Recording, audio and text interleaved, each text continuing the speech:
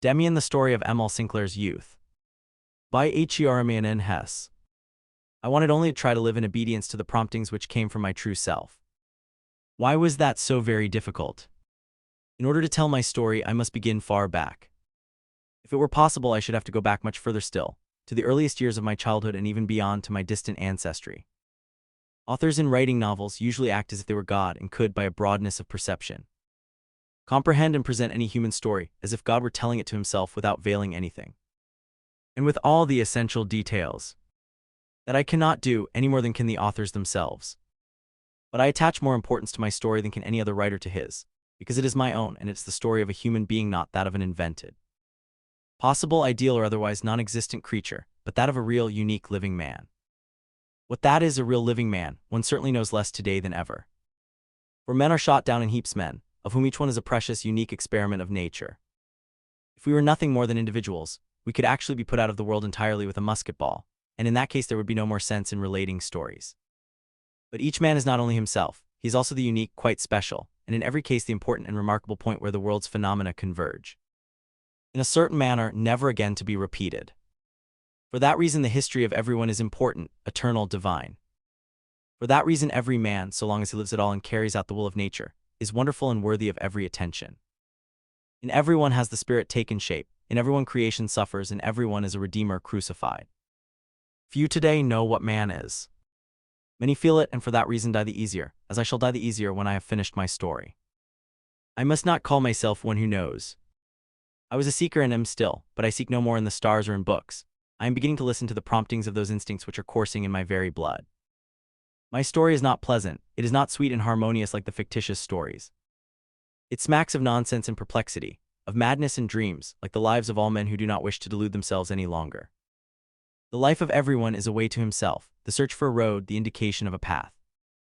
No man has ever yet attained to self-realization, yet he strives thereafter, one ploddingly, another with less effort, each as best he can. Each one carries the remains of his birth, slime and eggshells of a primeval world with him to the end. Many a one will remain a frog, a lizard, an ant. Many a one is top part man and bottom part fish. But everyone is a projection of nature into manhood. To us all the same origin is common, our mothers we all come out of the womb. But each of us an experiment, one of nature's litter strives after his own ends. We can understand one another, but each one is able to explain only himself. Chapter 1. Two Worlds. I will begin my story with an event of the time when I was 10 or 11 years old, and went to the Latin school of our little town. Much of the old-time fragrance is wafted back to me, but my sensations are not unmixed, as I pass and review my memory's dark streets and bright houses and towers. The striking of clocks and the features of men, comfortable and homely rooms, rooms full of secrecy and dread of ghosts. I sense again the atmosphere of cozy warmth, of rabbits and servant girls, of household remedies and dried fruit. Two worlds passed there one through the other. From two poles came forth day and night. The one world was my home, but it was even narrower than that, for it really comprised only my parents. This world was for the most part very well known to me. It meant mother and father, love and severity, good example and school. It was a world of subdued luster, of clarity and cleanliness. Here were tender friendly words, washed hands, clean clothes, and good manners. Here the morning hymn was sung and Christmas was kept. In this world were straight lines and paths which led into the future. Here were duty and guilt, evil conscience and confession, pardon and good resolutions, love and adoration, Bible texts and wisdom. To this world our future had to belong. It had to be crystal pure, beautiful, and well ordered. The other world, however, began right in the midst of our own household, and was entirely different, had another odor, another manner of speech, and made different promises and demands. In this second world were servant girls and workmen, ghost stories and breath of scandal.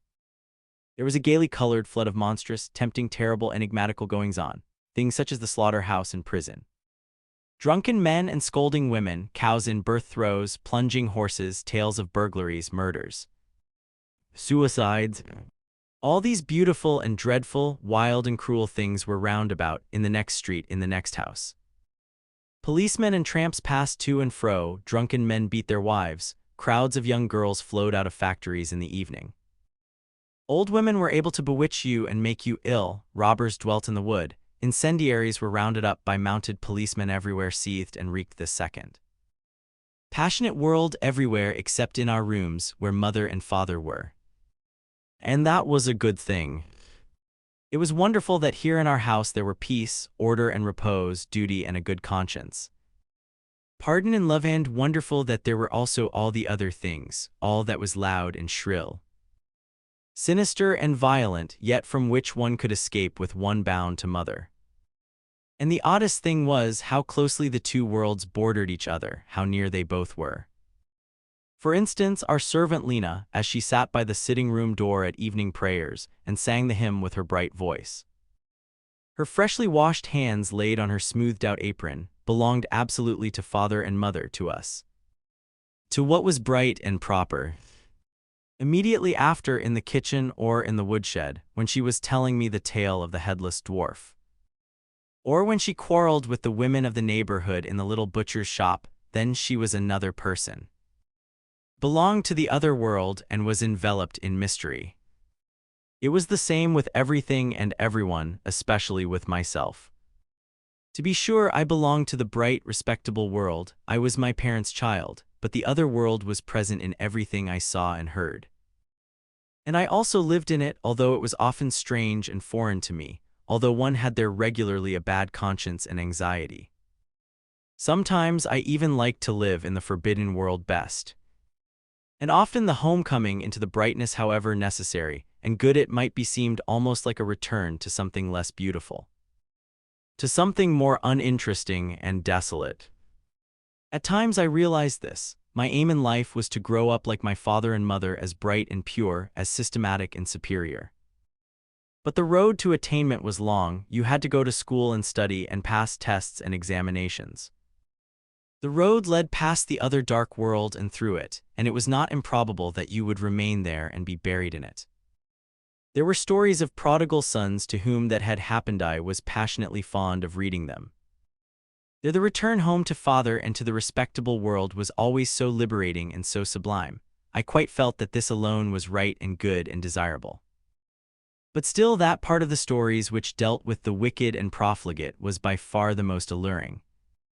And if one had been allowed to acknowledge it openly, it was really often a great pity that the prodigal repented and was redeemed. But one did not say that, nor did one actually think it. It was only present somehow or other as a presentiment or a possibility, deep down in one's feelings. When I pictured the devil to myself, I could quite well imagine him down below in the street, openly or in disguise, or at the annual fair or in the public house, but I could never imagine him with us at home. My sisters also belonged to the bright world. It often seemed to me that they approached more nearly to father and mother, that they were better and nicer mannered than myself, without so many faults.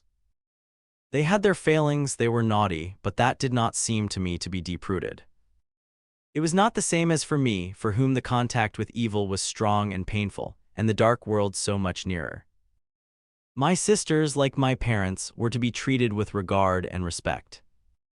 If you had a quarrel with them, your own conscience accused you afterwards as the wrongdoer and the cause of the squabble, as the one who had to beg pardon. For in opposing my sisters I offended my parents, the representatives of goodness and law. There were secrets which I would much sooner have shared with the most depraved street urchins than with my sisters. On good, bright days when I had a good conscience, it was often delightful to play with my sisters, to be gentle and nice to them, and to see myself under a halo of goodness. That was how it must be if you were an angel. That was the most sublime thing we knew, to be an angel, surrounded by sweet sounds and fragrance like Christmas and happiness. But oh, how seldom were such days and hours perfect. Often when we were playing one of the nice, harmless, proper games, I was so vehement and impetuous, and I so annoyed my sisters that we quarreled and were unhappy. Then when I was carried away by anger, I did and said things, the wickedness of which I felt deep and burning within me, even while I was doing and saying them. Then came sad, dark hours of remorse and contrition, the painful moment when I begged pardon, then again a beam of light, a peaceful, grateful happiness without discord for minutes or hours. I used to go to the Latin school. The sons of the mayor and of the head forester were in my class and sometimes used to come to our house. They were wild boys, but still they belonged to the world of goodness and of propriety. In spite of that, I had close relations with neighbors' boys, children of the public school, whom in general we despised. With one of these I must begin my story. One half-holiday I was little more than 10 at the time. I went out with two boys of the neighborhood. A public school boy of about 13 years joined our party. He was bigger than we were, a coarse and robust fellow, the son of a tailor. His father was a drunkard, and the whole family had a bad reputation. I knew Franz Kromer well. I was afraid of him and was very much displeased when he joined us. He had already acquired manly ways and imitated the gait and manner of speech of the young factory hands. Under his leadership, we stepped down to the bank of the stream and hid ourselves from the world under the first arch of the bridge. The little bank between the vaulted bridge wall and the sluggishly flowing water was composed of nothing but trash. Of broken china and garbage, of twisted bundles of rusty iron wire and other rubbish. You sometimes found their useful things. We had to search the stretch under Franz Kromer's direction and show him what we found. He then either kept it himself or threw it away into the water. He bid us note whether the things were of lead, brass, or tin. Everything we found of this description he kept for himself, as well as an old horn comb. I felt very uneasy in his company, not because I knew that father would have forbidden our playing together had he known of it, but through fear of Frank himself. I was glad that he treated me like the others. He commanded and we obeyed. It seemed habitual to me, although that was the first time I was with him. At last we sat down. Frank spat into the water and looked like a full-grown man. He spat through a gap in his teeth, directing the sputum in any direction he wished. He began a conversation, and the boys vied with one another in bragging of schoolboy exploits and pranks. I was silent, and yet, if I said nothing, I was afraid of calling attention to myself and inciting Kromer's anger against me. My two comrades had from the beginning turned their backs on me and had sided with him. I was a stranger among them, and I felt my clothes and manner to be a provocation. It was impossible that Frank should like me, a Latin schoolboy and the son of a gentleman, and the other two, I felt, as soon as it came to the point, would disown me and leave me in the lurch. At last, through mere fright, I also began to relate a story. I invented a long narration of theft, of which I made myself the hero. In a garden by the mill on the corner, I recounted, I had one night with the help of a friend stolen a whole sack of apples. And those none of the ordinary sorts, but russets and golden pippins, the very best. In the danger of the moment, I had recourse to the telling of this story, which I invented easily and recounted readily. In order not to have to finish off immediately and so perhaps be led from bad to worse, I gave full scope to my inventive powers. One of us, I continued, always had to stand sentinel, while the other was throwing down apples from the tree. And the sack had become so heavy that at last we had to open it again and leave half the apples behind. But we returned at the end of half an hour and took the rest away with us. I hoped at the end to gain some little applause. I had warmed to my work and had let myself go in my narration. Is that true? Yes, I said. Really and truly. Yes, really and truly, I asserted defiantly, though inwardly I was stifling through fear. Can you swear to it? I was terribly frightened, but I answered without hesitation, yes. Then say, I swear by God and all that's holy. I said, I swear by God and all that's holy. Oh, Gwen, said he and turned away. I thought that everything was now all right and was glad when he got up and made for the town. When we were on the bridge, I said timidly that I must now go home. Don't be in such a hurry, laughed Frank. He dawdled on, and I dared not tear myself away, especially as he was actually taking the road to our house. As we arrived, I looked at the heavy brass knocker, the sun on the window, and the curtains in my mother's room, and I breathed a sigh of relief. Home at last. What a blessing it was to be at home again, to return to the brightness and peace of the family circle.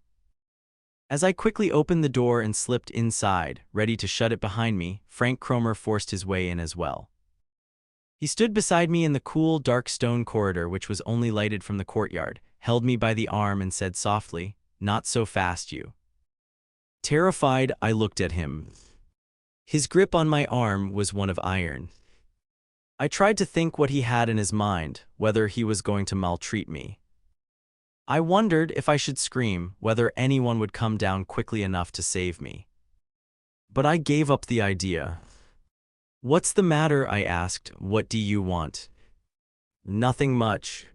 I only want to ask you something the others needn't hear." "Well, what do you want me to tell you?"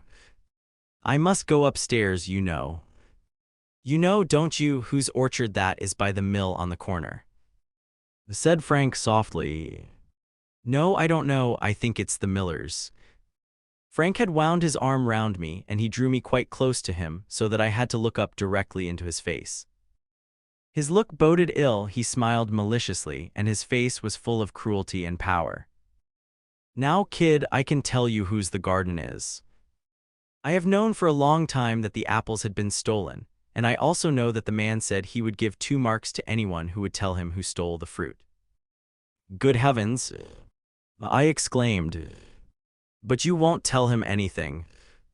I felt it was useless to appeal to his sense of honor.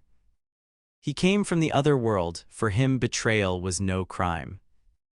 I felt that for a certainty. In these matters, people from the other world were not like us. "Say nothing," laughed Kromer. "Look here, my friend, do you think I am minting money and can make 2-shilling pieces myself? I'm a poor chap, and I haven't got a rich father like yours, and when I get the chance of earning 2 shillings, I must take it. He might even give me more." Suddenly, he let me go free. Our house no longer gave me an impression of peace and safety. The world fell to pieces around me. He would report me as a criminal, my father would be told, perhaps even the police might come for me. The terror of utter chaos menaced me. All that was ugly and dangerous was aligned against me. The fact that I had not stolen at all did not count in the least. I had sworn to it besides. Oh dear, oh dear. I burst into tears. I felt I must buy myself off. Despairingly, I searched all my pockets. Not an apple, not a penknife, absolutely nothing. All at once I thought of my watch. It was an old silver one which wouldn't go. I wore it for no special reason. It came down to me from my grandmother. I drew it out quickly. "Kromer," I said, "listen, you mustn't give me away, that wouldn't be nice of you. Look here, I will give you my watch, I haven't anything else, worse luck. You can have it, it's a silver one, the mechanism is good, there is one little thing wrong, that's all, it needs repairing." He smiled and took the watch in his big hand. I looked at his hand and felt how coarse and hostile it was, how it grasped at my life and peace. "It's silver," I said timidly. "I wouldn't give a straw for your silver and your old watch." He said with deep scorn, "Get it repaired yourself." "But Frank," I exclaimed, quivering with fear lest he should go away. "Wait a minute. Do take the watch. It's really silver, really and truly. And I haven't got anything else." He gave me a cold and scornful look. "Very well then, you know who I am going to, or I can tell the police. I know the sergeant very well." He turned to go. I held him back by the sleeve. I could not let that happen. I would much rather have died than bear all that would take place if he went away like that. "Frank," I implored, hoarse with emotion, "please don't do anything silly. Tell me it's only a joke, isn't it?" "Oh yes, a joke, but it might cost you dear. Do tell me, Frank, what to do." "I'll do anything." He examined me critically through his screwed-up eyes and laughed again. "Don't be silly," he said with affected affability. "You know as well as I do. I've got the chance of earning a couple of marks, and I'm not such a rich fellow that I can afford to throw it away, you know that well enough. But you're rich, why, you've even got a watch. You need only give me just 2 marks and everything will be all right." I understood his logic. But 2 marks? For me that was as much and just as unobtainable as 10, as 100, as 1,000 marks. I had no money. There was a money box that my mother kept for me, with a couple of 10 and 5 pennig pieces inside which I received from my uncle when he paid us a visit, or from similar sources. I had nothing else. At that age I received no pocket money at all. I have nothing, I said sadly. I have no money at all. But I'll give you everything I have. I've got a book about Red Indians and also soldiers and a compass. I'll get that for you. But Kromer only screwed up his evil mouth and spat on the ground. Quit your jawing, he said commandingly. You can keep your old trash yourself. A compass? Don't make me angry, do you hear? And hand over the money. But I haven't any. I never get money. I can't help it. Very well then, you'll bring me the 2 marks in the morning. I shall wait for you in the market after school. That's all. If you don't bring any money, look out. Yes, but where shall I get it then? Good Lord. There's enough money in your house. That's your business. Tomorrow after school then. His eyes darted a terrible look at me. He spat again and vanished like a shadow. I could not go upstairs. My life was ruined. I wondered if I should run away and never come back or go and drown myself. But these thoughts were not clearly formulated. I sat crouched in the dark on the bottom step, and I surrendered myself to my misfortune. There Lena found me in tears as she came down with a basket to get wood. I begged her to say nothing on her return, and I went up. My father's hat and my mother's sunshade hung on the rack near the glass door. All these things reminded me of home and tenderness. My heart went out to them imploringly and grateful for their existence. I felt like the prodigal son when he looked into his old homely room and sensed its familiar atmosphere. All this, the bright father and mother world, was mine no longer, and I was buried deeply and guiltily in the strange flood. Ensnared in sinful adventures, beset by enemies and dangers, menaced by shame and terror. The hat and sunshade, the good old sandstone floor, the big picture over the hall cupboard, and the voice of my elder sister in the living room. All this was dearer and more precious to me than ever, but it was no longer consolation and secure possession. All of it was now a reproach. All this belonged to me no more. I could share no more in its cheerfulness and peace. I carried mud on my shoes that I could not wipe off on the mat. I brought shadows in with me, of which the homeworld had no knowledge. How many secrets had I already had? How many cares? But that was play, a mere nothing compared with what I was bringing in with me that day. Fate was overtaking me, hands were stretched out after me from which even my mother could not protect me, of which she was to be allowed no knowledge. It was all the same whether my offense was thieving or a lie, had I not taken a false oath by God. My sin was not this or that, I had tendered my hand to the devil. Why did I follow him? Why had I obeyed Kromer more than ever I did my father? Why had I falsely invented the story of the theft? Why had I plumed myself on having committed a crime, as if it had been a deed of heroism? Now the devil had me by the hand, now the evil one was pursuing me. For a moment I felt no further dread of the morrow, but I had the terrible certainty that my way was leading me further and further downhill and into the darkness.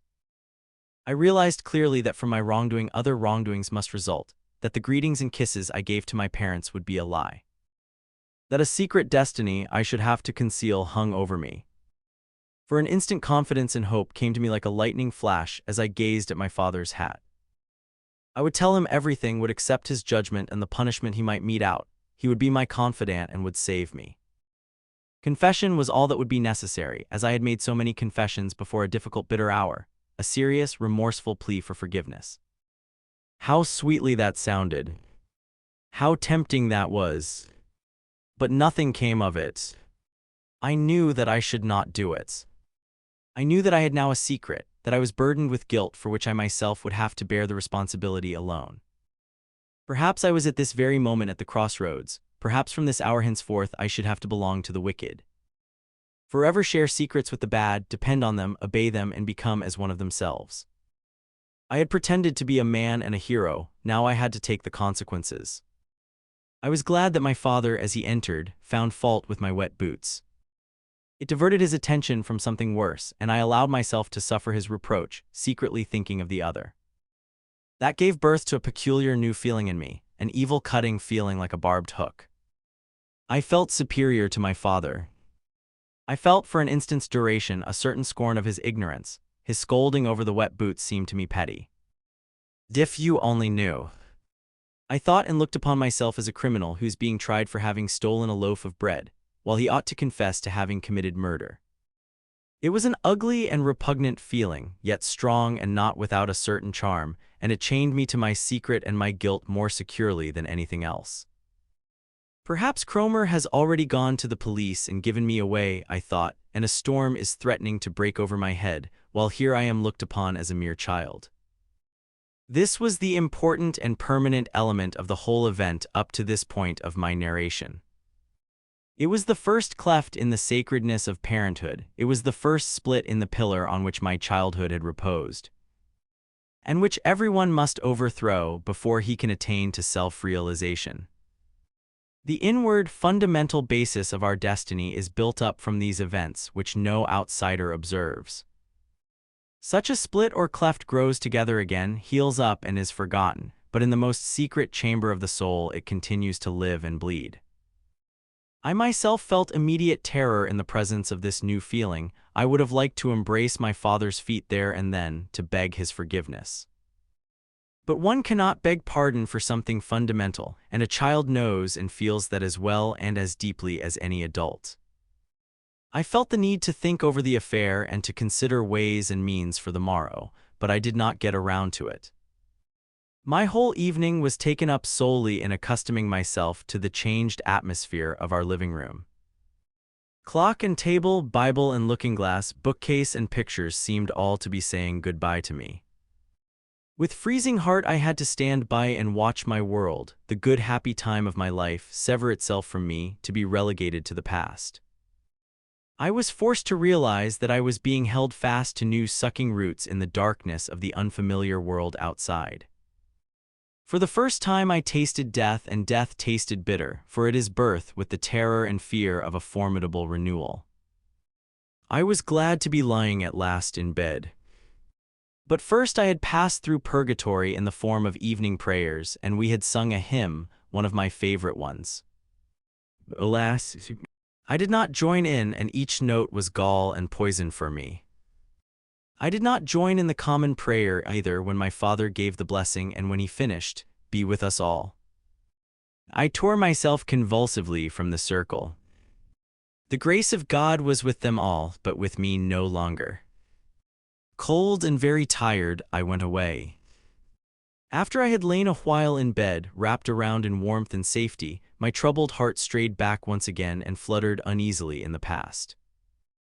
Mother had wished me good night, as she always did. Her step sounded yet in the room, the light of her candle gleamed through the crack in the door.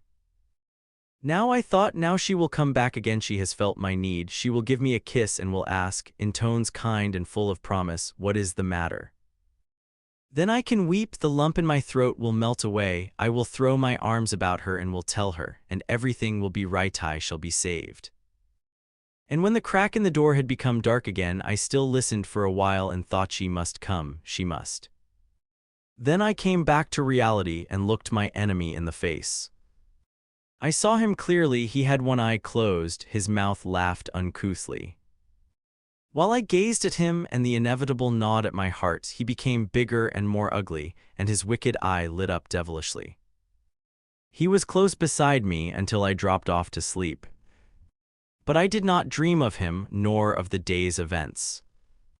I dreamed instead that we were in a boat, my parents, my sisters, and I, lapped in peace and the brightness of a holiday. I woke up in the middle of the night with the aftertaste of bliss. I still saw the white summer dresses of my sisters glistening in the sun, and then fell from my paradise back to reality, and the enemy with the wicked eye stood opposite me. I looked ill when Mother came in quickly in the morning and told me how late it was and wanted to know why I was still in bed, and when she asked what was the matter with me, I vomited. But I seemed to have gained a point. I rather liked to be somewhat ill and to be allowed to spend the morning in bed drinking chamomile tea. To listen to Mother clearing up in the next room, and to hear Lena outside in the corridor opening the door to the butcher. To stay away from morning school was rather like a fairy story, and the sun which played in the room was not the same you saw through the green curtains at school. But today all this had lost its charm for me. It had a false ring about it. If I had died. But I was only slightly ill, as I had often been before, and nothing was gained by that. It prevented me from going to school, but it did not protect me in any way from Kromer, who would be waiting for me in the market at 11 o'clock. And Mother's friendliness was this time without comfort, it was burdensome and painful. I soon pretended to be asleep again and thought the matter over, but all to no purpose. I had to be in the market at 11 o'clock.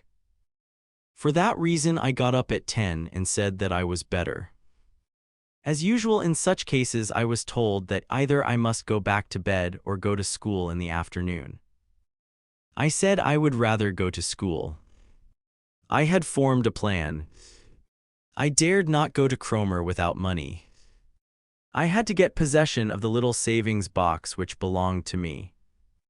There was not enough money in it, far from enough, I knew, but it was still a little, and something told me that a little was better than nothing, for at least Kromer had to be appeased. I felt horrible as I crept in my socks into my mother's room and took my box from her writing table, but it was not so horrible as the previous day's experience. My heart beat so fast I nearly died, and it was no better when I found, at the first look down below on the stairs, that the box was locked.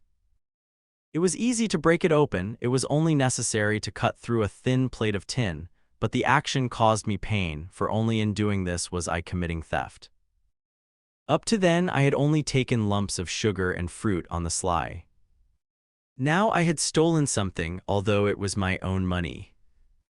I realized I had taken a step nearer Kromer and his world, that I was slipping gradually downwards, and I adopted an attitude of defiance. The devil could run away with me if he liked, there was no way out. I anxiously counted the money, it had sounded so much in the box, now in my hand it was miserably little. There were 65 pennigs. I hid the box in the basement, held the money in my closed fist, and went out of the house, with a feeling different from any with which I had ever left the portal before. Someone called to me from above, I thought, but I went quickly on my way. There was still plenty of time. I sneaked by a roundabout way through the streets of a changed town, beneath clouds I had never seen before, by houses which seemed to spy on me, and people who suspected me. On the way I recollected that one of my school friends had once found a taller in the cattle market. I would have liked to pray to God to work a miracle and allow me to make such a treasure trove. But I had no longer the right to pray. And even then the box would not be made whole again. Frank Kromer saw me in the distance. However, he came along very slowly and seemed not to be looking out for me. As he approached me, he beckoned me commandingly to follow. He passed on tranquilly without once looking round, went down Straw Street and over the bridge, and stopped on the outskirts of the town in front of a new building. No one was working there, the walls stood bare, without doors or windows. Kromer looked round and then went through the doorway. I followed him. He stepped behind the wall, beckoned to me, and stretched out his hand. "That makes 65 pennigs," he said, and looked at me. "Yes," I said timidly. "That's all I have. It's too little, I know, but it's all. I haven't any more." "I thought you were cleverer than that," he exclaimed, blaming me in what were almost mild terms. "Between men of honor there must be honest dealing. I will not take anything from you except what is right. Do you know that? Take your pfennigs back there. The other you know who doesn't try to beat me down. He pays, but I have absolutely nothing else. That was my money box. That's your affair, but I don't want to make you unhappy. You still owe me 1 mark 35 pfennig. When can I have it?" "Oh, you will soon have it, certainly, Kromer. I don't know yet, perhaps tomorrow or the day after I shall have some more. You understand that I can't tell my father, don't you?" That's no concern of mine. I don't want to harm you. If I liked, I could get the money before noon, you see, and I'm poor. You wear nice clothes and you get something better to eat for dinner than I do. But I won't say anything. I am willing to wait a few days. The day after tomorrow in the afternoon I will whistle for you, then you will bring it along. You can recognize my whistle. He gave me a whistle that I had often heard before. Yes, I said, I know it. He went away as if I didn't belong to him. It had been only a transaction between us, nothing further. Even today, I believe Kromer's whistle would terrify me if I heard it again suddenly. From then on, I heard it often. It seemed I heard it continually and always. No place, no game, no work, no idea in which this whistle would not sound. I was dependent on it, it was now the messenger of my fate. On mild, glowing autumn afternoons I was often in our little flower garden, which I loved dearly. A peculiar impulse made me take up again boyish games which I had played formerly. I played, as it were, that I was a boy who was younger than I, who was still good and free, innocent and secure. But in the middle of the game, always expected and yet always terribly disturbing and surprising, sounded Kromer's whistle, destroying the picture my imagination had painted. Then I had to go, I had to follow my tormentor to evil and ugly places, had to render an account and let myself be dunned. The whole business may have lasted a few weeks, but it seemed to me like a year or an eternity. I seldom had money, a 5 or 10 pfennig piece stolen from the kitchen table when Lena left the market basket standing there. Each time I was blamed by Kromer and heaped with abuse. It was I who deceived him and kept back what was his due. It was I who robbed him and made him unhappy. Seldom in life has need so oppressed me, seldom have I felt a greater helplessness, a greater dependence. I had filled up the savings box with toy money, no one made any inquiries. But that as well could be discovered any day. I was even more afraid of Mother than of Kromer's harsh whistle, especially when she stepped up to me softly. Was she not going to ask me about the money box? As I presented myself to my evil genius several times without money, he began to torment and to make use of me after a different fashion. I had to work for him. He had to see to various things for his father. I did that for him, or he made me do something more difficult, hop on one leg for 10 minutes, or fasten a scrap of paper onto the coat of a passerby. Many nights these torments realized themselves in my dreams, and I wept and broke out in a cold sweat in my nightmare. For a time I was ill. I often vomited and felt cold, but at night I lay in a fever, bathed in perspiration.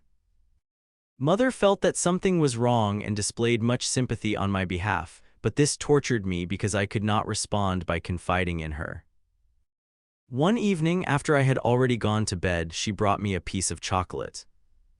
This action was a souvenir of former years when, if I had been good, I was often rewarded in this way before going off to sleep. Now she stood there and held the piece of chocolate out to me. This so pained me that I could do nothing but shake my head. She asked what was the matter with me and stroked my hair. I could only sob out, "It's nothing.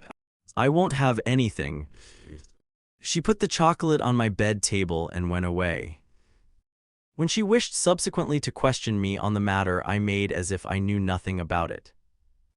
Once she brought the doctor to me, who examined me and prescribed cold ablutions in the morning. My state at that time was a sort of insanity. I was shy and lived in torment like a ghost in the midst of the well-ordered peace of our house. I had no part in the others' lives and could seldom, even for as much as an hour, forget my miserable existence. In the presence of my father, who often took me to task in an irritated fashion, I was reserved and wrapped up in myself. Deliverance from my troubles came from quite an unexpected quarter, and with it something new entered into my life which has up to the present day exercised a strong influence. A short time before we had a new boy at our Latin school. He was the son of a well-to-do widow who had moved to our town. He was in mourning and wore a crepe band round his sleeve. His form was above mine, and he was several years older, but I soon began to take notice of him, as did all of us. This remarkable boy impressed one as being much older than he looked. He made on no one the impression of being a mere schoolboy. With us childish youngsters he was as distant and as mature as a man, or rather, as a gentleman. He was by no means popular, he took no part in the games, much less in the fooling. It was only the self-conscious and decided tone which he adopted towards the masters that pleased the others. His name was Max Demian. One day it happened, as it occasionally did in our school, that for some cause or other, another class was sent into our large schoolroom. It was Demian's form. We little ones were having biblical history, the big ones had to write an essay. While we were having the story of Cain and Abel knocked into us, I kept looking across at Demian, whose face fascinated me strangely, and saw his wise, bright, more than ordinarily strong features bent attentively and thoughtfully over his task. He did not look at all like a schoolboy doing an exercise, but like a research worker solving a problem. I did not find him really agreeable. On the contrary, I had one or two little things against him. With me he was too distant and superior, he was much too provokingly sure of himself. And the expression of his eyes was that of an adult which children never like, rather sad with occasional flashes of scorn. Yet I could not resist looking at him, whether I liked him or not. But the minute he looked in my direction I looked away, somewhat frightened. If today I consider what he looked like as a schoolboy, I can say that he was in every respect different from the others, and bore the stamp of a striking personality and therefore attracted attention. But at the same time he did everything to prevent himself from being remarked. He bore and conducted himself like a disguised prince who finds himself among peasant boys and makes every effort to appear like them. He was behind me on the way home from school. When the others had run on, he overtook me and said, "Hello."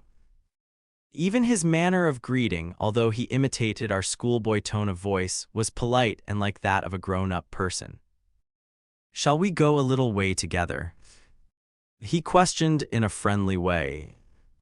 I was flattered and nodded. Then I described to him where I lived. "Oh, there," he said laughingly. "I know the house already. There is a remarkable work of art over your door, which interested me at once." I did not guess immediately to what he was referring, and was astonished that he seemed to know our house better than I did. There was indeed a sort of crest which served as a keystone over the arch of the door, but in course of time it had become faint and had often been painted over. As far as I knew, it had nothing to do with us or with our family. "I don't know anything about it," I said timidly. "It's a bird or something like it. It must be very old. They say that the house at one time belonged to the abbey." "Very likely," he nodded. "We'll have another good look at it. Such things are often interesting. It is a hawk, I think." We continued our way. I was considerably embarrassed. Suddenly Demian laughed as if something funny had struck him. "Oh, I was present at your lesson," he said with animation. "The story of Cain who carried the mark on his forehead, was it not? Do you like it?" Generally, I used not to like anything of all the things we had to learn. But I did not dare to say so. It was as though a grown-up person were talking to me. I said I liked the story very much. Demian tapped me on the shoulder. "No need to impose on me, old fellow. But the story is really rather remarkable. I think it is much more remarkable than most of the others we get at school. The master didn't say very much about it, only the usual things about God and sin, etc. But I believe," he broke off, smiled, and questioned, "but does it interest you?" "Well," he continued, "I think one can conceive this story of Cain quite differently. Most things we are taught are certainly quite true and right, but one can consider them all from a different standpoint from the masters, and most of them have a much better meaning then. For instance, we can't be quite content with the explanation given us with regard to this fellow Cain and the mark on his forehead.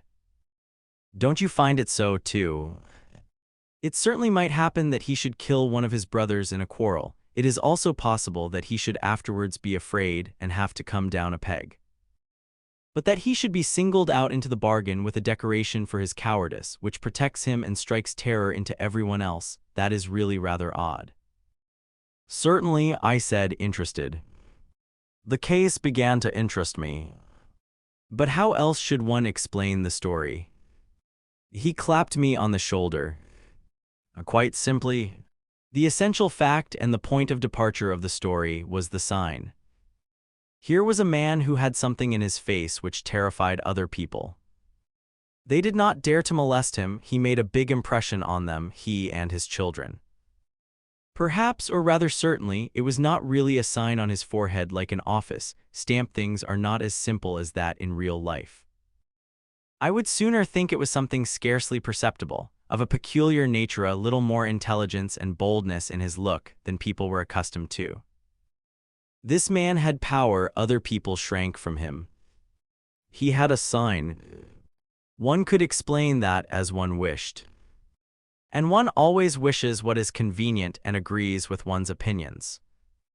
People were afraid of Cain's children, they had a sign. And so they explained the sign not as it really was, a distinction, but as the contrary. The fellows with this sign were said to be peculiar, and they were courageous as well. People with courage and character are always called peculiar by other people. That a race of fearless and peculiar men should rove about was very embarrassing. And so people attached a surname and a story to this race, in order to revenge themselves on it, in order to compensate themselves more or less for all the terror with which it had inspired them. Do you understand? Yes, that means to say then that Cain was not at all wicked. And the whole story in the Bible isn't really true. Yes and no. Such ancient, primitive stories are always true, but they have not always been recorded and explained in the proper manner. In short, I mean that Cain was a thundering good fellow, and this story got attached to his name simply because people were afraid of him. The story was merely a report, something people might have set going in a gossiping way. And it was true insofar as Cain and his children did actually wear a sort of sign and were different from most people. I was much astonished. And do you believe, then, that the affair of the murder is absolutely untrue? I asked, much impressed. It's not at all. It is certainly true. The strong man killed a weak one. One may doubt, of course, whether it was really his brother or not. It is not important, for, in the end, all men are brothers. A strong man, then, has killed a weak one. Perhaps it was a deed of heroism, perhaps it was not. But in any case, the other weak people were terrified, they lamented and complained, and when they were asked, "Why don't you simply kill him as well?" They did not answer because we are cowards, but they said instead, "You can't. He has a sign. God has singled him out." The humbug must have arisen something after this style. "Oh, I am keeping you from going in. Goodbye, then." He turned into Old Street and left me alone, more astonished than I had ever been before. Scarcely had he gone when everything that he had said seemed to me quite unbelievable. Cain a noble fellow, Abel a coward. Cain's sign a distinction. It was absurd, it was blasphemous and infamous. What was God's part in the matter? Had he not accepted Abel's sacrifice, did he not love Abel? Demian's story was nonsense. I suspected him of making fun of me and of wishing to mislead me. Still, I had never thought so much about any of the biblical or other stories before. And for some time past, I had never so completely forgotten Franz Kromer for hours, for a whole evening. At home, I read through the story once again, as it stands in the Bible, short and clear. It was quite foolish to try to find a special, secret meaning. If it had one, every murderer could look upon himself as a favorite of God. No, it was nonsense. But Demian had a nice way of saying such things so easily and pleasantly, as if everything were self-evident and then his eyes. My ideas were certainly a little upset, or rather they were very much confused. I had lived in a bright, clean world, I myself had been a sort of Abel, and now I was so firmly fixed in the other and had sunk so deeply, but really what could I do to help it? What was my position now? A reminiscence glowed in me which for the moment almost took away my breath. I remembered that wretched evening from which my present misery dated, when I looked for an instant into the heart of my father's bright world and despised his wisdom. Then I was Cain and bore the sign. I imagined that it was in no way shameful but a distinction, and in my wickedness and unhappiness I stood on a higher level than my father. Higher than good and pious people. It was not in such a clear-thinking way that my experience then presented itself to me, but all this was contained therein. It was only a flaming up of feeling, of strange emotions which caused me pain and yet filled me with pride. When I considered the matter, I saw how strangely Demian had spoken of the fearless and the cowards. How curiously he had explained the mark on Cain's forehead. How singularly his eyes had lit up, those peculiar eyes of a grown person. And indistinctly it shot through my brain, is not he himself, this Demian, a sort of Cain? Why did he defend him if he did not feel like him? Why had he this force in his gaze? Why did he speak so scornfully of the others, of the fearsome, who are really the pious and the well-considered of God? This thought led me to no definite conclusion. A stone had fallen into the well, and the well was my young soul. And this business with Cain, the murder and the sign, was for a very long time the point from which my seekings after knowledge, my doubts and my criticisms took their departure. I noticed that the other boys also occupied themselves a good deal with Demian. I had not told anyone of his version of the story of Cain, but he appeared to interest the others as well. At least many rumors concerning the new boy became current. If only I still knew all of them, each would help to throw fresh light on him, each would serve to interpret him. I only remember the first rumor was that Demian's mother was very rich. It was also said that she never went to church, nor the son either. Another rumor had it that they were Jews, but they could just as easily have been, in secret, Mohammedans. Furthermore, tales were told of Max Demian's strength. So much was certain that the strongest boy in his form, who challenged him to a fight and who, at his refusal, branded him coward, suffered a terrible humiliation at his hands. Those who were there said that Demian had simply taken him by the nape of the neck with one hand, and had brought such a pressure to bear that the boy went white and afterwards crawled away. And that for several days he was unable to use his arm. For a whole evening a rumor even ran that he was dead. For a time everything was asserted and believed, everything that was exciting and wonderful. Then there was a satiety of rumors for a while. A little later new ones circulated, which asserted that Demian had intimate relations with girls and knew everything. Meanwhile my affair with Franz Kromer took its inevitable course. I could not get away from him, for although he left me in peace for days together, I was still bound to him. In my dreams he lived as my shadow, and thus my fantasy credited him with actions which he did not, in reality, do, so that in dreams I was absolutely his slave. I lived in these dreams. I was always a deep dreamer more than in reality. These shadowy conceptions wasted my strength and my life force. I often dreamed, among other things, that Kromer ill-treated me, that he spat on me and knelt on me, and, what was worse, that he led me to commit grave crimes, or rather I was not led, but simply forced through his powerful influence. The most terrible of these dreams, from which I woke up half-mad, presented itself as a murderous attack on my father. Kromer whetted a knife and put it in my hand, as we were standing behind the trees of a lane, and lying in wait for someone whom I knew not. But when someone came along and Kromer, through a pressure of the arm, informed me that this was the man, whom I was to stab, it turned out to be my father. Then I woke up. With all these troubles, I still thought a great deal about Cain and Abel, but much less about Demian. It was, strangely enough, in a dream that he first came in contact with me again. I dreamed once more of assault and ill treatment which I suffered, but instead of Kromer, this time it was Demian who knelt upon me. And what was quite new and profoundly impressive, everything that I suffered resistingly and in torment at the hands of Kromer. I suffered willingly from Demian with a feeling which was composed as much of joy as of fear. I had this dream twice, then Kromer occupied his old position in my thoughts. For a long time I have not been able to separate what I experienced in these dreams from what I underwent in reality. But in any case, my evil relation with Kromer took its course, and was by no means at an end when I had at last, by petty thefts, paid the boy the sum owed.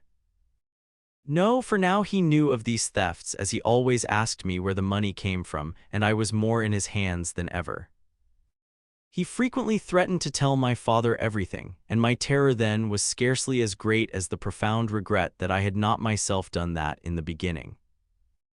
However miserable as I was, I did not repent of everything, at least not always, and sometimes felt, I thought, that things could not have helped being as they were. The hand of fate was upon me, and it was useless to want to break away. I conjecture that my parents suffered not a little in these circumstances. A strange spirit had come over me. I no longer fitted into our community which had been so intimate, and for which I often felt a maddening homesickness, as for a lost paradise. I was treated, particularly by mother, more like a sick person than like a miserable wretch.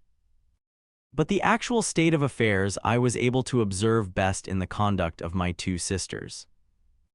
It was quite evident from their behavior, which was very considerate and which yet caused me endless pain, that I was a sort of person possessed, who was more to be pitied than blamed for his condition, but yet in whom evil had taken up residence. I felt that I was being prayed for in a different way from formerly, and realized the fruitlessness of these prayers. I often felt burning within me an intense longing for relief, an ardent desire for a full confession. And yet I realized in advance that I should not be able to tell everything to father and mother properly. In explanation of my conduct, I knew that I should be received in a friendly way, that much consideration and compassion would be shown me, but that I should not be completely understood. The whole affair would have been looked upon as a sort of backsliding, whereas it was really the work of destiny. I know that many people will not believe that a child scarcely 11 years old could feel thus. But I am not relating my affairs for their benefit. My narration is for those who know mankind better. The grown-up person who has learned to convert part of his feelings into thoughts feels the absence of these ideas in a child, and comes to believe that the experiences are likewise lacking. But they have seldom been so vivid, and not often in my life have I suffered as keenly as then. One rainy day I was ordered by my tormentor to Castle Place, and there I stood, waiting and digging my feet in the wet chestnut leaves, which were still falling regularly from the black, dripping branches. Money I had none, but I had brought with me 2 pieces of cake that I had stolen in order at least to be able to give Kromer something. I had long since been accustomed to stand about in any odd corner waiting for him, often for a very long time, and I put up with the unalterable. Kromer came at last. That day he did not stay long. He poked me several times in the ribs, laughed, took the cake, and even offered me a moldy cigarette, which however I did not accept. He was more friendly than usual. "Oh," he said as he went away, "before I forget, next time you can bring your sister along, the elder one." "What's her name?" "Now tell the truth." I did not understand and gave no answer. I only looked at him wonderingly. "Don't you get me? You must bring your sister along." "But Kromer's, that won't do." "I mustn't do that, and besides, she wouldn't come." I thought this was only another pretext for vexing me. He often did that, requiring me to do something impossible and so terrifying me. And often, after humiliating me, he would by degrees become more tractable. I then had to buy myself off with money or with some other gift. This time he was quite different. He was really not at all angry at my refusal. "Well," he said airily, "you'll think about it, won't you? I should like to make your sister's acquaintance. It will not be so difficult. You simply take her out for a walk and then I come along. Tomorrow I'll whistle for you and then we can talk more about it." When he had gone, a glimpse of the meaning of his request dawned on me. I was still quite a child, but I knew by hearsay that boys and girls, when they were somewhat older, did things which were forbidden, things of a secret and scandalous nature. And now I should also have to. It was suddenly quite clear to me how monstrous it was. I immediately resolved never to do that. But I scarcely dared think of what would happen in that case and how Kromer would revenge himself on me. A new torment began. I had not yet been tortured enough. I walked disconsolately across the empty square, my hands in my pockets. Fresh torments, a new servitude. Suddenly a fresh, deep voice called to me. I was terrified and began to run on. Someone ran after me, a hand gripped me from behind. It was Max Demian. I let myself be taken prisoner. I surrendered. "It's you," I said uncertainly. "You frightened me so." He looked at me, and never had his glance been more like that of an adult, of a superior and penetrating person. For a long time past we had not spoken with one another. "I am sorry," he said in his courteous and at the same time very determined manner. "But listen, you mustn't let yourself be frightened like that. Oh, that can happen sometimes. So it appears. But look here, if you shrink like that from someone who hasn't hurt you, then this someone begins to think. It makes him curious, he wonders what can be the matter. This somebody thinks to himself how awfully frightened you are, and he thinks further, one is only like that when one is terrified. Cowards are always frightened, but I believe you aren't really a coward. Ain't I right? Of course, you aren't a hero either. There are things of which you are afraid. There are also people of whom you are afraid. And that should never be. No one should ever be afraid of other people. You aren't afraid of me. Or are you, perhaps? Oh no, of course not. There, you see. But there are people you are afraid of. I don't know. Let me go, what do you want of me? He kept pace with me. I was going quicker with the idea of escaping. I felt his look directed on me from the side. Just assume, he began again, that I mean well with you. In any case, you needn't be afraid of me. I would very much like to try an experiment with you. It's funny, and you can learn something that's very useful. Listen, I often practice an art which is called mind reading. There's no witchcraft in it, but it seems very peculiar if one doesn't know how to do it. You can surprise people very much with it. Well, let us try it. I like you, or I interest myself in you, and I would like to find out what your real feelings are. I have already made the first step towards doing that. I have frightened you. You are, then, easily frightened. There are things and people of which and of whom you are afraid. Why is it? One need be afraid of no one.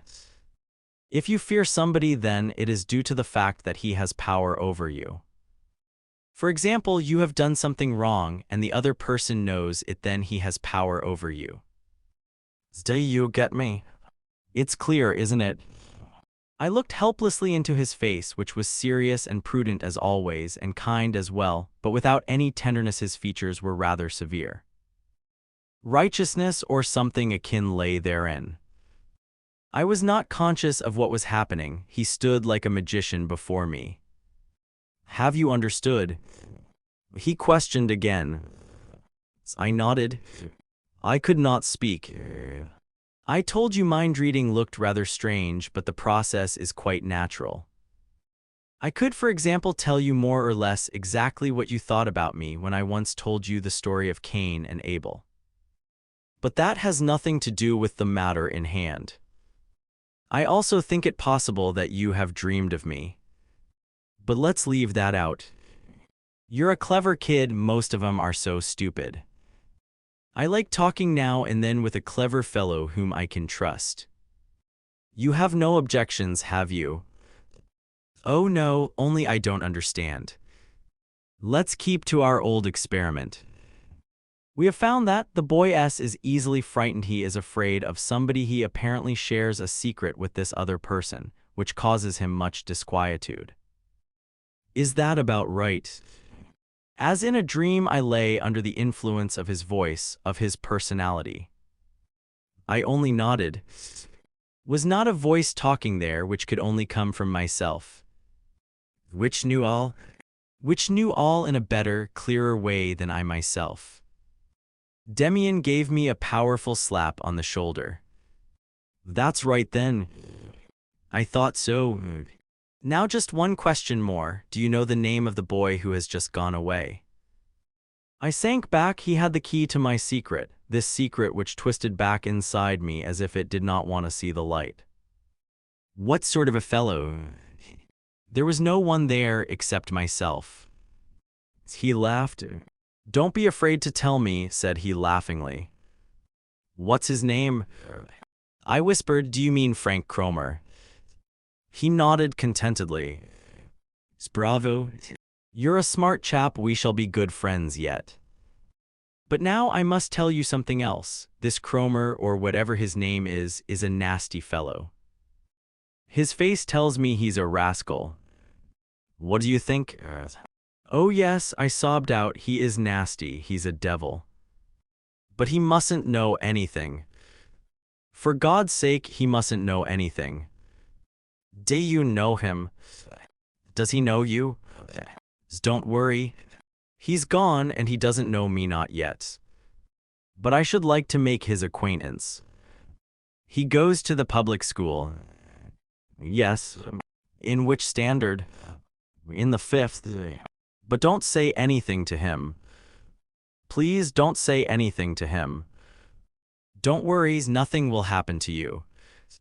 I suppose you wouldn't like to tell me a little more about this fellow Kromer. I can't, no, let me go. He was silent for a while. It's a pity, he said, we might have been able to carry the experiment still further. But I don't want to bother you. You know, don't you, that it is not right of you to be afraid of him. Such fear quite undermines us. You must get rid of it. You must get rid of it if you want to become a real man. Do you understand? Certainly you are quite right. But it won't do. You don't know. You have seen that I know a lot more than you thought. Do you owe him any money? Yes, I do, but that isn't the essential point. I can't tell, I can't. It won't help matters then if I give you the amount you owe him. I could very well let you have it. No, no, that is not the point. And please don't say anything to anybody. It's not a word. You are making me miserable. Rely on me, Sinclair. Later you can share your secrets with me. Never, never, I exclaimed vehemently. Just as you please. I only mean perhaps you will tell me something more later on. Only of your own free will, you understand. Surely you don't think I shall act like Kromer. Oh no, but you don't even know anything about it. Absolutely nothing. But I think about it. And I shall never act like Kromer, believe me. Besides, you don't owe me anything. We remained a long time silent, and I became more tranquil. But Demian's knowledge became more and more of a puzzle to me. I'm going home now, he said, and in the rain he drew his coat more closely about him.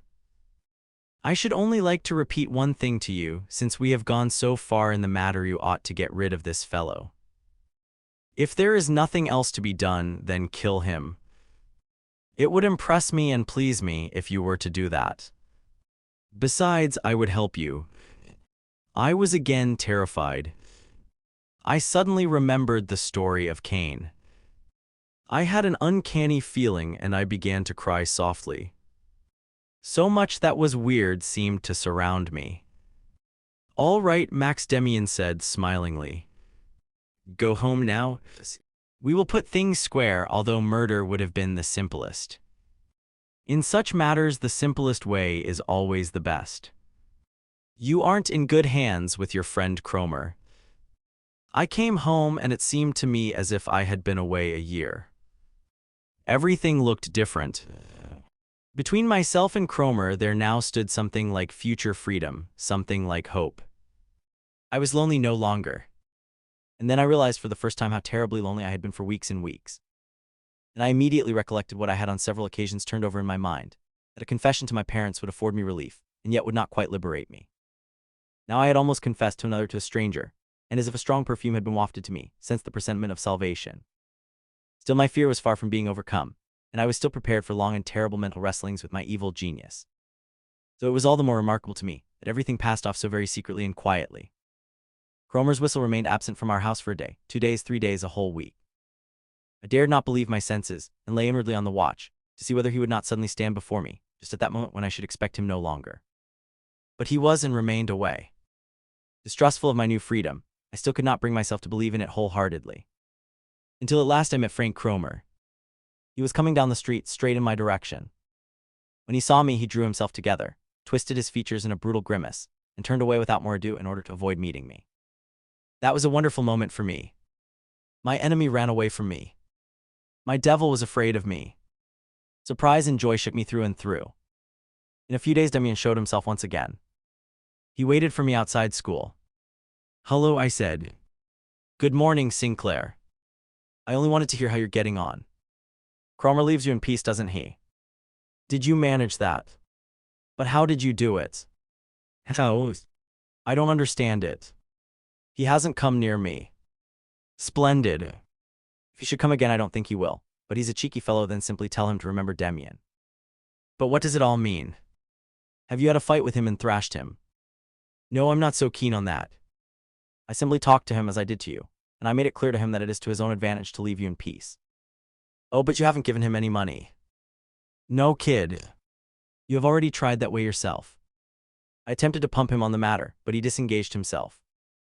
The old embarrassed feeling concerning him came over me, an odd mixture of gratitude and shyness, of admiration and fear, of affection and inward resistance. I had the intention of seeing him again soon, and then I wanted to talk more about everything about the Cain affair as well. But I did not see him. Gratitude is not one of the virtues in which I believe, and to require it of a child would seem to me wrong.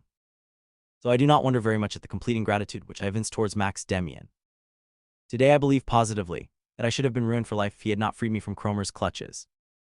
At that time also I already felt this release as the greatest event of my own life, but I left the deliverer on one side as soon as he had accomplished the miracle. As I have said, ingratitude seems to me nothing strange. Solely the lack of curiosity I evinced is odd. How is it possible that I could continue for a single day my quiet mode of life, without coming nearer to the secrets with which Demian had brought me in contact? How could I restrain the desire to hear more about Cain, more about Kromer, more about the thoughts reading? It is scarcely comprehensible, and yet it is so. I suddenly saw myself extricated from the demoniacal toils, saw again the world lying bright and cheerful before me. I was no longer subject to paroxysms of fear. The curse was broken, I was no longer a tormented and condemned creature, I was a schoolboy again.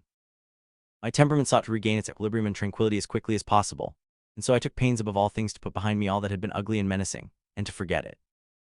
The whole long story of my guilt, of my terrifying anxiety, slipped from my memory wonderfully quick, apparently without having left behind any scars or impressions whatsoever.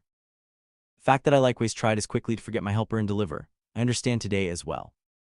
Instinctively my mind turned from the damning recollection of my awful servitude under Kromer, and I sought to recover my former happy, contented mental outlook, to regain that lost paradise which opened once more to me, the bright father and mother world, where my sisters dwelt in the fragrant atmosphere of purity, in loving kindness such as God had extended to Abel. On the very next day after my short conversation with Demian, when I was at last fully convinced of my newly born freedom, and feared no longer a relapse to my condition of slavery, I did what I had so often and so ardently desired to do, I confessed. I went to Mother and showed her the little savings box with the broken lock, filled with toy mark pieces instead of with real money. And I told her how long I had been in the thrall of an evil tormentor through my own guilt. She did not understand everything, but she saw the money box, she saw my altered look and heard my changed voice. She felt that I was healed, that I had been restored to her. And then with lofty feelings I celebrated my readmission into the family, the prodigal son's return home. Mother took me to Father, the story was repeated, questions and exclamations of wonder followed in quick succession. Both parents stroked my hair and breathed deeply, as in relief from a long oppression. It was all lovely like the stories I had read, all discords were resolved in a happy ending. I surrendered myself passionately to this harmonious state of affairs. I could not have enough of the idea that I was again free and trusted by my parents. I was a model boy at home and played more frequently than ever with my sisters. At prayers I sang the dear, old hymns with the blissful feeling of one converted and redeemed. It came straight from my heart, it was no lie this time. And yet it was not at all as it should have been. And this is the point which alone can truly explain my forgetfulness of Demian. I ought to have made a confession to him. The confession would have been less touching and less specious, but for me it would have borne more fruit. I was now clinging fast to my former paradisaical world. I had returned home and had been received in grace. But Demian belonged in no wise to this world, he did not fit into it. He also in a different way from Kromer, but nevertheless he also was a seducer. He too bound me to the second, evil, bad world, and of this world I never wanted to hear anything more. I could not now, and I did not wish to give up Abel and help to glorify Cain, now when I myself had again become an Abel. So much for the outward correlation of events. But inwardly it was like this. I had been freed from the hands of Kromer and the devil, but not through my own strength and effort. I had ventured a footing on the paths of the world, and they had been too slippery for me. Now that the grasp of a friendly hand had saved me, I ran back without another glance round to Mother's lap, to the protecting, godly and tender security of childhood. I made myself younger, more dependent on others, more childlike than I really was. I had to replace my dependence on Kromer by a new one, since I was powerless to strike out for myself. So I chose, in the blindness of my heart, the dependence on Father and Mother, on the old, beloved, bright world, on this world which I knew already was not the sole one. Had I not done this, I should have had to hold to Demian, to entrust myself to him. The fact that I did not appeared to me then to be due to justifiable distrust of his strange ideas. In reality, it was due to nothing else than fear. For Demian would have required more of me than did my parents, much more. By stimulation and exhortation, by scorn and irony, he would have tried to make me more independent. Alas, I know that today, nothing in the world is so distasteful to man as to go the way which leads him to himself. And yet, about half a year later, I could not resist the temptation to ask my father while we were out for a walk. What was to be made of the fact that many people declared Cain to be better than Abel? He was much surprised and explained to me that this was a conception by no means novel. It had even emerged in the early Christian era and had been professed by sects, one of which was called the Cainites. But naturally, this foolish doctrine was nothing else than an attempt of the devil to undermine our belief. For if one believes that Cain was right and Abel was wrong, then it follows that God has erred, and that the God of the Bible is not the true and only God, but a false one. The Cainites really used to profess and preach something approximating this doctrine. But this heresy vanished from among mankind a long time ago, and he wondered the more that a school friend had been able to learn something on the subject. Nevertheless, he earnestly exhorted me not to let these ideas occupy my attention. The thief on the cross. I could describe scenes of my childhood, spent in peaceful security at the side of father and mother. Relate how I passed this period of my life, playing contentedly in the midst of surroundings brightened by love and tenderness. But others have done that. I am only interested in the steps I took in life in order to attain self-realization. All the pretty resting places, happy isles, and children's paradises, whose charm is not unknown to me, I leave lying behind me in the shimmer of a distant horizon, and I have no desire to set foot there again. For that reason I will speak, so far as I intend to dwell on the period of my childhood, only of new events which overtook me, of what impelled me forward, enabling me to throw off my shackles. These impulses always came from the other world. They always brought fear, coercion, and a bad conscience in their train. They were always of a revolutionary tendency and a danger to the peace in which I would willingly have been allowed to remain. There came the years in which I had to discover anew that there was within me an instinct which had to lie close and concealed in the bright world of moral sanction. As to every man, the slowly awakening sense of sex came to me as an enemy and a destroyer, as something forbidden, as seduction and sin. What my curiosity sought to know, what caused me dreams, desire, and fear, the great secret of puberty, that was not at all in keeping with the guarded happiness of my peaceful childhood. I did as everyone else. I led the double life of a child who is yet a child no longer. My conscious self lived under the conditions sanctioned at home. It denied the existence of the new world whose dawn glimmered before me. But I lived as well in dreams, impelled by desires of a secret nature, upon which my conscious self anxiously attempted to build a new fabric, as the world of my childhood fell in ruins about me. Like almost all parents, my own did nothing to help the awakening life instincts, about which not a syllable was uttered. They only aided with untiring care my hopeless attempts to deny the reality, and to continue my existence in a childlike world which was ever becoming more unreal and more mendacious. I do not know whether parents can do much in such a case, and I make mine no reproach. It was my own affair to settle my difficulties and to find my way, and I carried through the business badly, like most of those who are well brought up. Every man passes through this difficulty. For the average person, this is the point in his life where the demands of his own life come most in conflict with his surroundings, where the road forward has to be attained through the bitterest fighting. For many people, this is the only time in their lives that they experience the sequence of death and rebirth that is our fate. When they become conscious of the slow process of the decay and breaking up of the world of their childhood. When everything beloved of us leaves us, and we suddenly feel the loneliness and deathly cold of the universe around us. And for very many, this pitfall is fatal. They cling their whole life long painfully to the irrevocable past, to the dream of a lost paradise, the worst and most deadly of all dreams. But to return to the story. The sensation and dream pictures in which the close of childhood presented itself to me are not important enough to be described. The important point was that I was once again conscious of the existence of the dark world, the other world. What Frank Kromer had once been to me was now present within myself. And so, from the outside as well, the other world once more gained power over me. Several years had passed since my affair with Kromer. That dramatic and guilty time of my life lay far behind me at that time and seemed to have passed like a quick nightmare into nothingness.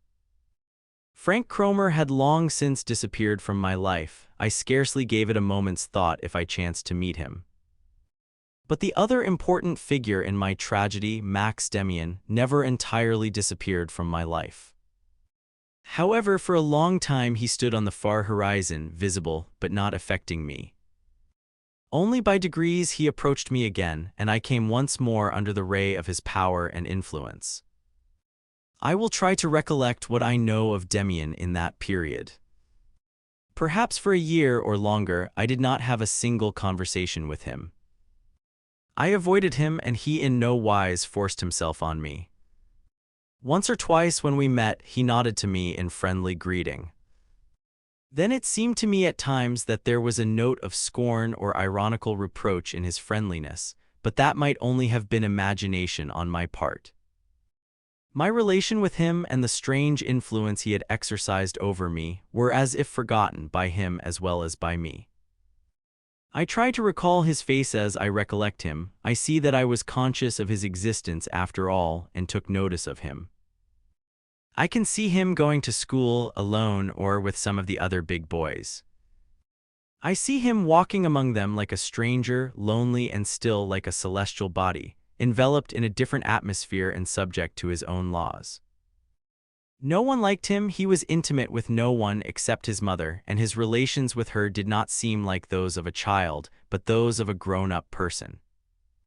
The masters left him as much as possible in peace. He was a good pupil, but he did not go out of his way to please them.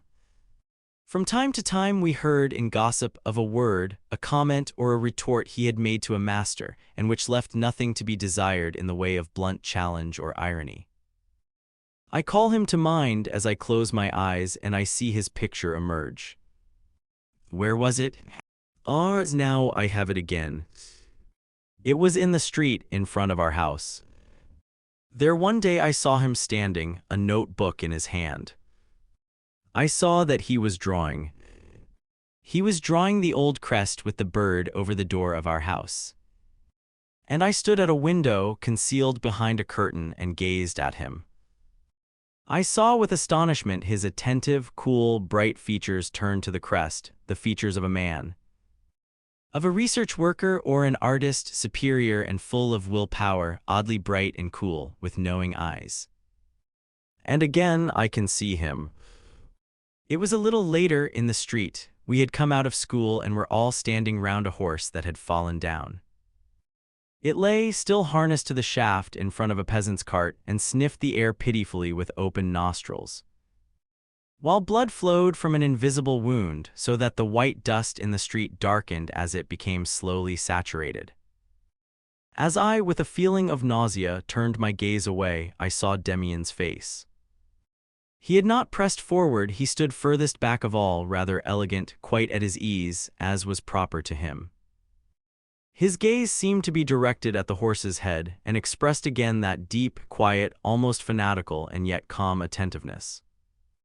I could not resist watching him some considerable time, and I remember feeling, though quite unconsciously, that there was something very peculiar about him.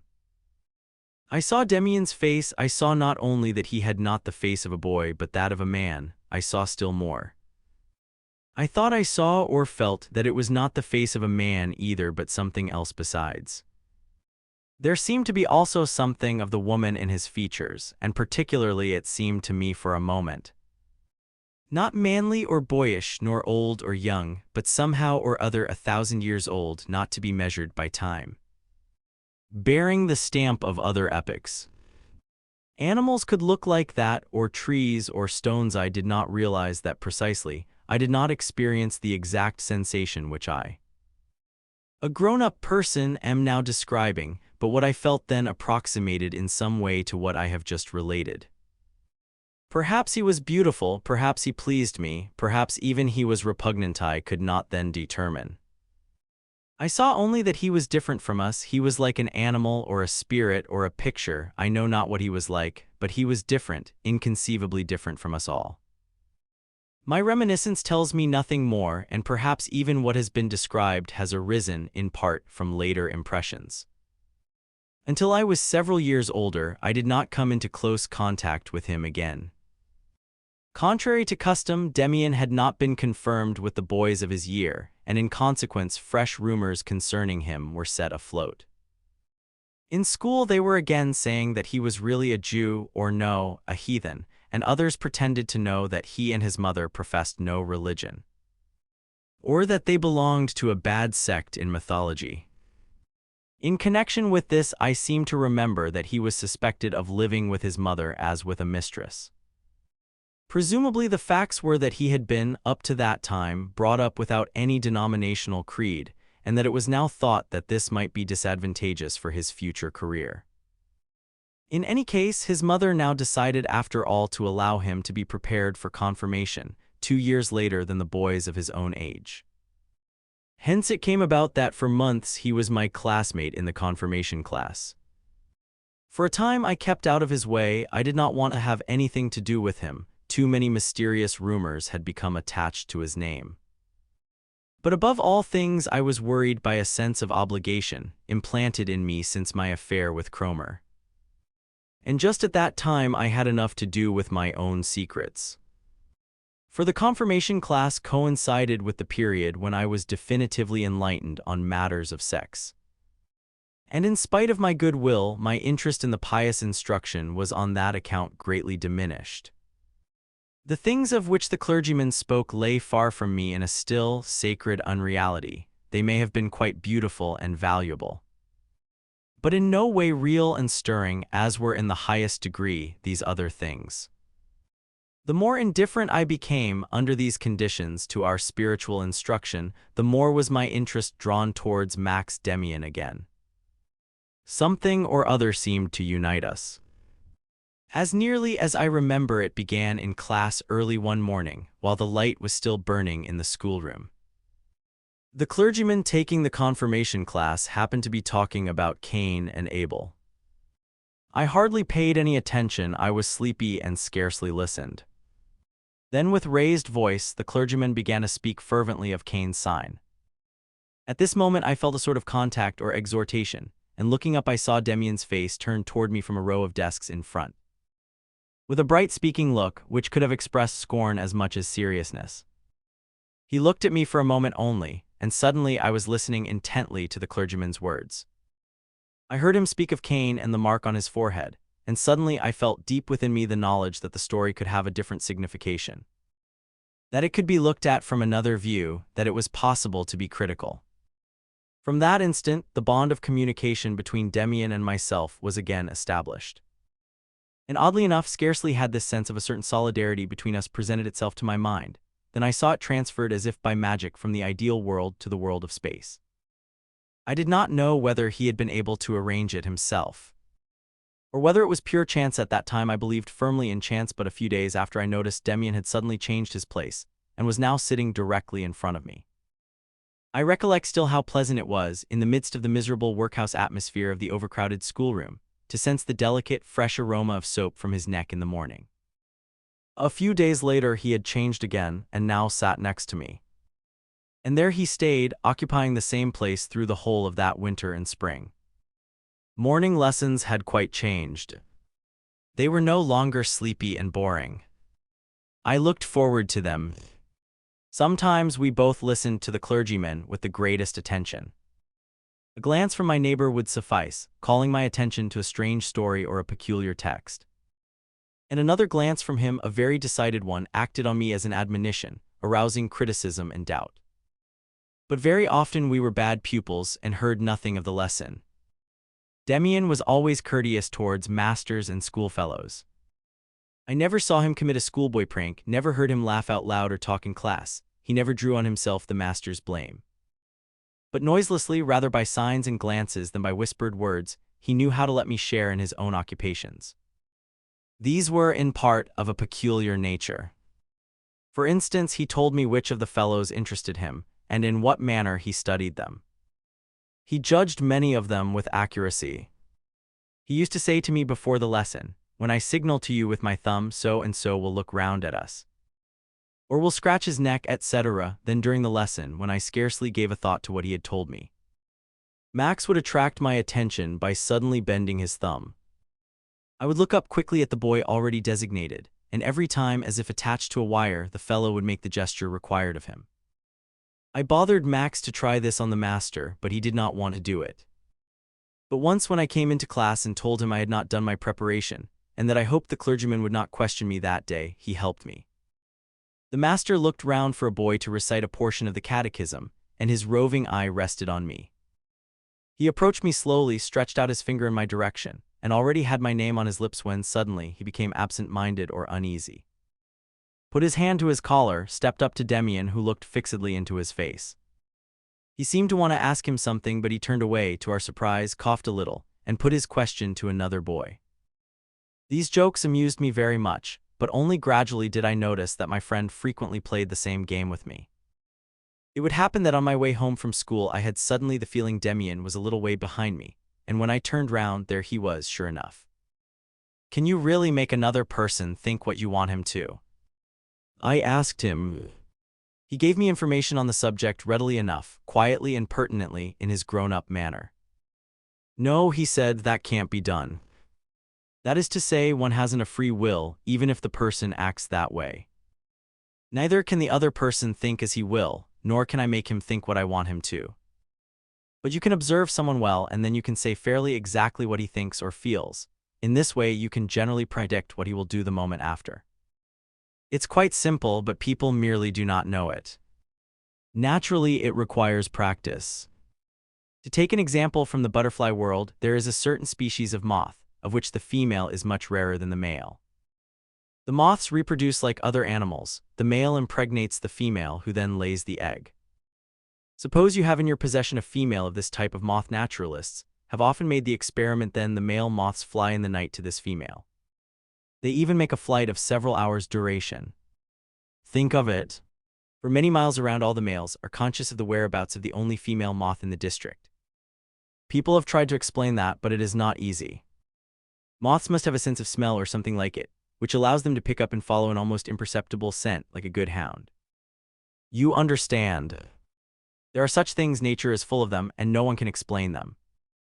Now I draw the conclusion that if among this class of moths the females were as abundant as the males, then these latter would not have such a refined sense of smell. They have it simply because they have been trained like that.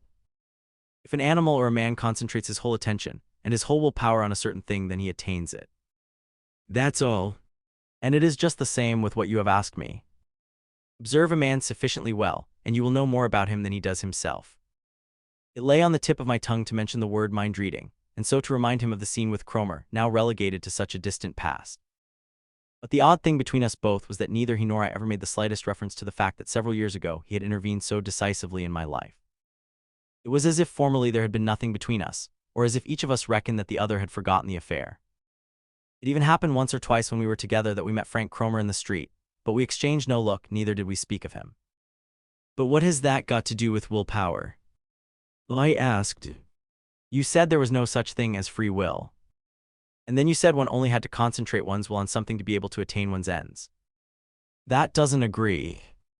If I am not master of my will, then I can't direct it here or there as I wish. A good question, he said, laughing.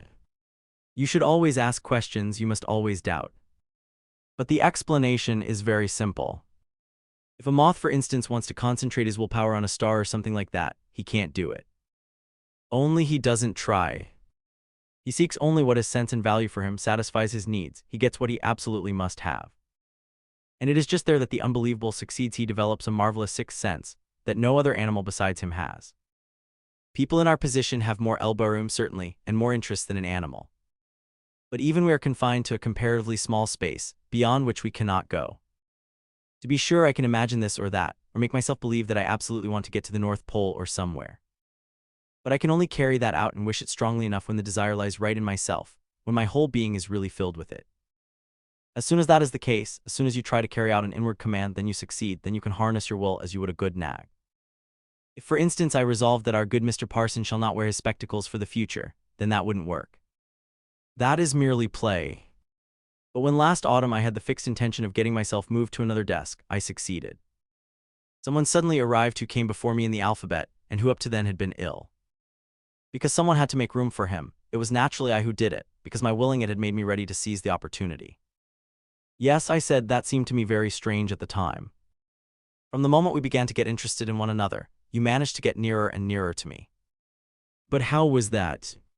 You did not immediately take a place next to me. For a few lessons at first you were sitting in the row of desks in front of me, weren't you? How did that come about? It was like this. I wasn't quite certain where I wanted to go when I wished to move from my first place. I only knew that I wanted to sit further back. It was my wish to move towards you, but I was not conscious of this at the time. Simultaneously, your own will was working with mine and helped me. It was only when I sat in front of you that I realized my wish was only half fulfilled. I noticed that really I had desired nothing else than to sit next to you. But on that occasion, no newcomer arrived. No, but then I simply did what I wished, and sat next to you without hesitation. The boy with whom I changed places was simply surprised, and let me do it without further say. And the parson indeed noticed once that a change had taken place. In fact, whenever he looks at me, something worries him secretly. That is to say, he knows my name is Demian, and that something must be wrong that I, whose initial is D, am sitting back there among the S's. But that does not penetrate his consciousness because my will is against it, because I prevent him again and again from becoming conscious of it. He notices now and then that something is wrong. He looks at me and begins to study the question, the good fellow. But I have a simple means at my disposal. I look at him very, very fixedly in the eyes. Hardly anyone can bear that. They always get restive. If you want to get something out of a person and you fix him unexpectedly with your eyes, and if he doesn't get restive, then give it up. You won't get anything out of him ever. But that happens seldom. I know only one single person with whom this trick won't help me. Who is that? I asked quickly. He looked at me with eyes somewhat closed, as his fashion was when he meditated. Then he looked away and gave no answer, and in spite of my lively curiosity, I could not bring myself to repeat the question. But I believe he was referring to his mother. He seemed to live on very intimate terms with her, but he never spoke about her, never invited me to his house. I scarcely knew what his mother looked like. Several times I attempted to imitate his example, by concentrating my willpower on something so firmly that I would have to attain it. I had desires which seemed to me sufficiently pressing. But nothing came of it. I could not bring myself to talk matters over with Demian. I should not have been able to make him understand what I wanted. He did not ask either. My faith in matters of religion had meanwhile suffered many a breach. Yet in my manner of thinking, which was entirely under the influence of Demian, I was to be distinguished from those of my schoolfellows who professed an entire disbelief. There were a few such who let occasional phrases be overheard, to the effect that it was laughable and unworthy of man's dignity to believe in a God. And that stories such as those of the Trinity and the Immaculate Conception of the Virgin Mary were simply a joke. It was disgraceful, they said, that such rubbish was peddled about today. This was by no means my way of thinking. Even where I had doubts, the whole experience of my childhood taught me to believe in the efficacy of a godly life, such as that led by my parents, which I knew to be neither contemptible nor hypocritical. On the contrary, now as before, I had the greatest reverence for the spirit of religion. Only Demian had accustomed me to consider and explain the stories and articles of belief from a more liberal and more personal point of view. A point of view in which fantasy and imagination had their share. At least I always took great pleasure and enjoyment in the interpretations he suggested to me. To be sure, much seemed to me too crude, such as the affair of Cain. And once during the preparation for confirmation I was terrified by a conception, which if that were possible seemed to me even still more daring. The Master had been speaking of Golgotha. The biblical account of the passion and death of Christ had, from my earliest years, made a deep impression on me. As a little boy on such days as Good Friday, after my father had read out to us the story of the Passion, I had lived in imagination and with much emotion in Gethsemane and on Golgotha, in that world so poignantly beautiful. Pale and ghost-like and yet so terribly alive. And when I listened to the Passion according to St. Matthew by Bach, I felt the mystical thrills of this dark, powerful, mysterious world of passion and suffering. I find in this music, even today and in the Actus Tragicus, the essence of all poetry and of all artistic expression. At the conclusion of the lesson, Demian said to me contemplatively, "There's something in this Sinclair which I don't like. Read through the story, consider it, there's something there which sounds insipid. I mean this business of the two thieves. It's sublime, the three crosses standing side by side on the hill. But what about this sentimental story of the honest thief, which reads more like a tract? First he was a criminal who had perpetrated crimes, and God knows what, and now he breaks out in tears and is consumed by feelings of contrition and repentance. I ask you, what's the sense of such a repentance 2 steps from the grave? It's nothing but a real parson's story, mawkish and mendacious, larded with emotion and having a most edifying background. If today you had to choose one of the 2 thieves as your friend, or if you consider which of the 2 you would the sooner have trusted, it would most certainly not be this weeping convert. No, it's the other, who's a real fellow with plenty of character. He doesn't care a straw about conversion, which in his case can mean simply nothing more than pretty speeches. He goes his way bravely to the end, without being such a coward as to renounce the devil in the last moment, who up to that point has had to help him. He is a character, and in biblical history people of character always come off second best. Perhaps he's a descendant of Cain. Don't you think so? I was dismayed. I had believed myself to be quite familiar with the story of the crucifixion, and now I saw for the first time what little personal judgment I had brought to bear on it. With what little force of imagination and of fantasy I had listened to it and read it. Demian's new ideas, therefore, were quite annoying, threatening to overthrow conceptions, the stability of which I had believed it necessary to maintain. No, one could not deal with anything and everything like that, certainly not with the All-Holiest. As always, he noticed my opposition immediately, even before I had spoken a word. "I know," said he in a tone of resignation, "it's the old story. Everything is all right until you're serious about it. But I'll tell you something, this is one of the points where one can clearly see the shortcomings of this religion. The fact is that this God of the old and of the new dispensation may be an excellent conception, but he is not what he really ought to be. He is everything that is good, noble, fatherly, beautiful, sublime, and sentimental, certainly. But the world consists of other things which are simply ascribed to the devil. All this part of the world, a good half, is suppressed and hushed up. Just the same as they praise God as the father of all life, but pass over the whole sex life on which all life depends, and declare it to be sinful and the work of the devil. I have nothing to say against honoring this God Jehovah, nothing at all. But I think we should reverence everything and look upon the whole world as sacred, not merely this artificially separated, official half of it. We ought then to worship the devil as well as God. I should find that quite right. Or we ought to create a God who would embody the devil as well, and before whom we should not have to close our eyes when the most natural things in the world take place." Contrary to his custom, he had become almost vehement, but he smiled again immediately and pressed me no further. But in me these words encountered the riddle of my whole boyhood, which I had hourly carried with me, but of which I had never spoken to anyone. What Demian had said about God and the devil, about the official godly world and the suppressed devil's world. That was exactly my own idea, my own myth, the idea of the two worlds or two halves of the world, the light and the dark. The realization that my problem was a problem of humanity as a whole, of life and thought in general, suddenly dawned on me. And this recognition inspired me with fear and awe as I suddenly felt to what an extent my own innermost personal life and thought were part of the eternal stream of great ideas. The realization was not joyful, although it confirmed my mode of thought and made me happy to a certain extent. It was hard and tasted raw because a hint of responsibility lay therein, telling me to put away childish things and to stand alone. I told my friend the first time in my life I had revealed so deep a secret of my conception of the two worlds, a conception which had been formed since the earliest years of my childhood. He at once saw that I was in thorough agreement with him. But he was not the kind to make the most of this. He listened with greater attention than he had ever given me, and looked me in the eyes until I had to turn away. I again noticed in his look this odd, animal-like timelessness, this inconceivably old age.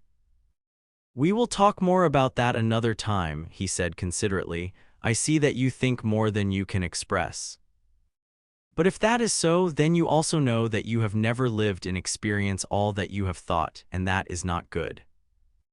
Only the thought that we live through in experience has any value. You knew that your world of sanction was simply one half of the world, and yet you tried to suppress the other half in you, as do the parsons and teachers. You will not succeed. No one succeeds who has once began to think." This impressed me deeply. But I almost shouted, "There are horrible things which are really and actually forbidden. You can't deny that fact.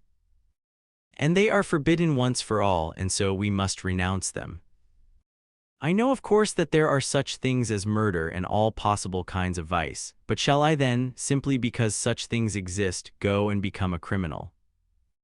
"We shan't be able to finish our discussion today," said Max in a milder tone. "You must certainly not commit murder or rape, no. But you haven't yet reached that point where one can see what is permitted and what is really taboo. You have realized only a part of the truths. The remainder will come after, rely on it. For instance, for the past year or so you have had in you an instinct which is stronger than all the others and which is held to be taboo. The Greeks and many other people, on the contrary, made a sort of divinity out of this instinct and honored it by great celebrations. What is now taboo is therefore not eternally so, it can change. Today everyone is permitted to sleep with a woman as soon as he has been with her to a parson and has gone through the ceremony of marriage. With other races it is different, even today. For that reason each one of us must find out for himself what is permitted and what is forbidden, that is, to himself. You need never do anything that is forbidden and yet be a thorough rascal. And vice versa. It is really merely a question of convenience. Whoever is too lazy to think for himself and to constitute himself his own judge simply conforms to the taboos, whatever they happen to be.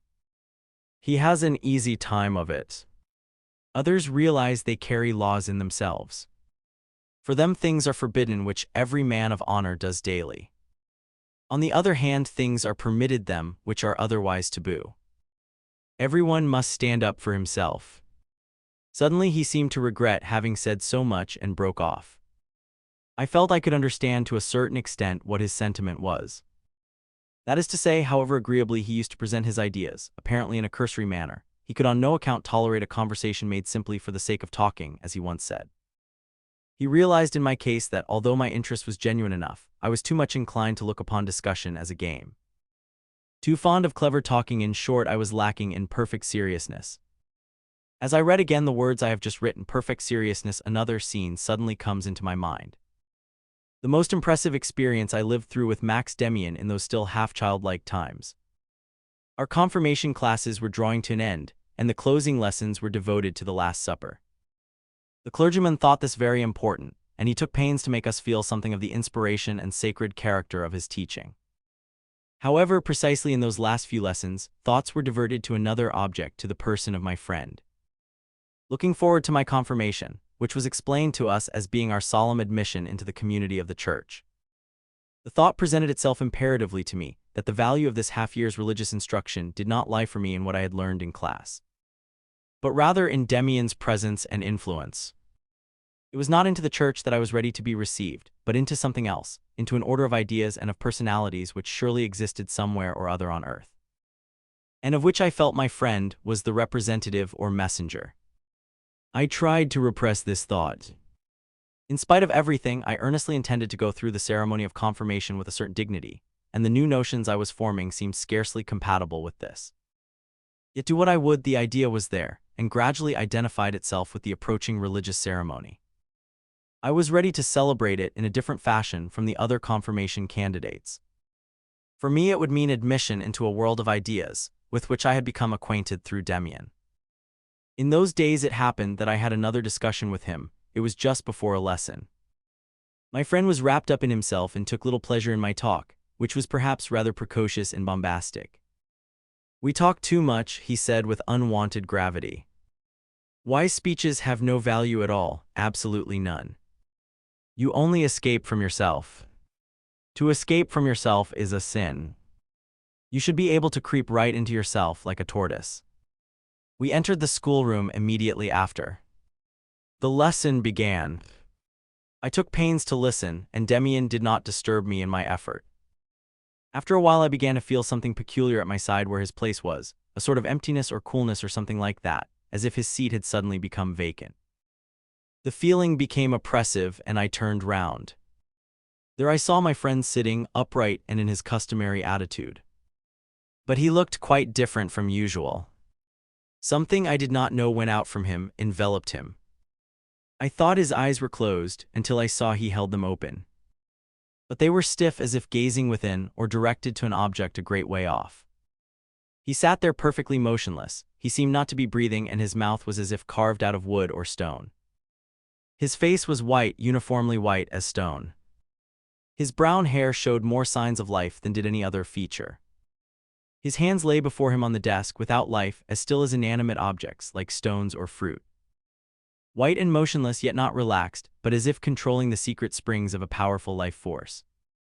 The sight made me tremble. He is dead, I thought. I almost said it out loud. But I knew he was not dead.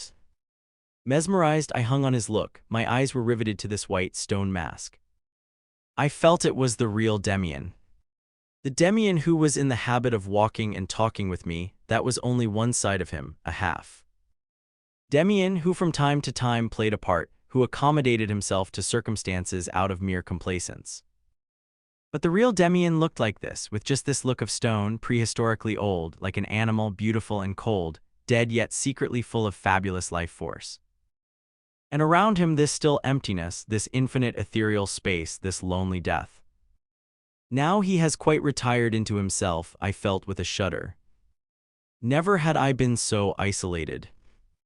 I had no part in him, he was unattainable, he was further from me than if he had been on the most distant isle in the world.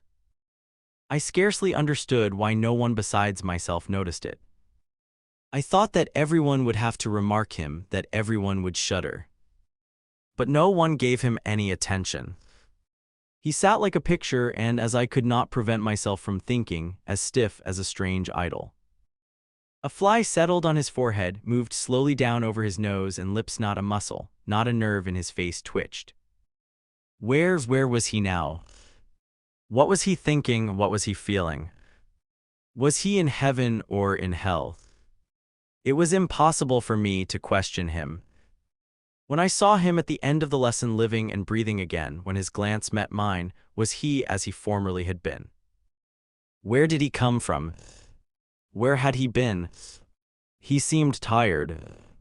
His face had its normal color, his hands moved again, but his brown hair was lusterless and fatigued, as it were. In the days following, I practiced a new exercise in my bedroom several times.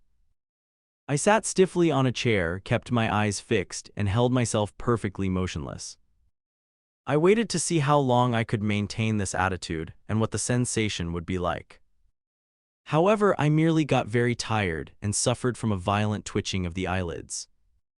The confirmation took place soon after, of which no important recollections remain with me. Everything was now quite changed. Childhood fell about me in ruins. My parents used to look at me with a certain embarrassment. My sisters had become quite strange in their conduct towards me. A disillusionment falsified and weakened the old sentiments and pleasures. The garden was without fragrance. The wood was no longer inviting. The world around me seemed like a clearance sale of old articles, insipid and without charm. Books were merely paper, music a noise. The leaves fall thus from a tree in autumn, the tree feels it not, rain drips on it, sun comes in frost, and the life in it recedes slowly into the narrowest and most inward recess. The tree is not dying. It is waiting. It was decided that after the holidays I should go to another school, leaving home for the first time. My mother meanwhile approached me with a special tenderness, a sort of preliminary goodbye, endeavoring to charm me with a love from which I should go with homesickness and unforgetfulness in my heart. Demian had gone away. I was alone. Beatrice. Without having seen my friend again, I traveled at the end of the holidays to St. Both my parents came with me and handed me over with all possible care to the protection of a master of the school, in whose house I was to board. They would have been numb with horror had they only known to what sort of fate they were leaving me. It still hung in the balance whether I should become with time a good son and a useful citizen, or whether my nature would break out in other directions. My last attempt to be happy under the roof of my father's house, and the spirit prevailing there had lasted for a considerable period, and at times had almost succeeded, only in the end to fail completely. The curious emptiness and isolation which I had begun to feel for the first time in the holidays after my confirmation, how I learned to know it later. This emptiness, this thin atmosphere, did not pass immediately. The parting from home was for me peculiarly easy. I was really rather ashamed of not being sad, or my sisters wept without reason. I could not. I was astonished at myself. I had always been an emotional child and at bottom tolerably good. Now I was quite changed. I was completely indifferent towards the outside world. For days together my sole occupation was hearkening to my inner self, listening to the flood of dark, forbidden instincts which roared subterraneously within me. I had grown very quickly in that last half-year and appeared lanky, thin, and immature. The amiability of boyhood had completely disappeared from my character. I realized myself that it was impossible to like me thus, and I by no means loved myself. I had often a great longing for Max Demian. On the other hand, I hated him not seldom, and looked upon him as responsible for the moral impoverishment of my life, to which I resigned myself as to a sort of nasty disease. In the beginning, I was neither liked nor respected in our school boarding house. First they ragged me, then kept out of my way, looking upon me as a rotter and an eccentric character. I was pleased with myself, and I even overplayed my part, withdrawing into my solitary self, growling occasional cynicisms. Superficially, I appeared to despise the world in most manly fashion, whereas in reality I was secretly consumed by melancholy and despair. In school, I could fall back on a knowledge amassed at home. The form I was in was not so advanced as the same form in the school I had just left, and so I acquired the habit of despising my school contemporaries, regarding them as mere children. This attitude lasted a year and longer. My first holiday visits at home brought no change. I went gladly away again. It was in the beginning of November. I had formed the habit of taking short meditative walks in all kinds of weather, during which I often experienced a sort of joy, a joy full of melancholy, contempt of the world, and contempt of self. I was sauntering thus one evening through the damp, foggy twilight in a suburb of the town. The broad drive of a public park stood completely deserted, inviting me to enter. The road lay thick with fallen leaves, into which I dug voluptuously with my feet. It smelt damp and bitter. In the distance the trees stood up tall and shadowy, ghost-like in the fog. At the end of the drive I stood still and undecided, staring into the black foliage, scenting eagerly the damp odor of decomposition and death, which seemed to be in harmony with my own mood. Oh, how insipid life tasted! A man, with the collar of his raincoat blowing about him, came out of a side path. I was just going on when he called to me. "Hello, Sinclair." It happened to be Alphonse Beck, the senior boy of the house. I was always glad to see him and had nothing against him, except that he always treated me as he did all the younger boys, in an ironical and grandfatherly manner. He passed for being as strong as a bear, was said to have great influence on the house master, and was the hero of many school stories. "What are you doing here?" he asked affably, in the tone the seniors always used when they condescended on occasion to talk to us. "Composing verse, I bet." "Shouldn't dream of it," I disclaimed gruffly. He laughed, came up to me, and we chatted together in a manner to which I had not been accustomed for some time past. "You needn't be afraid, Sinclair, that I shouldn't understand. I know the feeling when one goes for a walk on a foggy evening, the thoughts autumn inspires in one. And one writes poetry about dying nature, of course, and spent youth, which is very much like it. Read Heinrich Heine's." "I am not so sentimental," I said in self-defense. "Oh, all right. But in this weather I think it does a man good to find a quiet place where one can take a glass of wine or something. Are you coming with me for a bit? I happen to be quite alone. Or wouldn't you care to? I wouldn't like to lead you astray, old man, if you are one of those model boys." A little while after we sat clinking our thick glasses in a little tavern in the suburbs, drinking wine of a doubtful quality. At first I wasn't much pleased, still it was rather a novelty for me. But unaccustomed to wine, I soon became talkative. It was as if a window had been flung open within me, and the world shining in. For how long, how terribly long, had I not eased my heart by talking? I gave full play to my imagination, and once started, I related the story of Cain and Abel. Beck listened to me with pleasure, someone at last, to whom I was giving something. He clapped me on the shoulder, told me I was the devil of a good fellow and a clever rascal. How I reveled in communicating my opinions, as I relieved myself of all the pent-up thought of the past months. My heart swelled with pride at finding my talents recognized by someone older than I was. When he called me a clever rascal, the effect was like a sweet, strong wine running through me. The world lit up in new colors, thoughts came to me as from 100 sources, wit and fire blazed up in me. We spoke of masters and schoolfellows, and I thought we understood one another wonderfully well. We talked of Greeks and of pagans, and Beck wished absolutely to draw me out on the subject of women. But on this point I could not converse. I had no experience, nothing to relate. True, all that I had felt and imagined was burning within me, but I could not impart my thoughts, not even under the influence of wine. Beck knew much more about girls, and I listened to his tales with glowing eyes. The things I heard were unbelievable. What I should never have conceived to be possible entered the sphere of commonplace reality and seemed self-evident. Alphonse Beck, who was perhaps 18 years old, was already a man of experiences. Among other things, he told me that girls liked boys to play the gallant with them, but in general were too frightened to go any further. You could hope for more success with women. Women were much cleverer. For instance, there was Mrs. Jaggelt, who sold pencils and copybooks, who was much easier to deal with. All that had happened behind the counter in her shop was unprintable in any book. I sat on captivated, my head was swimming. To be sure, I could not exactly have loved Mrs. Jaggelt, but still, it was unheard of. It seemed as if things happened, at least to older people, of which I had never dreamed. There was a false ring about it, to be sure. Everything seemed more trivial and commonplace, and did not coincide with my own ideas about love. But still, it was reality, it was love and adventure. Someone sat next to me who had lived it in experience, to whom it seemed a matter of course.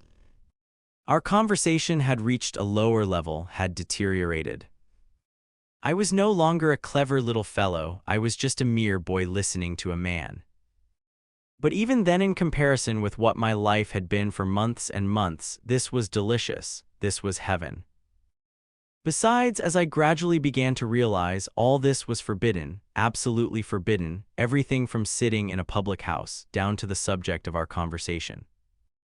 In any case, I thought I was showing spirit, I was in revolt. I can recollect that night with the greatest clearness. We both of us wended our way home at a late hour under the dimly burning gas lamps through the cool, damp night, and for the first time in my life I was drunk. It was not agreeable, it was in the highest degree unpleasant, but there was a sort of charm about it, a sweetness. It smacked of orgy and revolt, of spirit and life. Beck bravely took me in hand, and although he grumbled at me as being a bloody novice, he half-carried, half-dragged me home, where, by good fortune, he was able to smuggle us both through a window which stood open on the ground floor. But a maddening pang accompanied the sobering up as I painfully awoke after a short, heavy sleep. I sat up in bed and saw that I was still wearing my shirt. My clothes and shoes lay round about on the floor, smelling of tobacco and vomit. And between headache, nausea, and a maddening thirst, a picture came before my mind on which I had not set eyes for many a long day. I saw my home, the house where dwelt my parents. I saw father and mother, my sisters, and the garden. I saw my peaceful, homely bedroom, the school, and the marketplace. Demian and the confirmation class, and all this was bright, lustrous, all was wonderful, godly, and pure. All that I realized now had until yesterday belonged to me, had waited for me.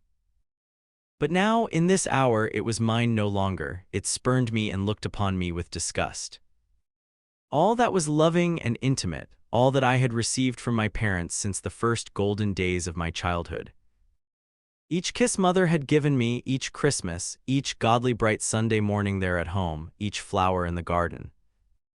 All that was laid waste, I had trampled on it all with my foot. If the police had come for me then and had bound me and led me away to the gallows as a desecrator and as the scum of humanity, I should have acquiesced, should have gone gladly. I would have found it right and fitting. That was the state of my feelings. I who had gone about despising the world. I who had been so proud in spirit and who had shared Demian's thoughts. So I appeared a filthy pig, to be classed with the scum of the earth, drunk and befouled, disgusting and common, a dissolute beast, carried away by abominable instincts. So I appeared, I who came from those gardens whose bright flowers had been purity and sweet gentleness, I who had loved Bach's music and beautiful poetry. I could still hear with aversion and disgust my own laugh, the drunken, uncontrolled, convulsive and silly laugh which escaped me. That was I. But in spite of everything, there was a certain enjoyment in suffering these torments. I had lived for so long a blind, dull existence, for so long had my heart been silent, impoverished, and shut up, that even this self-accusation, this self-aversion, this entirely dreadful feeling was welcome. At least it was feeling, flowers were flaring up, emotion was quivering therein. I experienced in the midst of my misery a confused sensation of liberation, of the approach of spring. However, as far as outward appearances went, I was going fast down the hill. The first debauch was soon followed by others. There was much drinking at school and other things not in accord with study. I was among the youngest who carried on in this way, but from being just tolerated and looked upon as a mere youngster, I soon rose to be considered as a leader and a star. I was renowned as a daredevil and could drink with the best. Once again I belonged entirely to the dark world, to the devil, and I passed in this world for being a splendid fellow. But at the same time I was in a pitiful state of mind. I lived in a whirl of self-destroying debauchery, and while I was looked up to by my friends as a leader and the devil of a good fellow, as a cursed, witty, and spirited drinking companion, my anxious soul was full of apprehension. I remember on one occasion tears started to my eyes when, on coming out of a tavern one Sunday morning, I saw children playing in the street, bright and contented, with freshly combed hair and in their Sunday clothes.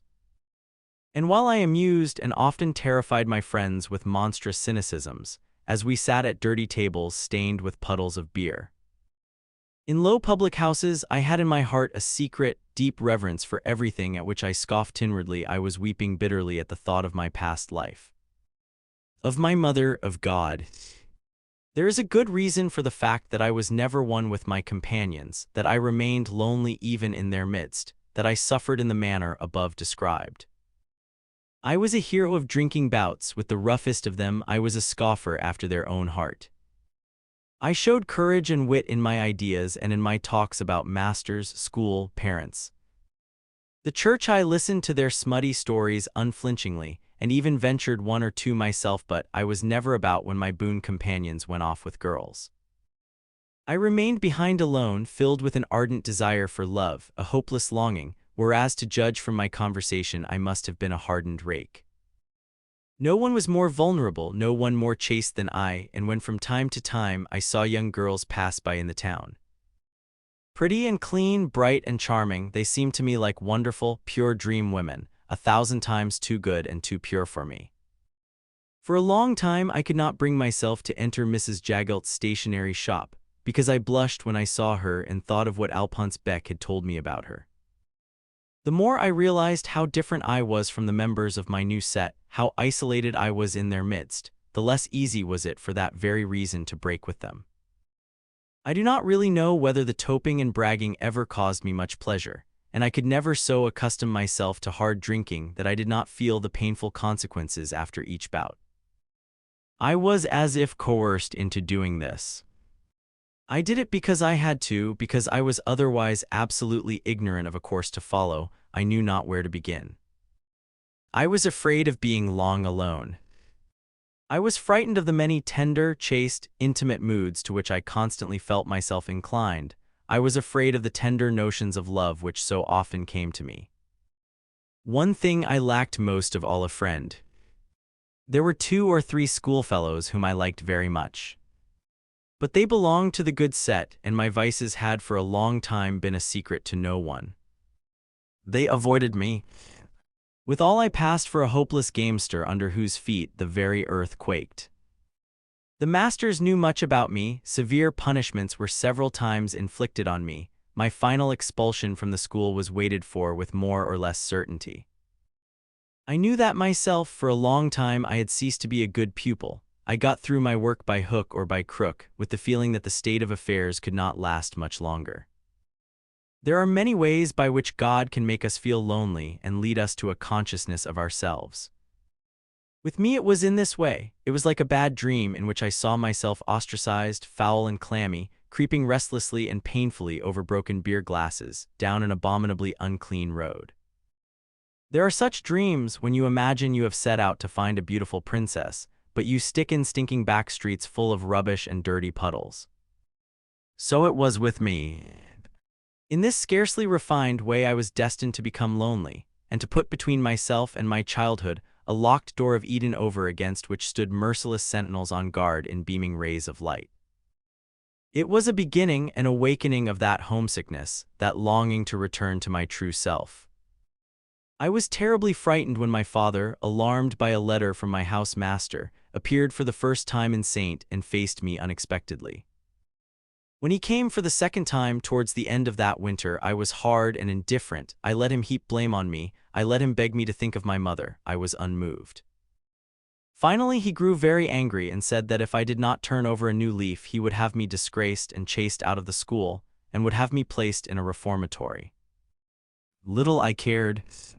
When he went away, I felt sorry for him, but he had accomplished nothing. He had found no approach to me, and for a few moments I felt that it served him right. I was indifferent as to what might become of me. In my peculiar and unlovely manner, with my carrying on and my frequenting of public houses, I was at odds with the world. This was my way of protesting. I was ruining myself thereby, but what of it? Sometimes the case presented itself to me in this wise: if the world had no use for such as me, if there was no better place for us, if there were no higher duties, then people like myself simply went to the devil. So much the worse for the world. The Christmas holidays of that year were exceedingly unpleasant. My mother was terrified when she saw me again. I had grown taller and my thin face looked gray and ravaged by dissipation, with flabby features and inflamed rings round the eyes. The first indications of a mustache and the spectacles which I had but lately taken to wearing made me look stranger still. My sisters started back and giggled when they saw me. It was all very pleasant. Unpleasant was the conversation with my father in his study, unpleasant the greeting of a couple of relations, unpleasant above all things was Christmas night. That has been since my birth the great day of our house, the evening of festivity and love, of gratitude, of the renewal of the bond between my parents and myself. This time everything was depressing and embarrassing. As usual, my father read the portion of the Gospel about the shepherds in the field, keeping watch over their flock by night. As usual, my sisters stood radiantly before the table on which the presents were laid out. But my father's voice was sad, and he looked old and constrained. Mother was unhappy. For me, everything was equally painful and unwished for: presents and good wishes, gospel and Christmas tree. The gingerbread smelt delicious and exhaled thick clouds as of sweet remembrances. The Christmas tree was fragrant and told of things which existed no longer. I longed for the end of the evening and of the holidays. So passed the whole winter. It was not long before I was severely reprimanded by the faculty and threatened with expulsion. It could not last much longer. Well, it made no difference to me. I had a special grudge against Max Demian, whom I had not seen for the whole of this period. In my first term at Saint, I had written to him twice, but had received no reply. For that reason, I had not paid him a visit in the holidays.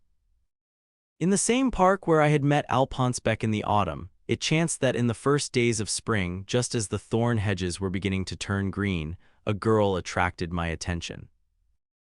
I was out for a walk by myself, full of gnawing cares and thoughts, for my health was bad. Besides that, I was in continual financial embarrassment. I owed various sums to my friends and had to invent excuses to procure some money from home. In several shops I had run up accounts for cigars and such things. Not that these cares were very pressing if the end of my school career was approaching, and if I drowned myself or was sent to a reform school, these trifles would not make much difference either. But I was nevertheless constantly facing these unpleasant things, and I suffered from it. On that spring day in the park, I met a girl who had a strong attraction for me. She was tall and slender, elegantly dressed, and had a wise, boyish face. She pleased me at once. She belonged to the type that I loved, and she began to work upon my imagination. She was scarcely older than I, but she was more mature. She was elegant and possessed a good figure, already almost a woman. but with a touch of youthful exuberance in her features which pleased me exceedingly. It was never my good fortune to approach a girl with whom I could have fallen in love, neither was it my luck in this case. But the impression was deeper than all the former ones, and the influence of this infatuation on my life was powerful. Suddenly I had again a picture standing before me, a revered picture, and no impulse was so deep or so strong in me as the desire to revere, to adore. I gave her the name of Beatrice, of whom, without having read Dante, I knew something from an English painting, a reproduction of which I had in my possession. The picture was of an English pre-Raphaelite girlish figure, very long-limbed and slender, with a small, long head and spiritualized hands and features. My beautiful young girl did not completely resemble this, although she had the same slenderness and boyish suppleness of figure, which I loved, and something of the spiritualization of the face, as if her soul lay therein. I never spoke a single word to Beatrice. Yet at that time she exercised the deepest influence over me. Her picture fastened itself on my mind. In my imagination she opened a sanctuary for me, she caused me to pray in a temple. From one day to another I remained absent from the drinking bouts and the nightly excursions. Once more I could bear being alone, I read gladly, I liked to go for walks again. I was much scoffed at for my sudden conversion. But I had now something to love and to worship. I had again an ideal. Life was once more full of suggestion, of gaily colored secret nuances, that made me insensible to the jeers of my companions. I again felt at home with myself, although I was now the servant and slave of a picture which I revered. I cannot think of that time without a certain emotion. With earnest striving I again endeavored to build a bright world, out of the ruins of that period of my life which had broken up around me. I again lived entirely and single-mindedly in the desire to put away the dark and the bad, and to dwell completely in the light. On my knees before my gods. Still, this bright world I built up was to a certain extent my own creation. It was not the action of flying back or of crawling back to mother, to a security without responsibilities. It was a new service upon which I entered, invented by myself for my own requirements, with responsibilities and discipline of self. The sex consciousness from which I suffered and before which I was in constant flight was now transmuted in the sacred fire to spirit and devotion. The grim and horrible would disappear. I should groan through no more agonizing nights. There would be no more heart beatings in front of lewd pictures. No more listening at forbidden doors, no more lasciviousness. Instead of all this, I set up my altar with the picture of Beatrice, and in dedicating myself to her I dedicated myself to the spirit and to the gods. That part of myself which I withdrew from the powers of darkness, I brought as a sacrifice to the powers of light. Not lust was my aim but purity, not happiness but beauty and spirituality. This cult for Beatrice completely changed my life. A precocious cynic but a short while before, I had now become a servant in the temple, whose aim it was to be a saint. I not only renounced the evil life to which I had accustomed myself, but I endeavored to change everything. To set myself a standard of purity, nobility, and dignity, which I even applied to eating and drinking. To my manner of speech and dress. I began each morning to wash with cold water, to the use of which I had in the beginning to force myself. I behaved with gravity and dignity, carried myself erect and acquired a slower and more dignified gait. To an observer it might have seemed rather ludicrous, but to me it was the performance of a divine worship. Of all the ways in which I sought to find expression for my new faith, one bore fruit. I began to paint. To start with, the English picture of Beatrice I had in my possession did not bear a sufficient resemblance of Beatrice. I wanted to try to paint her for myself. Full of new pleasure and hope I carried into my room. I had recently been given a room to myself, beautiful paper, colors, and a paintbrush. I made ready my palette, porcelain bowls, glass, and pencils. The fine watercolors in little tubes which I had bought captivated me. There was a bright chromic green, which I think I can see yet, as it flashed out for the first time from the little white tube. I began with caution. To paint a face was difficult. I wished first of all to try something else.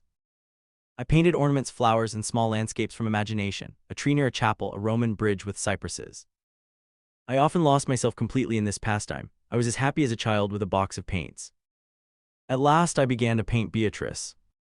The first few attempts were abortive, and I threw them away. The more I tried to conjure up in my mind the face of the girl, whom I met from time to time in the street, the less I seemed able to transfer my impressions to paper. Finally I gave up the idea, and began simply to paint a face according to the guidance of my imagination. A face which gradually grew out of the one already begun, as if by itself at the mercy of color and brush. The result was a face I had dreamed of, and I was not ill-pleased with it. Yet I made another essay immediately, and each new picture was clearer and approached more nearly to the type, but was by no means like the reality. More and more I accustomed myself, in a dreamy sort of way, to draw lines with my brush to fill in surfaces. My sketches grew out of a few strokes of the brush, out of the unconscious. At last one day I finished a face, almost unconsciously, which made a stronger appeal to me than the former ones. It was not the face of the girl, for I had long since given up the idea of trying to paint my Beatrice to the life. It was something else, something unreal, and yet not of less value for me on that account. It looked more like the head of a youth than of a girl. The hair was not blonde like that of my pretty girl, but brown with a tinge of red. The chin was strong and firm, but the mouth was red as a blossom. The features were rigid like a mask, but impressive and full of secret life. As I sat before the finished sketch, it made a peculiar impression on me. It seemed to me a sort of picture of a god or of a sacred mask, half man, half woman, ageless, the expression being at once dreamy and strong-willed, stiff and yet secretly alive. This face seemed to have something to say to me. It belonged to me. Its look was rather imperative, as if requiring something of me. And there was a certain resemblance to someone or other, to whom I knew not. The picture played an important role for a while, sharing my thoughts and my life. I kept it concealed in a drawer, in order that one should not get possession of it and so be able to sneer at me. But as soon as I found myself alone in my little room, I took out the picture and communed with it. Each evening I pinned it onto the wall over against my bed, and gazed at it until I dropped off to sleep. In the morning, it was the first object which met my gaze. Just at that time I began again to dream a great deal, as I had constantly done when a child. It seemed to me that for years I had no more dreams. Now they came again, quite a new kind of pictures, and often the painted image appeared therein. Living and speaking, friendly or inimical, with the features sometimes twisted into a grimace, sometimes infinitely beautiful. Harmonious and noble. And one morning, as I awoke out of such a dream, I suddenly realized who was the original of the picture. I recognized it. It gazed at me in such a fabulously well-known way, and seemed to be calling my name. It seemed to know me like a mother, seemed to love me as if since the beginning of time. With beating heart I stared at the paper, at the thick brown hair, at the half-womanly mouth. The strong forehead with the wonderful brightness, it had dried that way of itself, and more I felt in me the knowledge. The certainty of having somewhere met the original of the picture. I sprang out of bed, placed myself in front of the face, and gazed at it from the closest proximity, straight into the wide-open, greenish staring eyes, the right eye somewhat higher than the other. And all at once this right eye twitched perceptibly, but still decidedly, and from this twitching I recognized the picture. How was it that I had found it out so late?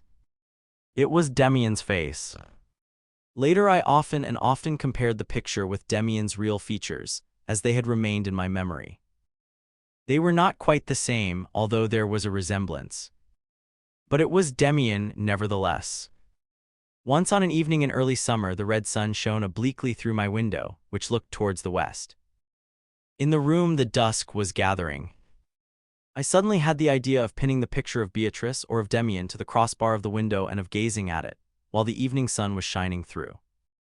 The whole outline of the face disappeared, but the reddish-ringed eyes, the brightness of the forehead and the strong red mouth glowed deeply and wildly from the surface of the paper. I sat opposite it for a long time, even after the light had died away. And by degrees the feeling came to me that this was not Beatrice or Demian but myself. The picture did not resemble me, it was not meant to, I felt, but there was that in it which seemed to be made up of my life, something of my inner self, of my fate or of my demon. My friend would look like that if I ever found another. My mistress would look like that if ever I had one. My life and death would be like that. It had the ring and rhythm of my fates. In those weeks I had begun to read a book which made a deeper impression on me than anything I had read before. Even in later years I have seldom chanced upon books which have made such a strong appeal to me, except perhaps those of Nietzsche. It was a volume of novelties containing letters and apothegms. There was much that I did not understand. But the book captivated me and occupied my thoughts to an extraordinary degree. One of the aphorisms now occurred to me. I wrote it with a pen under the picture, "Fate and soul are the terms of one conception." That I now understood. I frequently used to meet the girl I called Beatrice. I felt no emotion on seeing her, but I was often sensible of a harmony of sentiment, which seemed to say, "We are connected, or rather not you and I, but your picture and I. You are a part of my destiny." My longing for Max Demian was again eager. I had no news of him for several years. On one occasion only I had met him in the holidays. I see now that I have failed to mention this short meeting in my narrative, and I see that this was owing to shame and self-conceit on my part. I must make up for it now. So then, once in the holidays, I was parading my somewhat tired, blasé self through the town. As I was sauntering along, swinging my stick and examining the old, unchanged features of the bourgeois Philistines whom I despised, I met my one-time friend. Scarcely had I caught sight of him when I started involuntarily. With lightning rapidity, my thoughts were carried back to Franz Kromer. I hoped and prayed Demian had really forgotten the story. It was so disagreeable to be under this obligation to him simply owing to a silly, childish affair. Still, I was under an obligation. He seemed to be waiting to see whether I would greet him. I did as calmly as possible under the circumstances, and he gave me his hand. That was indeed his old handshake. So strong, warm, and yet cool, so manly. He looked me attentively in the face and said, "You've grown a lot, Sinclair." He himself seemed quite unchanged, just as old, just as young as ever. He proposed we should go for a walk, and we talked of secondary matters, not of the past. I remembered that I had written to him several times, without having received an answer. I hoped he had forgotten this as well, those silly, silly letters. He made no mention of them. At that time there was no Beatrice and no picture. I was still in the period of my dissipation. Outside the town, I invited him to come with me into an inn. He came. With much ostentation, I ordered a bottle of wine and filled a couple of glasses. I clinked glasses with him, showing him how conversant I was with student drinking customs, and I emptied my first glass at a gulp. "Do you frequent public houses often?" he asked me. "Oh yes," I said with a drawl. "What else is there to do? It's certainly more amusing than anything else, after all." "You think so?" "Perhaps. It may be so. There's certainly something very pleasing about its intoxication, bacchanalian orgies. But I find with most people who frequent public houses, this sense of abandon is lost. It seems to me there is something typically Philistine bourgeois in the public house habit. Of course, for just one night with burning torches, to have a proper orgy and drunken revel. But to do the same thing over and over again, drinking one glass after another, that's hardly the real thing. Can you imagine Faust sitting evening after evening drinking at the same table? I drank and looked at him with some enmity. "Yes, but everyone isn't a Faust," I said curtly. He looked at me with a somewhat surprised air. Then he laughed in his old superior way. "What's the good of quarreling about it? In any case, the life of a toper, of a libertine, is, I imagine, more exciting than that of a blameless citizen. And then I have read it somewhere, the life of a profligate is one of the best preparations for a mystic. There are always such people as St. Augustine who become seers. Before, he was a sort of rake and profligate. I was distrustful and wished by no means to let him take a superior attitude towards me. So I said with a blasé air, 'Well, everyone according to his taste. I haven't the slightest intention of doing that, becoming a seer or anything.' Demian flashed a glance at me from half-closed eyes. 'My dear Sinclair,' he said slowly, 'it wasn't my intention to hurt your feelings. Besides, neither of us knows to what end you drink. There is that in you which orders your life for you, and which knows why you are doing it. It is good to realize this. There is someone in us who knows everything, wills everything, does everything better than we do ourselves. But excuse me, I must go home.' We did not linger over our leave-taking. I remained seated, very dejected, and emptied the bottle. I found, when I got up to go, that Demian had already paid for it. That made me more angry still. This little event recurred to my thoughts, which were full of Demian. And the words he had spoken in the inn came back to my mind, retaining all their old freshness and significance. It is good to know there is one in us who knows everything. I looked at the picture hanging in the window, now quite dark. The eyes glowed still. It was Demian's look. On it was the look of the one inside me, who knows all. Oh, how I longed for Demian. I knew nothing of his whereabouts. For me, he was unattainable. I knew only that he was supposed to be studying somewhere or other, and that after the conclusion of his school career, his mother had left the town. I called up in my mind all my reminiscences of Max Demian, from the Kromer affair onwards. A great deal he had formerly said came back to me. Today everything still had a meaning, all was of real concern to me. And what he had said at our last, not very agreeable meeting about the libertine and the saint, suddenly crossed my mind. Was it not just so with me? Had I not lived in filth and drunkenness, my senses blunted by dissipation until a new life impulse? The direct contrary of the old awoke in me, namely the desire for purity, the longing to be saintly. So I went on from reminiscence to reminiscence. Night had long since fallen, and outside it was raining. In recollection as well, I heard it rain. It was the hour under the chestnut trees when he first questioned me concerning Frank Kromer, so guessing my first secrets. One after another these souvenirs came to mind, conversations on the way to school, the confirmation class. And then I recollected my very first meeting with Max Demian. What had we been talking about? I could not for the moment recollect, but I took my time, I thought deeply. At last I remembered. We were standing in front of our house, after he had imparted to me his opinion about Cain. Then he spoke to me about the old, almost obliterated crest which stood over the door in the keystone which widened as it got higher. He said it interested him and that one ought not to let such things escape one's notice. That night I dreamt of Demian and of the crest. It changed perpetually. Now Demian held it in his hands, now it was small and gray, now very large and multicolored, but he explained to me that it was always one and the same. But at last he forced me to eat the crest. As I swallowed it, I felt with terror that the bird on the crest was alive inside me. My stomach was swollen and the bird was beginning to consume me. With the fear of death upon me, I commenced to struggle. Then I woke up. I felt relieved. It was the middle of the night and I heard the rain blowing into the room. I got up to close the window and in doing so trod on a bright object which lay on the floor. In the morning I found it was my painting. It was lying there in the wet and had rolled itself up. In order to dry it, I stretched it out between two sheets of blotting paper and placed it under a heavy book. When I looked at it the next day, it was dry.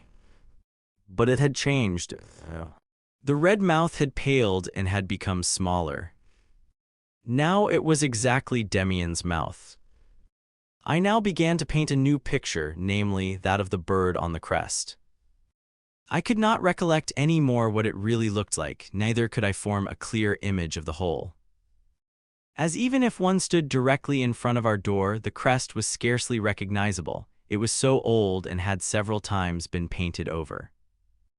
The bird stood or sat on something, perhaps on a flower or on a basket or nest or on a treetop. I did not bother about that and began with the part I could picture clearly. In answer to a confused prompting, I began straight away with strong colors. On my paper the head of the bird was golden yellow. I continued my work at intervals when I was in the mood for it, and after a few days the thing was completed. Now it was a bird of prey with a sharp, bold hawk's head. The lower half of the body was fixed in a dark terrestrial globe, out of which it was working to escape, as if out of a giant egg. The background was sky blue. The longer I gazed at the sheet, the more it seemed to me this was the colored crest which I had visualized in my dream. It would not have been possible for me to have written a letter to Demian, even if I had known where to send it. But I decided, acting under a suggestion which came to me in a dreamy sort of way, as under all my promptings of that period, to send him the picture with the hawk whether it would reach him or not. I wrote nothing thereon, not even my name. I carefully cut the border, bought a large paper cover, and wrote on it my friend's former address. Then I sent it off. The approach of an examination caused me to work harder than usual in school. The masters had again received me into grace since I had suddenly changed my vile conduct. I was not even now by any means a good pupil, but neither I nor anyone else seemed to remember that, half a year before, my expulsion from the school had been imminent. My father now wrote to me as formerly, adopting his old cheerful tone without reproaches or threats. Yet I had no impulse to explain to him or to anyone how the change was brought about. It was merely chance that this change coincided with the wishes of my parents and the masters. It did not bring me into closer contact with the others but isolated me still more. I myself was ignorant of the tendency of the change in me. It might be leading me to Demian, to a distant fate. It had begun with Beatrice, but for some time past I had been living in quite an unreal world with my paintings and my thoughts of Demian, so that she quite disappeared from my mind as she did from my view. I should not have been able to say a word to any one of my dreams, of my expectations, of the inner change realized in me, not even if I had wished to do so. But I had not the faintest desire ever to broach the subject. The bird fights its way out of the egg. My painted dream bird was on its way, searching out my friend. An answer came to me in the most curious manner. In my classroom in school, I found at my desk, in the interval between 2 lessons, a piece of paper slipped between the pages of my book. It was folded in the manner we used for passing notes to one another in class. I wondered who could have sent me such a note, as I was not so intimate with any of the boys that one of them should wish to write to me. I thought it was a summons to participate in some school rag or other, in which however I should not have taken part, and I replaced the note unopened in my book. During the lesson, it fell by chance into my hands again. I toyed with the paper, unfolded it without thinking, and discovered a few words written thereon. I threw a glance at the writing. One word riveted my attention. Terrified, I read on, while my heart seemed to become numb with a sense of destiny. The bird fights its way out of the egg. The egg is the world. Whoever will be born must destroy a world. The bird flies to God. The name of the God is Abraxas. I sank into deep meditation after I had read the words through several times. It admitted of no doubt this was Demian's answer. None could know of the bird except our 2 selves. He had received my picture. He had understood and helped me to explain its significance. But where was the connection in all this? And what worried me above all, what did Abraxas mean? I had never read or heard of the words. The name of the god is Abraxas. The hour passed without my hearing anything of the lesson. The next lesson began, the last of the morning.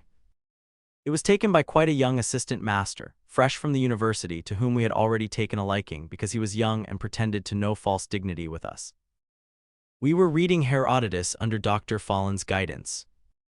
This was one of the few school subjects which interested me. But this time my attention wandered. I had mechanically flung open my book, but I did not follow the translation and remained lost in thought.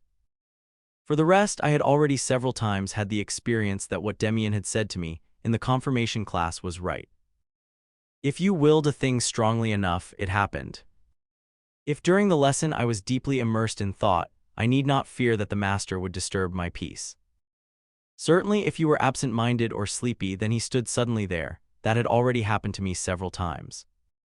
But if you were really thinking, if you were genuinely sunk in thought, then you were safe. And I had already put to the test what he had said to me about fixing a person with one's eyes. When at school with Demian, I had never been successful in this attempt, but now I often realized that you could accomplish much simply by a fixed look and deep thinking. So I was sitting now, my thoughts far from Herodotus in school. But the master's voice unexpectedly fell on my consciousness like a thunder crash, so that I started with fright. I listened to his voice. He was standing quite close to me. I thought he had already called me by name. But he did not look at me. I breathed a sigh of relief. Then I heard his voice again. Loudly the word Abraxas fell from his lips. Continuing his explanation, the beginning of which had escaped me, Dr. Fallen said, "We must not imagine the ideas of those sects and mystical corporations of antiquity to be as naive as they appear from the standpoint of a rationalistic outlook. Antiquity knew absolutely nothing of science in our sense of the word. On the other hand, more attention was paid to truths of a philosophical, mystical nature, which often attained to a very high stage of development. Magic in part arose therefrom, and often led to fraud and crime. But nonetheless, magic had a noble origin and was inspired by deep thought. So it was with the teaching of Abraxas, which I have just cited as an example. This name is used in connection with Greek charm formulas. Many opinions coincide in thinking it is the name of some demon of magic, such as some savage people worship today. But it appears that Abraxas had a much wider significance. We can imagine the name to be that of a divinity, on whom the symbolical task was imposed of uniting the divine and the diabolical.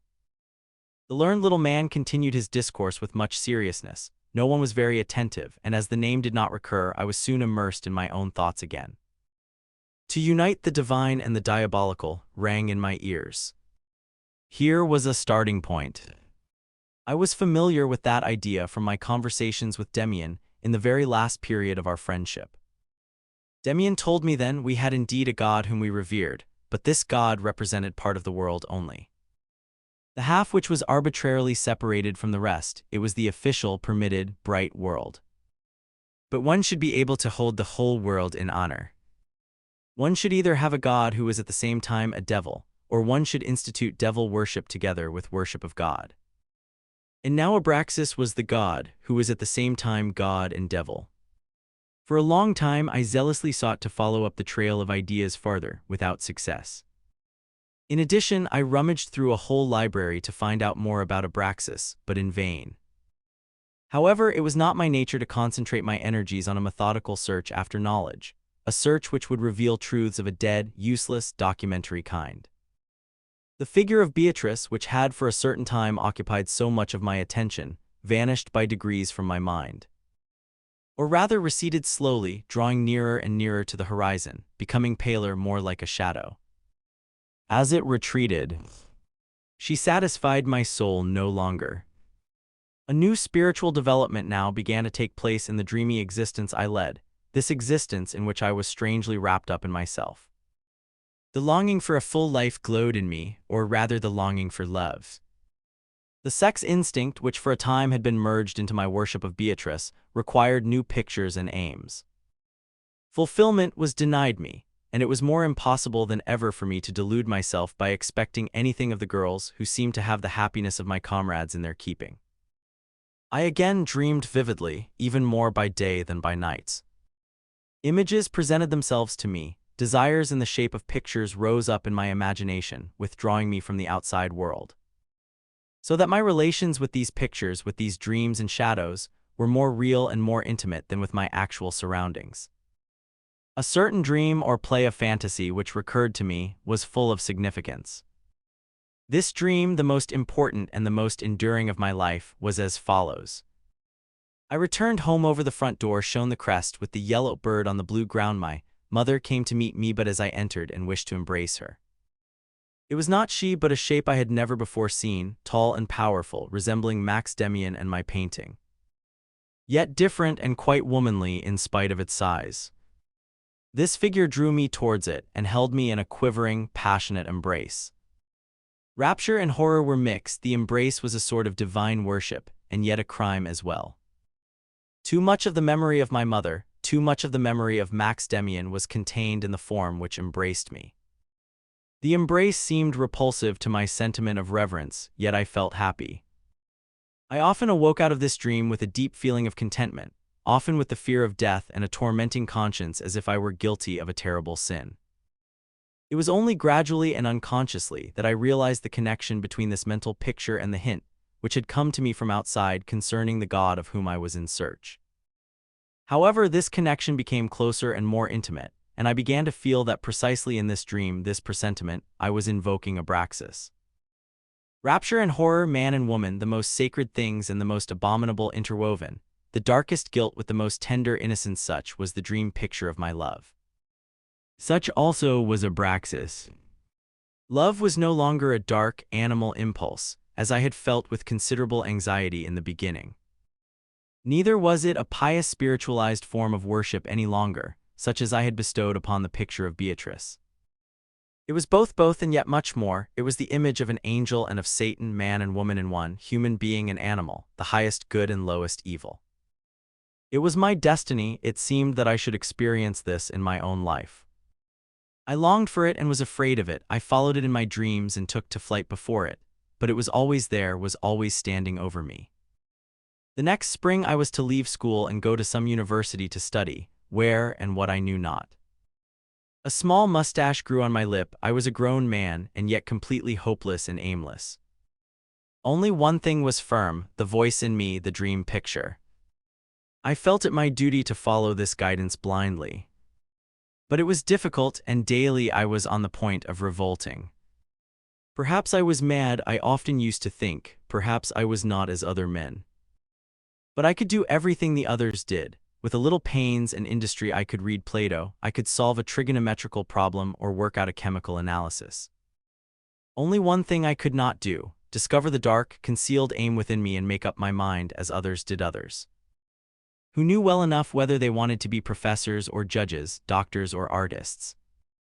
They knew what career to follow and what advantages they would gain by it. But I was not like that. Perhaps I would be like them someday, but how was I to know? Perhaps I should have to seek and seek for years, and would make nothing of myself, would attain no end. Perhaps I should attain an end, but it might be wicked, dangerous, terrible. I wanted only to try to live in obedience to the promptings which came from my true self. Why was that so very difficult? I often made the attempt to paint the powerful love figure of my dream. But I never succeeded. If I had been successful, I would have sent the picture to Demian. Where was he? I knew not. I only knew there was a bond of union between us. When should I see him again? The pleasant tranquility of those weeks and months of the Beatrice period was long since gone. I thought at that time I had reached a haven and had found peace. But it was ever so scarcely did I begin to adapt myself to circumstances, scarcely had a dream done me good when it faded again. In vain to complain. I now lived in a fire of unstilled desires, of tense expectation, which often rendered me completely wild and mad. I frequently saw before me the picture of my dream mistress with extraordinary clearness, much more clearly than I saw my own hand. I spoke to it, wept over it, cursed it. I called it mother and knelt before it in tears. I called it my beloved and felt its ripe kiss of fulfilled desire. I called it devil and whore, vampire and murderer. It invited me to the tenderest dreams of love and to the most horrible abominations. Nothing was too good and precious for it, nothing too bad and vile. I passed the whole of that winter in a state of inward tumult difficult to describe. I had long been accustomed to loneliness that did not depress me. I lived with Demian, with the hawk, with my picture of the big dream figure, which was my fate and my mistress. It sufficed to live in close communion with those things, since they open up a large and broad perspective leading to Abraxas. But I was not able to summon up these dreams, these thoughts at will. I could not invest them in colors as I pleased. They came of themselves, taking possession of me, governing me and shaping my life. I was secure in so far as the outside world was concerned. I was afraid of no one. My schoolfellows had learned to recognize that, and observed a secret respect towards me, which often caused me to smile. When I wished, I could penetrate most of them with a look, thereby surprising them occasionally. Only I seldom or never wanted to do this. It was my own self which occupied my attention, always myself. And yet I longed ardently to live a bit of real life, to give something of myself to the world, to enter into contact and battle with it.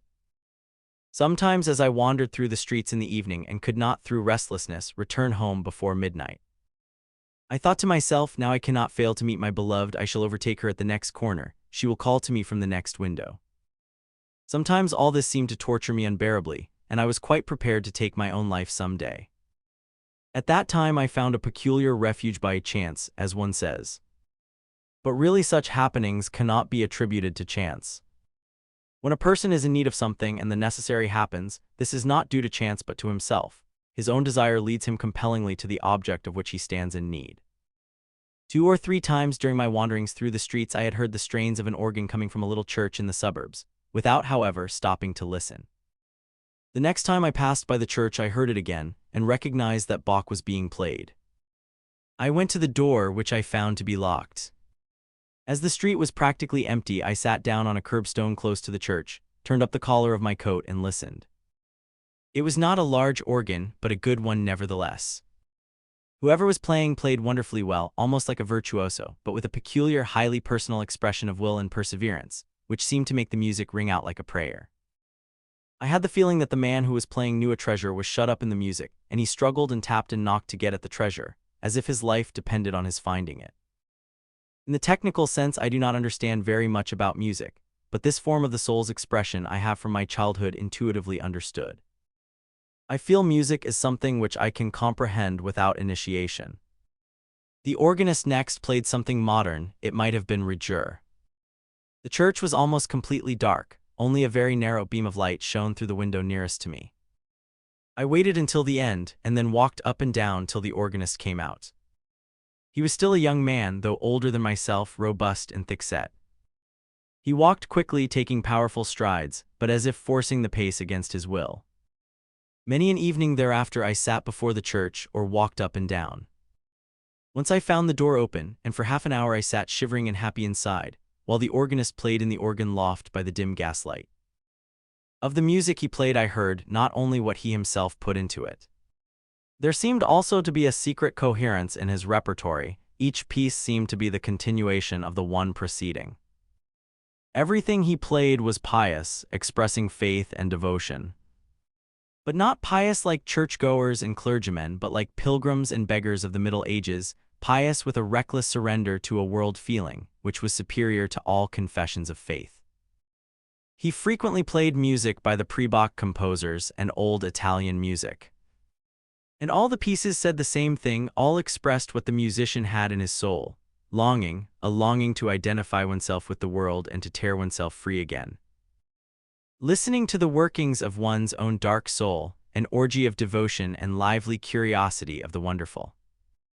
I once secretly followed the organist as he left the church. He continued his way to the outskirts of the town and entered a little tavern. I could not resist the temptation to go in after him. For the first time I had a clear view of him.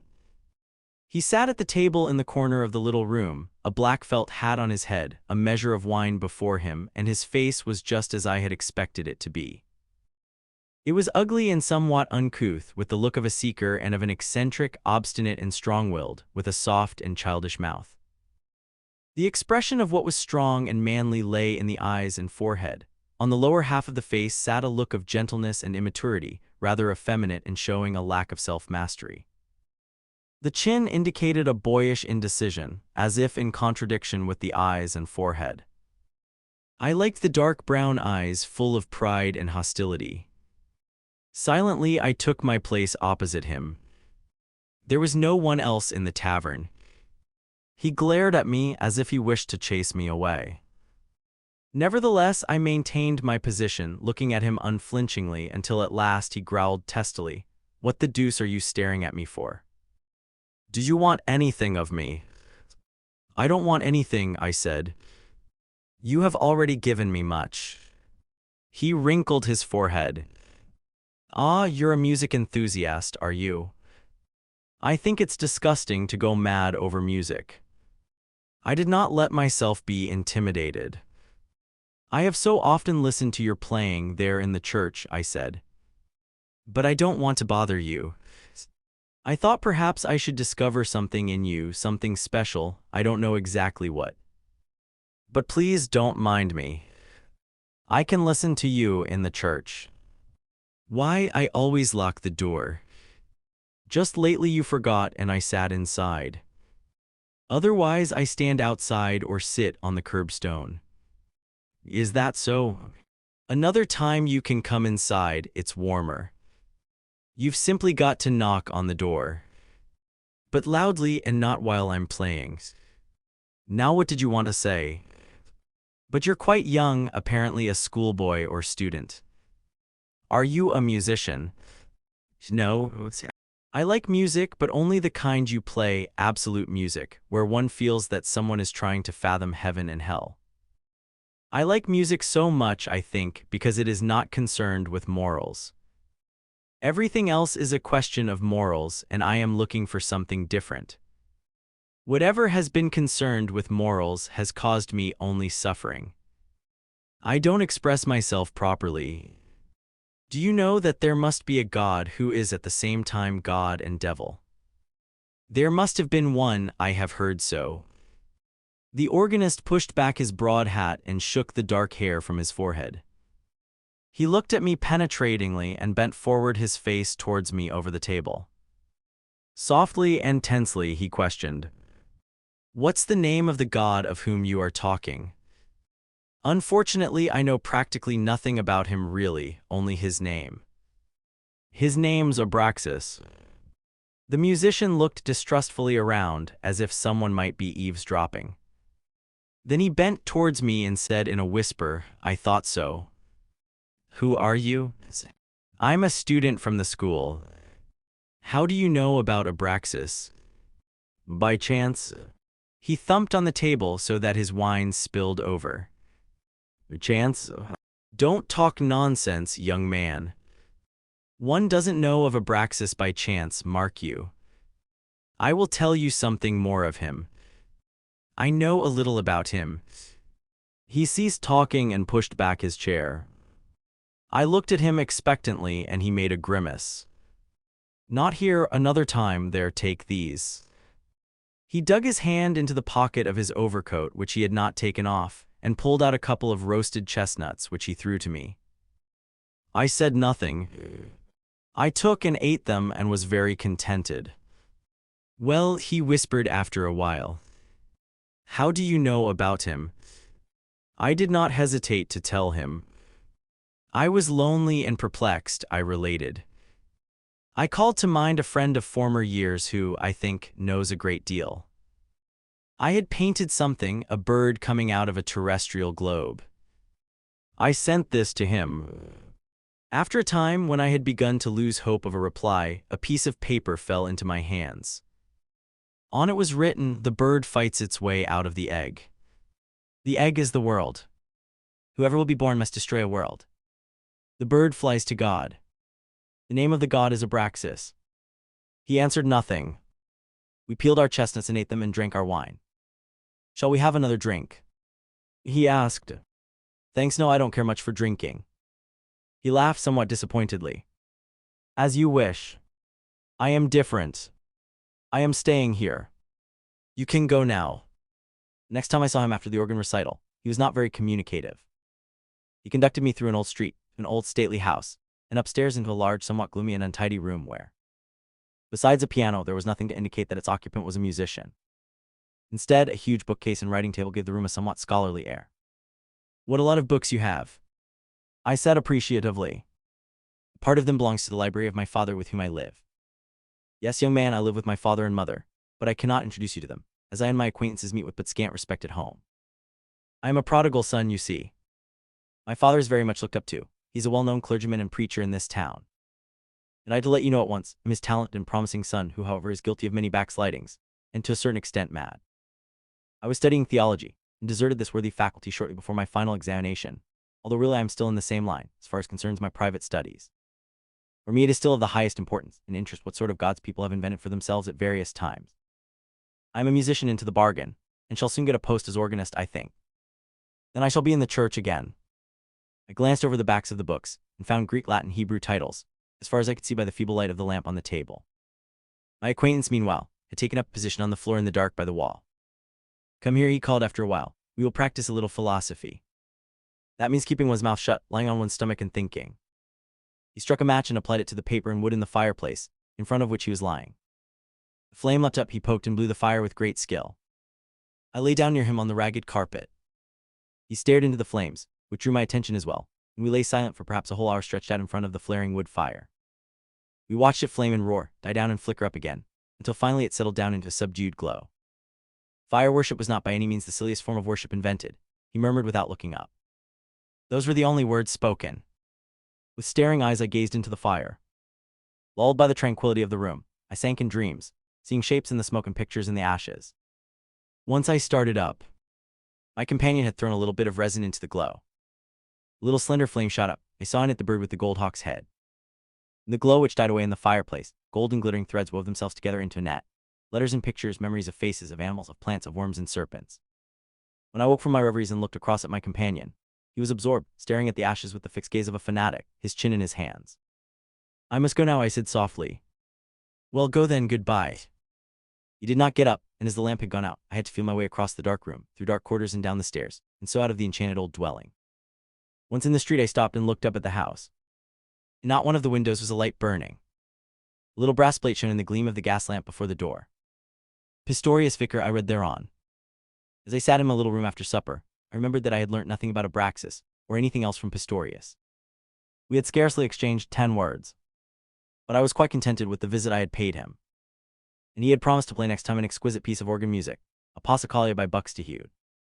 Without my having realized it, the organist Pistorius had given me a first lesson, as we lay on the floor in front of the fireplace of his melancholy hermit's room. Staring into the fire had done me good. It had confirmed and set in activity tendencies which I had always had, but had never really followed. Gradually and in part I saw light on the subject. When quite a child I had from time to time the propensity to watch bizarre forms of nature, not observing them closely, but simply surrendering myself to their peculiar magic, absorbed by the contemplation of their curling shapes. Long dignified tree roots, colored veins in stone, flecks of oil floating on water, flaws in glass, all things of a similar nature had great charm for me at that time. Above all, water and fire, smoke, clouds, dust, and especially the little circulating colored specks which I saw when I closed my eyes. In the days following my first visit to Pistorius, this began to come back to me. I noticed that I was indebted solely to staring into the open fire for a certain strength and pleasure, for the increase in my depth of feeling which I had felt since. It was curiously beneficial and enriching dreaming and staring into the fire. To the few experiences I had gained on the road to the attainment of my proper ends in life was added this new one. The contemplation of such shapes, the surrendering of oneself to these irrational, twisting, odd forms of nature, engenders in us a feeling of the harmony of our inner being with the will which brought forth these shapes. We soon feel the temptation to look upon them as our own creations, as if made by our own moods. We see the boundary between ourselves and nature waver and vanish. We learn to know the state of mind by outside impressions or by inward. In no way so simply and so easily as by this practice do we discover to what a great extent we are creators, to what a great extent our souls have part in the continual creation of the world. Or rather, it is the same indivisible Godhead which is active in us and in nature. If the outside world fell in ruins, one of us would be capable of building it up again, for mountain and stream, tree and leaf, root and blossom, all that is shaped by nature lies modeled in us, comes from the soul, whose essence is eternity, of whose essence we are ignorant, but which is revealed to us for the most part as love force and creative power. Many years later I found this observation confirmed in a book, one of Leonardo da Vinci's, who in one passage remarks how good and deeply moving it is to look at a wall on which many people have spat. He felt the same sensation before those spots on the wet wall as Pistorius and I before the fire. At our next meeting, the organist enlightened me still further on the subject. We confine our personality within much too narrow bounds. We count as composing our person only that which distinguishes us as individuals, only that which we recognize as irregular. But we are made up from the entire world stock, each one of us, and just as in our body is displayed the genealogical table of development back to the fish stage and still further, so we have accumulated in our souls all the experiences through which a human soul has ever lived. All the gods and devils which have ever been, whether those of the Greeks or Chinese or Zulus, all are in us, are there as potentialities, as desires, as starting points. If all mankind died out with the exception of a single moderately gifted child who had not enjoyed the slightest instruction, so would this child rediscover the whole process of things. It would be able to produce gods, demons, paradises, the commandments and prohibitions, Old and New Testaments, everything. Well and good, I objected, but then what does the worth of the individual consist of? Why do we continue to strive if everything has already been achieved in us? Stop, exclaimed Pistorius vehemently. There is a great difference between whether one merely carries the world in oneself, or whether one is conscious of that as well. A madman can have ideas which remind one of Plato, and a pious little boy in a Moravian boarding school will recreate in his thought profound mythological ideas which occur in the Gnostics or in Zoroaster. But he does not realize it. He is a tree or a stone, at best an animal, as long as he does not know it. But when the first spark of this knowledge glimmers in him, he becomes a man. You will not consider all the two-legged creatures who walk out there in the street as human beings, simply because they walk erect and carry their young 9 months in the womb. Look how many of them are fish or sheep, worms or leeches, how many are ants or bees. Well, in reach of them are the possibilities of becoming human creatures, but only when they feel this. It is only when, if even in part, they learn to make them conscious, that these potentialities become theirs. Our conversations were somewhat after this style. They seldom taught me anything completely new, anything absolutely surprising. But all, even the most banal, hit like a light, persistent hammer stroke on the same point in me, all helped in my development. All helped to peel off skins, to break up eggshells, and after each talk I held my head somewhat higher. I was more sure of myself until my yellow bird pushed his beautiful bird of prey crest through the ruins of the world shell.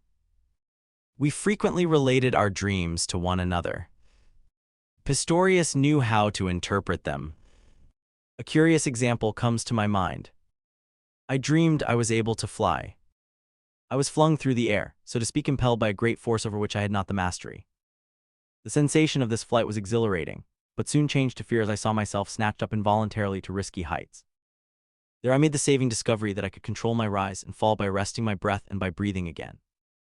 Pistorius interpreted it as follows: the swing which sent you up into the air is the great property of mankind, which everyone possesses. It is the feeling of close relationship with the springs of every force, but it soon causes anxiety. It is cursedly dangerous. For that reason most people willingly renounce flying, preferring to walk according to prescribed laws along the footpath. But not you. You fly higher as befits an intelligent fellow. And behold, you make a wonderful discovery there, namely, you gradually get the mastery over the impelling force. In other words, you acquire a fine little force of your own, an instrument, a rudder. That is splendid.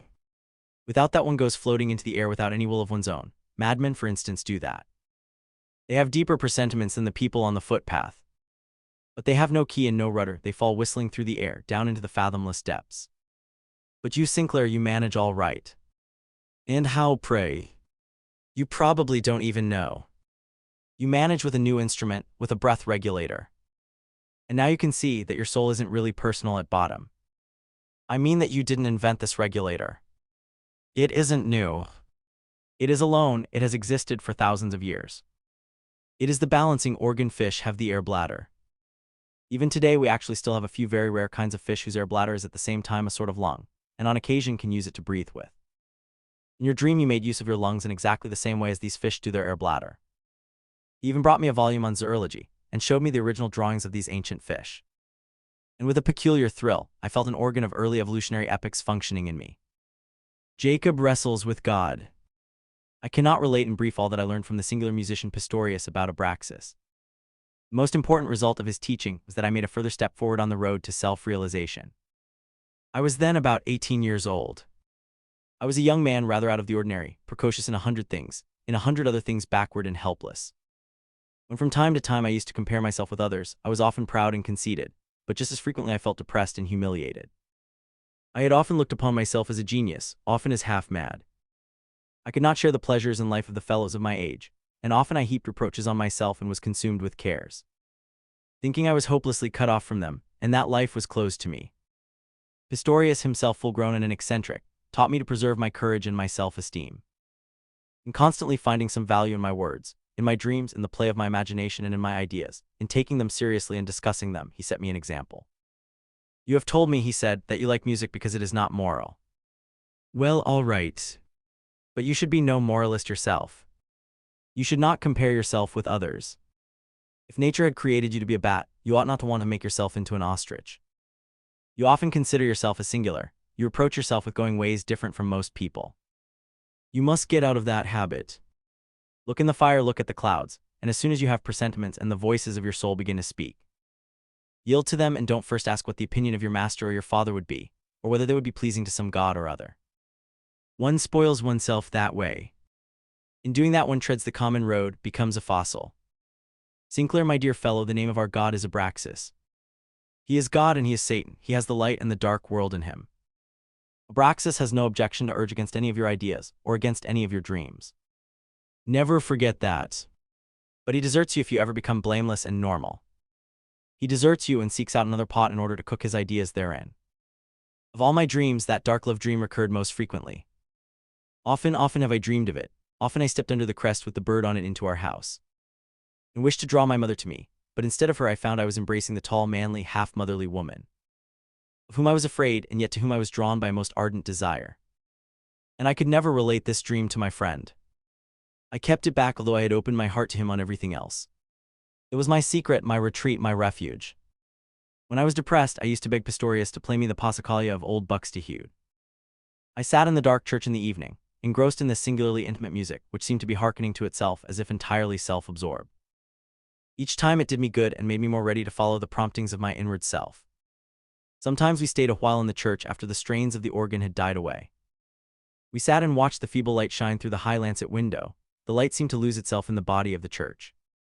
It sounds funny, said Pistorius, that I once did theology and almost became a parson. But it was only an error in form that I committed. To be a priest, that is my vocation and my aim. Only I was too easily satisfied, and gave myself to the service of Jehovah before ever I knew Abraxas. Ah, every religion is beautiful. Religion is soul.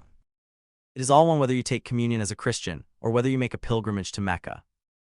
Then really you might have been a clergyman, I suggested. No, Sinclair, no. I should have had to have lied in that case. Our religion is so practiced as if it were none. It is carried on as if it were a work of the understanding. A Catholic I could well be, if need were, but a Protestant clergyman no. There are two kinds of genuine believers I know, such who hold gladly to the literal interpretation. I could not say to them that for me Christ was not a mere person, but a hero, a myth, a wonderful shadow picture in which mankind sees itself painted on the wall of eternity.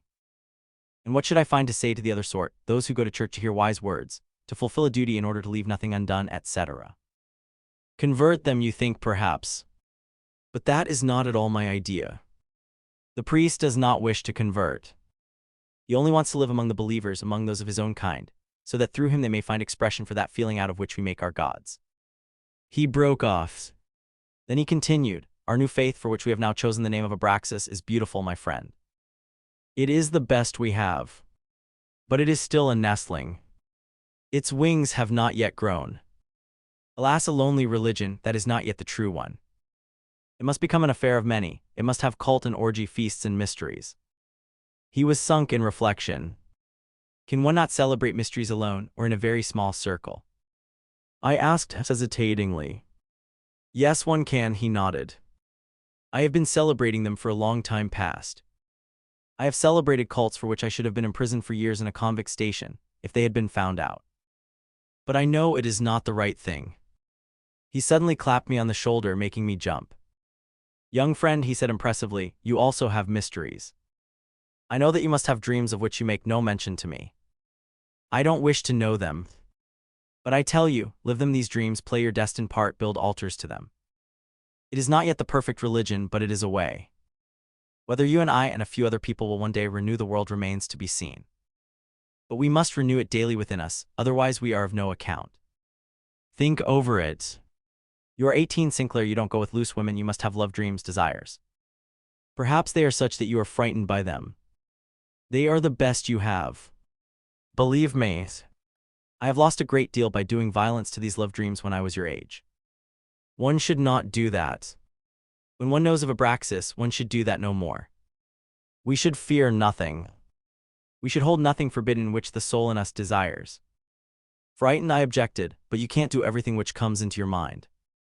You can't murder a man because you can't tolerate him. He pressed closer to me.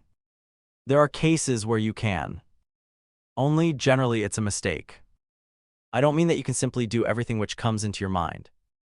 No, but you shouldn't do injury to those ideas in which there is sense. You shouldn't banish them from your mind or moralize about them. Instead of getting oneself crucified or crucifying others, one can solemnly drink wine out of a cup, thinking the while on the mystery of sacrifice. One can, without such actions, treat one's impulses and one's so-called temptations with esteem and love. Then you discover their meaning, and they all have meaning. Next time the idea takes you to do something really mad and sinful, Sinclair, if you would like to murder someone or to do something dreadfully obscene, then think a moment that it is Abraxas who is indulging in a play of fancy. The man you would like to kill is never really Mr. So-and-so. That is really only a disguise. When we hate a man, we hate in him something which resides in us ourselves. What is not in us does not move us. Never had Pistorius said anything to me which went home so deeply as this. I could not reply. But what moved me most singularly and most powerfully was that Pistorius in this conversation had struck the same note as Demian, whose words I had carried in my mind for years and years past. They knew nothing of one another, and both said to me the same thing. The things we see, said Pistorius softly, are the same things which are in us. There is no reality except that which we have in ourselves. For that reason most people live so unreally, because they hold the impressions of the outside world for real, and their own world in themselves never enters into their consideration. You can be happy like that. But if once you know of the other, then you no longer have the choice to go the way most people go. Sinclair, the road for most people is easy, ours is hard. Let us go. A few days later, after I had on 2 occasions waited for him in vain, I met him late one evening in the street. He came stumbling round a corner, blown along by the cold night wind. He was very drunk. I did not like to call him. He passed by without noticing me, staring in front of him with strange, glowing eyes, as though he were moving in obedience to a dark call from the unknown. I followed him down one street. He drifted along as if drawn by an invisible wire, with the swaying gait of a fanatic or like a ghost. Sadly, I went home to the unsolved problems of my dreams. Thus he renews the world in himself. I thought and felt instantly that my thought was base and moral. What did I know of his dreams? Perhaps in his intoxication, he was going a surer way than in my anxiety. In the intervals between lessons, it struck me once or twice that a boy who had never before attracted my notice was hovering about in my proximity. It was a little weak-looking, slim youngster with reddish-blonde thin hair who had something peculiar in his look and behavior.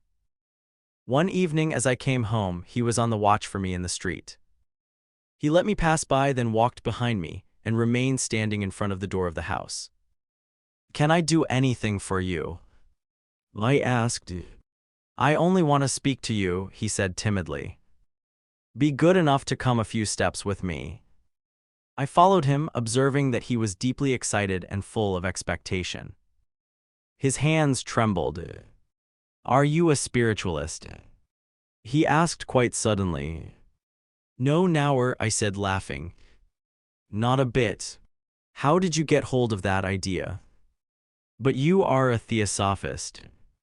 "No again." "Oh, please don't be so reserved.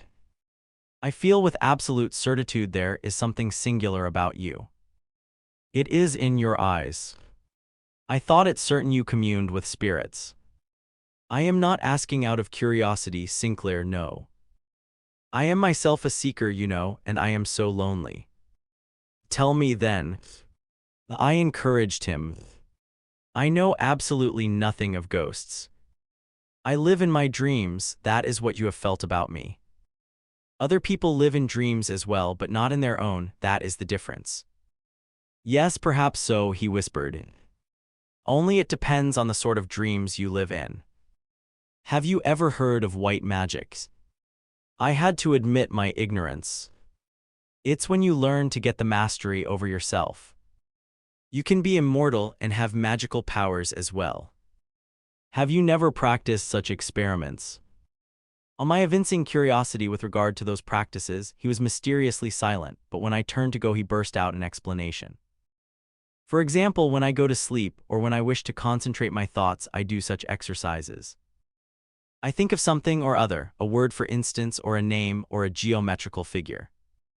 Then I think it into myself as strongly as I can. I try to get it into my head until I feel it is there. Then I think it in my neck and so on until I am quite full of it. Then my thoughts are concentrated and nothing more can disturb my repose. I understood to a certain degree what he meant. Yet I felt he had something else in his mind. He was oddly excited and hasty. I tried to make the questions easy for him, and he soon gave me an indication of what immediately concerned him.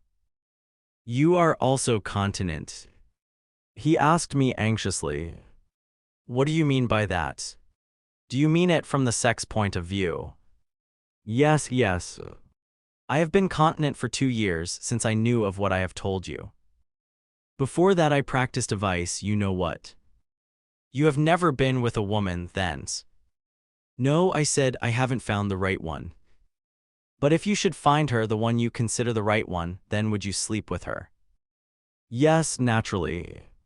If she had nothing against it, I said with some scorn. Oh, then you are on a false track. One can only perfect one's inner forces if one remains entirely continent. I have done it for 2 whole years. 2 years and a little more than a month. It's so hard. Often I can scarcely hold out any longer. Listen, Knauer, I don't believe that continency is so terribly important. I know, he parried, they all say that. But I did not expect to hear it from you. Whoever will go the higher spiritual way must remain pure unconditionally. Well then, do so. But I don't understand why one man should be purer than another, because he represses his sex instincts. Or can you switch off all sexual matters from your thoughts and dreams? He looked despairingly at me. No, that's just it. God. And yet it must be. At night I have dreams which I couldn't relate even to myself. Terrible dreams, terrible. I recollected what Pistorius had said to me. But however much I felt his words to be right, I could not pass them on. I could not give advice which did not result from my own experience, advice the observance of which I did not yet feel myself equal to. I was silent and felt humiliated that someone should come to me for counsel when I had none to give. I have tried everything, wailed Knauer beside me. I have done all that a man can do with cold water, with snow, with gymnastic exercises and running, but all that doesn't help a bit. Each night I wake up out of dreams on which I dare not think. And most dreadful of all, I am by degrees losing everything that I had gained spiritually. It is almost impossible for me any longer to concentrate my thoughts or to lull myself to sleep. Often I lie awake the whole night through. I shall not be able to bear that much longer. Finally, when I can carry on the struggle no further, when I give in and make myself impure again, then I shall be worse than all the others who have never struggled against it. You understand that, don't you? I nodded but could say nothing to the point. He began to bore me and I was horrified at myself, because his obvious need and despair made no deep impression on me. My only sentiment was, I can't help you. Then you know nothing that would help me? He asked at last, exhausted and sad. Nothing at all. There must be some way. How do you manage? I cannot tell you anything, Knauer. People can't help one another in this case. No one has helped me either. You must think of something yourself, and you must obey the prompting which really comes from your own nature. There is nothing else. If you cannot find yourself, you won't find any spirits either. Disappointed and suddenly become dumb, the little fellow looked at me. Then his look suddenly glowed with hate. He made a grimace at me and cried with rage, Ah, you're a nice sort of saint. You have your vice as well, I know. You pretend to wisdom, and secretly you stick in the same filth as I and all of us. You're swine like myself. We are all swine. I went away and left him standing there. He made 2-3 steps in my direction, then he stopped, turned round and ran away. I felt sick from a feeling of pity and horror. I could not get rid of the feeling until I got home to my little room, and placing my few pictures before me, I surrendered myself up with passionate fervor to my dreams. My dreams came back at once, the dream of front door and crest, of mother and the strange woman, and I saw the features of the woman so very clearly that I began to draw her picture the same evening. In a few days this drawing was finished, painted in as if unconsciously in dreamy quarter-of-an-hour periods. In the evening I hung it on the wall, put the reading lamp in front of it, and stood before it as before a spirit with whom I had to fight until victory should be decided one way or the other. It was a face similar to the former, resembling my friend Demian, in certain traits even resembling myself. One eye stood perceptibly higher than the other, the look passed over me, sunk in a staring gaze full of destiny. I stood before it. Such was my inward exertion that I became cold to the marrow. I questioned the picture, I abused it, I caressed it, I prayed to it.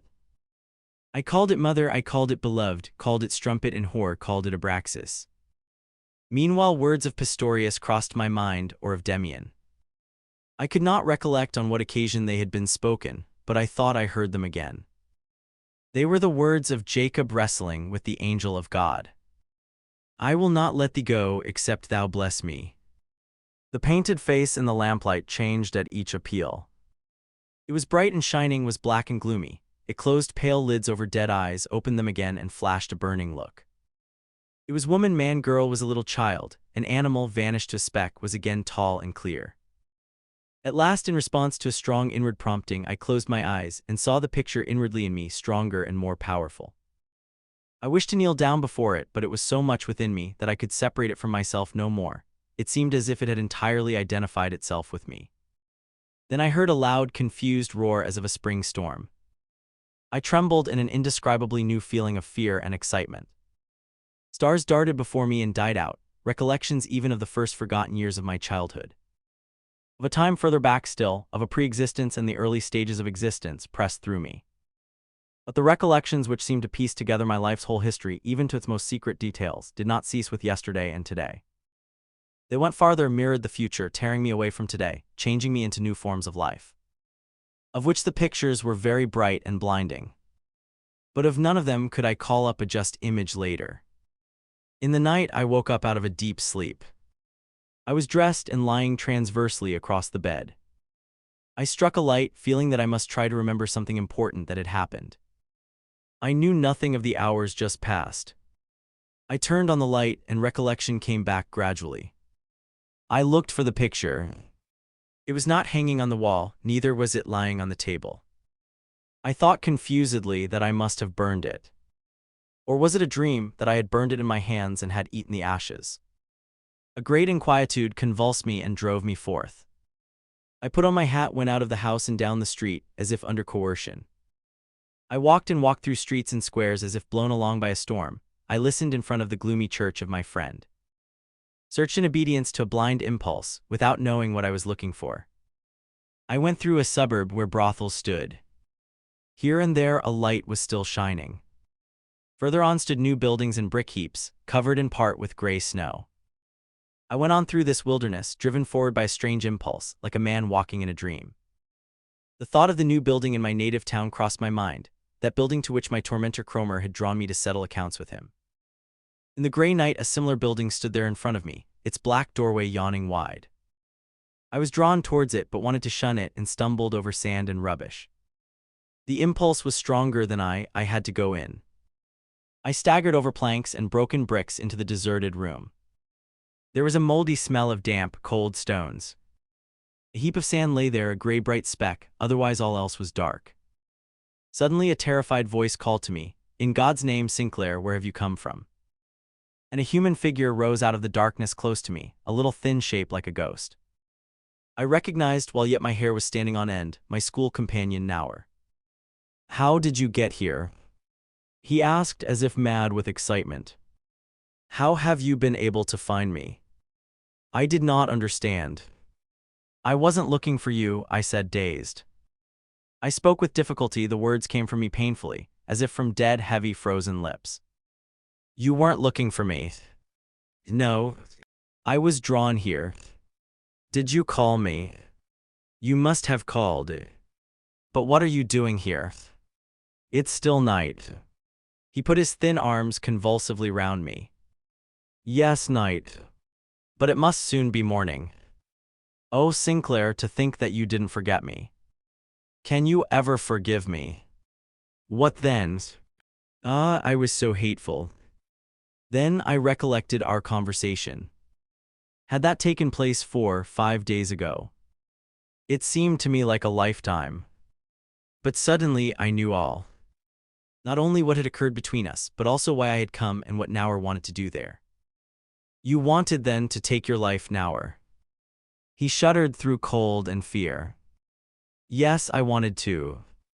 I don't know whether I could have. I wished to wait until the morning came. I drew him into the open. The first oblique rays of day glimmered indescribably cold through the gray atmosphere. I led the boy on my arm a little ways. I heard my own voice saying, "Now go home and don't say anything to anybody. You are on a false track, And we are not swine as you think. We are men. We make gods and we wrestle with them and they bless us." Silently we went on and separated. When I came home it was day. The best that mystery and saint had yet to give me was the hours with Pistorius at the organ or by the chimney fire. We read a Greek text about Abraxas together. He read to me portions of a translation of the Veda and taught me to say the sacred Om. However, it was not this learned instruction which was of service to my inner self, but rather the contrary. What did me good was the self-progression I made, the increasing confidence in my own dreams, thoughts, and presentiments, and the consciousness of the power that I carried in me. I had an excellent understanding with Pistorius in every way. I needed only to think intently of him, and I could be sure that he or a greeting from him would come to me. I could ask him just as I could Demian something or other without his being there in person. I needed only to imagine his presence and to put my questions to him as intensive thoughts. Then all the soul force I had put into the question came back to me as answer. Only it was not the person of Pistorius which I called up in my imagination, nor that of Max Demian, but it was the picture I had painted and of which I had dreamed. It was the half-man, half-woman dream picture of my demon to which I called. It lived now not only in my dreams, it was no longer painted on paper, but it was in me as a desire picture and an enhancement of my spiritual self. The relation into which the unsuccessful suicide Knauer entered with me was peculiar and sometimes amusing. Since the night I had been sent to him, he dogged my steps like a faithful servant or hound, sought to attach himself to me and followed me blindly. He came to me with curious questions and wishes. He wanted to see spirits to learn the Kabbalah, and he did not believe me when I assured him I understood nothing of all these things. He credited me with being able to do anything. But it was singular that he often came to me with his queer and silly questions just at the moment when I myself had a mental knot to be disentangled. His moody ideas and concerns often gave me the cue, the impulse which helped me in the solution of my own problems. He was often tiresome, and I imperiously drove him away. I felt, however, that he had been sent to me, and what I gave to him, I received twofold in return. He also was a guide, or rather a way. The mad books and publications he brought me, and in which he sought the key to happiness, taught me more than I realized at the time. This Knauer vanished later from my path, neither did I miss him. No arrangement, no understanding was necessary with him. But it was with Pistorius.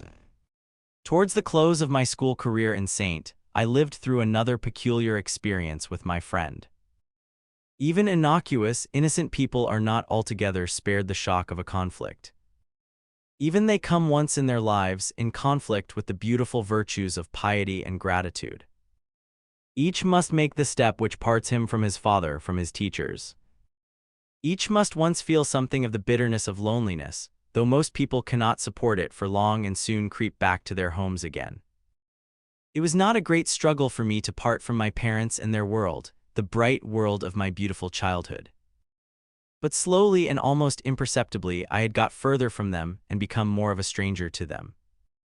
I regretted it, it often caused me bitter hours during my visits home, but it was not deep. I could bear it. But when we have offered love and reverence of our own accord and not out of habit, when we have been disciples and friends with our innermost feelings, then it is a bitter and terrible moment when the realization is suddenly brought home to us that the guiding current of our life is bearing us away from those we love. Then every thought of ours which rejects our friend and teacher enters our own heart like a poison sting, every blow of self-defense strikes back into our own face. Then he who felt that the dictates of his own conscience were an authentic guide reproaches himself with the terms faithlessness and then the terrified heart flees anxiously back to the valleys of childhood virtues and cannot believe that the rupture must take place, that another bond must be severed. In the course of time, a feeling had slowly developed in me, which refused to recognize my friend Pistorius unconditionally as my guide. What I experienced in the most important moments of my youth was my friendship with him, his counsel, his consolation, his proximity. God had spoken to me through him. Through him my dreams returned to me, from his mouth came their explanation, from him I learned their significance. He had given me the courage to realize myself. And now, alas, I felt a growing opposition against him. In his conversation, he evinced too clearly a desire to instruct me. I felt it was only one side of my nature that he thoroughly understood. There was no quarrel, no scene between us, no rupture. I said to him only a single, really harmless word, but nevertheless it was the moment when an illusion between us fell in colored pieces. The presentiment had for some time already oppressed me, but one Sunday in his scholarly old room this presentiment changed to a definite feeling. We were lying on the floor before the fire. He was speaking of mysteries and religious forms which he was studying, and on which he was meditating. He occupied himself with trying to picture their possible future. To me all this seemed curious and interesting, but scarcely of vital importance. It smacked of erudition. It was like a fatiguing search among the ruins of former worlds. And all at once I felt an aversion from the whole business, from this cult of mythology, from this sort of piecing together. This mosaic work of religious forms which had been handed down to posterity. Pistorius, I said suddenly in a malicious outburst which surprised and frightened even myself, relate a dream, a real dream, one that you have had in the night. What you have just been talking about is so cursedly antiquarian. He had never heard me speak thus. With shame and terror I realized the very same moment that the arrow I had shot at him, and which had entered his heart, was taken from his own quiver. I realized that I had heard him reproach himself in an ironical tone on this very account, and that now I had maliciously turned one of his own reproaches against him like a resharpened arrow. He felt it instantly and was silent. I looked at him with terror in my heart and saw that he had become very pale. After a long, heavy pause, he put some wood on the fire and said quietly, "You are quite right, Sinclair. You're a wise fellow. I will spare you all this antiquarian business." He spoke very quietly, but his tone told me how deeply he had been wounded. What had I done? I was on the point of tears. I wanted to beg his pardon with all my heart, to assure him of my affection and gratitude. Moving words came into my mind, but I could not utter them. He was silent as well, and so we lay there while the flames leaped up and then sank. And with each flame that paled fell something beautiful and fervid that ceased to glow and had vanished never again to come back. "I fear you have misunderstood me," I said at last, much crushed and with a dry, hoarse voice. The silly, senseless words came as if mechanically from my lips, as if I had been reading them out of a news sheet. "I understood you perfectly," said Pistorius softly. "You are quite right." As we waited, then he continued slowly, "So far as one man can be right in his judgment of another." No, a voice inside me said I am wrong, but I could not say anything.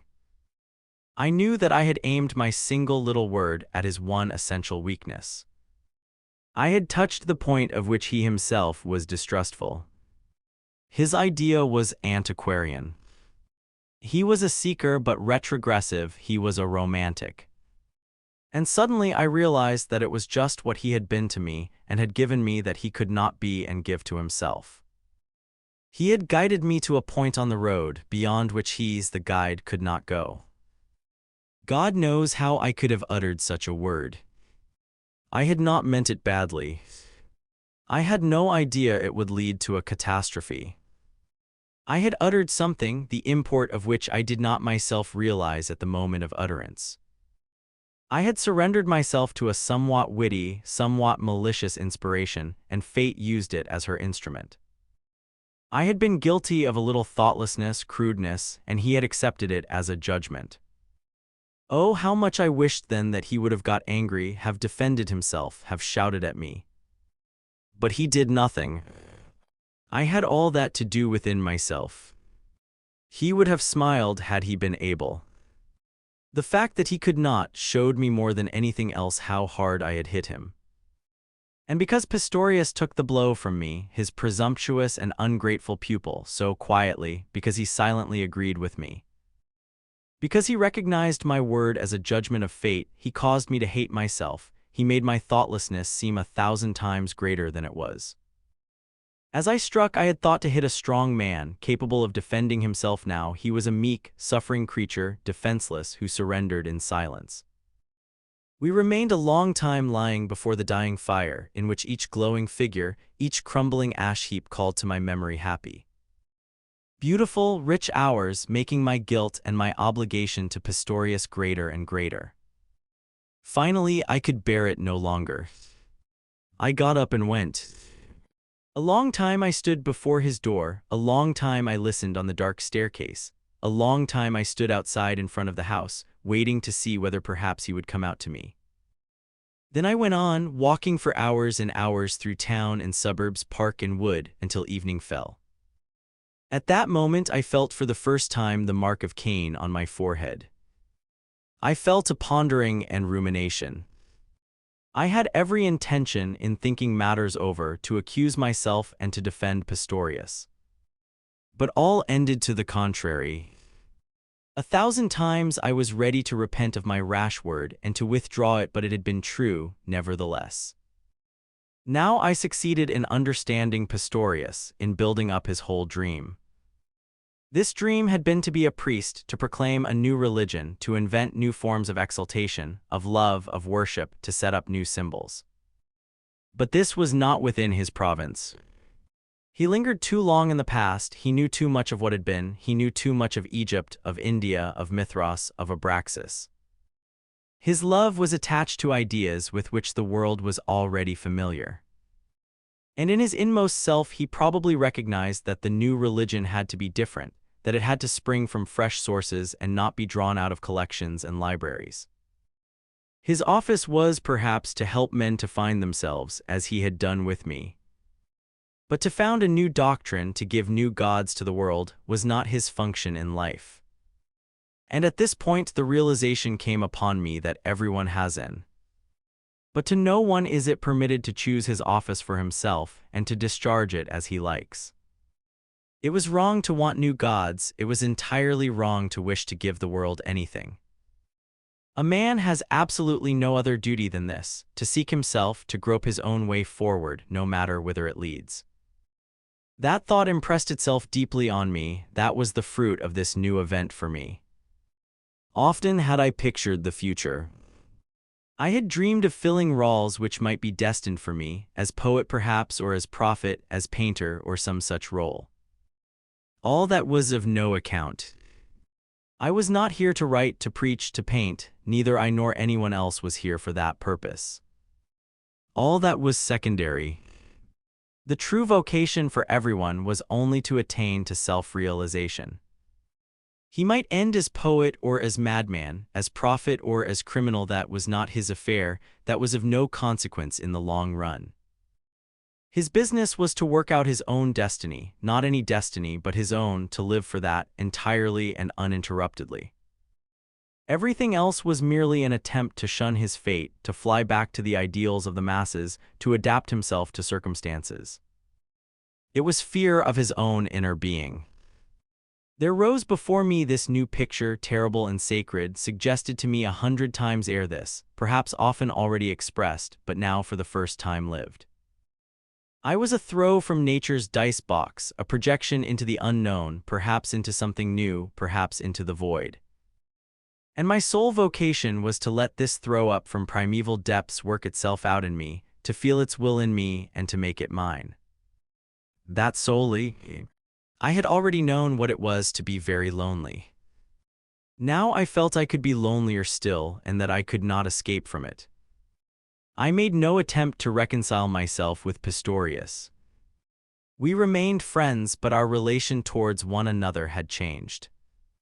Only one single time did we mention it, or rather, it was only he who spoke of the matter.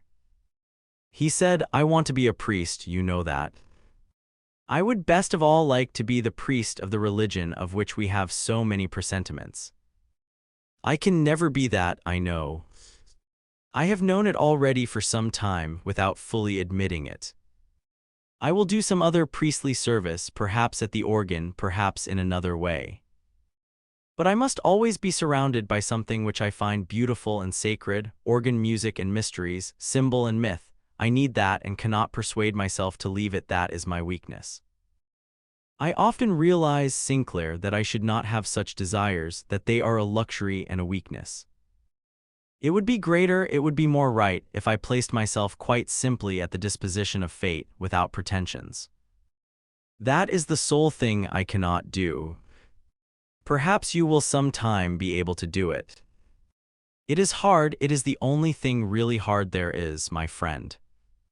I have often dreamed of it, but I cannot do it. I tremble at the thought of it. I cannot stand so completely naked and alone. I am a poor, weak hound who needs a little warmth and food, who occasionally likes to feel the proximity of his own kind. He whose only desire it is to work out his own destiny has no kith or kin, but stands alone and has only the cold world's space around him. Do you know, that is Jesus in the Garden of Gethsemane. There have been martyrs who willingly let themselves be nailed to the cross, but even they were not heroes. They were not free, they also wished for something to which they had been accustomed, which they had loved, with which they had felt at home. They had examples or ideals. He who will fulfill his destiny has neither examples nor ideals, he has nothing dear to him, nothing to comfort him. And one really ought to go this way. People like you and I are certainly very lonely, but we still have each other. We have the secret satisfaction of being different, of revolting, of wanting the unusual. But we must drop that too if we would go the whole way. We must not wish to be revolutionaries or examples or martyrs. No, one could not think beyond that. But one could dream of it, could sense it, could anticipate it. A few times I realized something of this in a very quiet hour. Then I looked straight into the open, staring eyes of my fate. They could have been full of wisdom or full of madness, they could be full of love or full of wickedness, it was all one. One was to choose nothing of all that, one was to want nothing, one was only to want oneself, one's destiny. In that way had Pistorius served me for a time as guide. In those days I walked about as if I were blind, storms roared within me, every step meant danger. I was conscious of nothing but the precipitous darkness in front of me, down to which all the roads I had trodden hitherto seemed to lead. And in my inward self I saw the picture of the guide, who resembled Demian and in whose eyes stood my fate. I wrote on a sheet of paper, "A guide has left me. I stand in complete darkness. I cannot take a step alone. Help me." I wished to send that to Demian. Yet I omitted to do this, for each time I wished to do it, it seemed foolish and meaningless. But I knew that little prayer by heart and often said it to myself. It accompanied me hourly. I began to realize what prayer is. My school career was over. My father had arranged that during the holidays I was to travel, and then I was to go to the university. In which faculty I knew not. I was to be allowed to take philosophy for 1 semester. I should have been equally content with anything else. Mother Eve. In the holidays I went once to the house in which, years before, Max Demian and his mother had lived. An old lady was walking in the gardens. I entered into conversation and learned that the house belonged to her. I inquired after the Demians. She remembered them very well. But she did not know where they were living at that moment. As she felt my interest, she took me into the house, searched through a leather album, and showed me a photograph of Demian's mother. I scarcely had any recollections of what she was like. But when I saw the little picture, my heart stood still. It was my dream picture. There it was, the tall, almost masculine woman's figure, resembling her son, with traits of motherliness.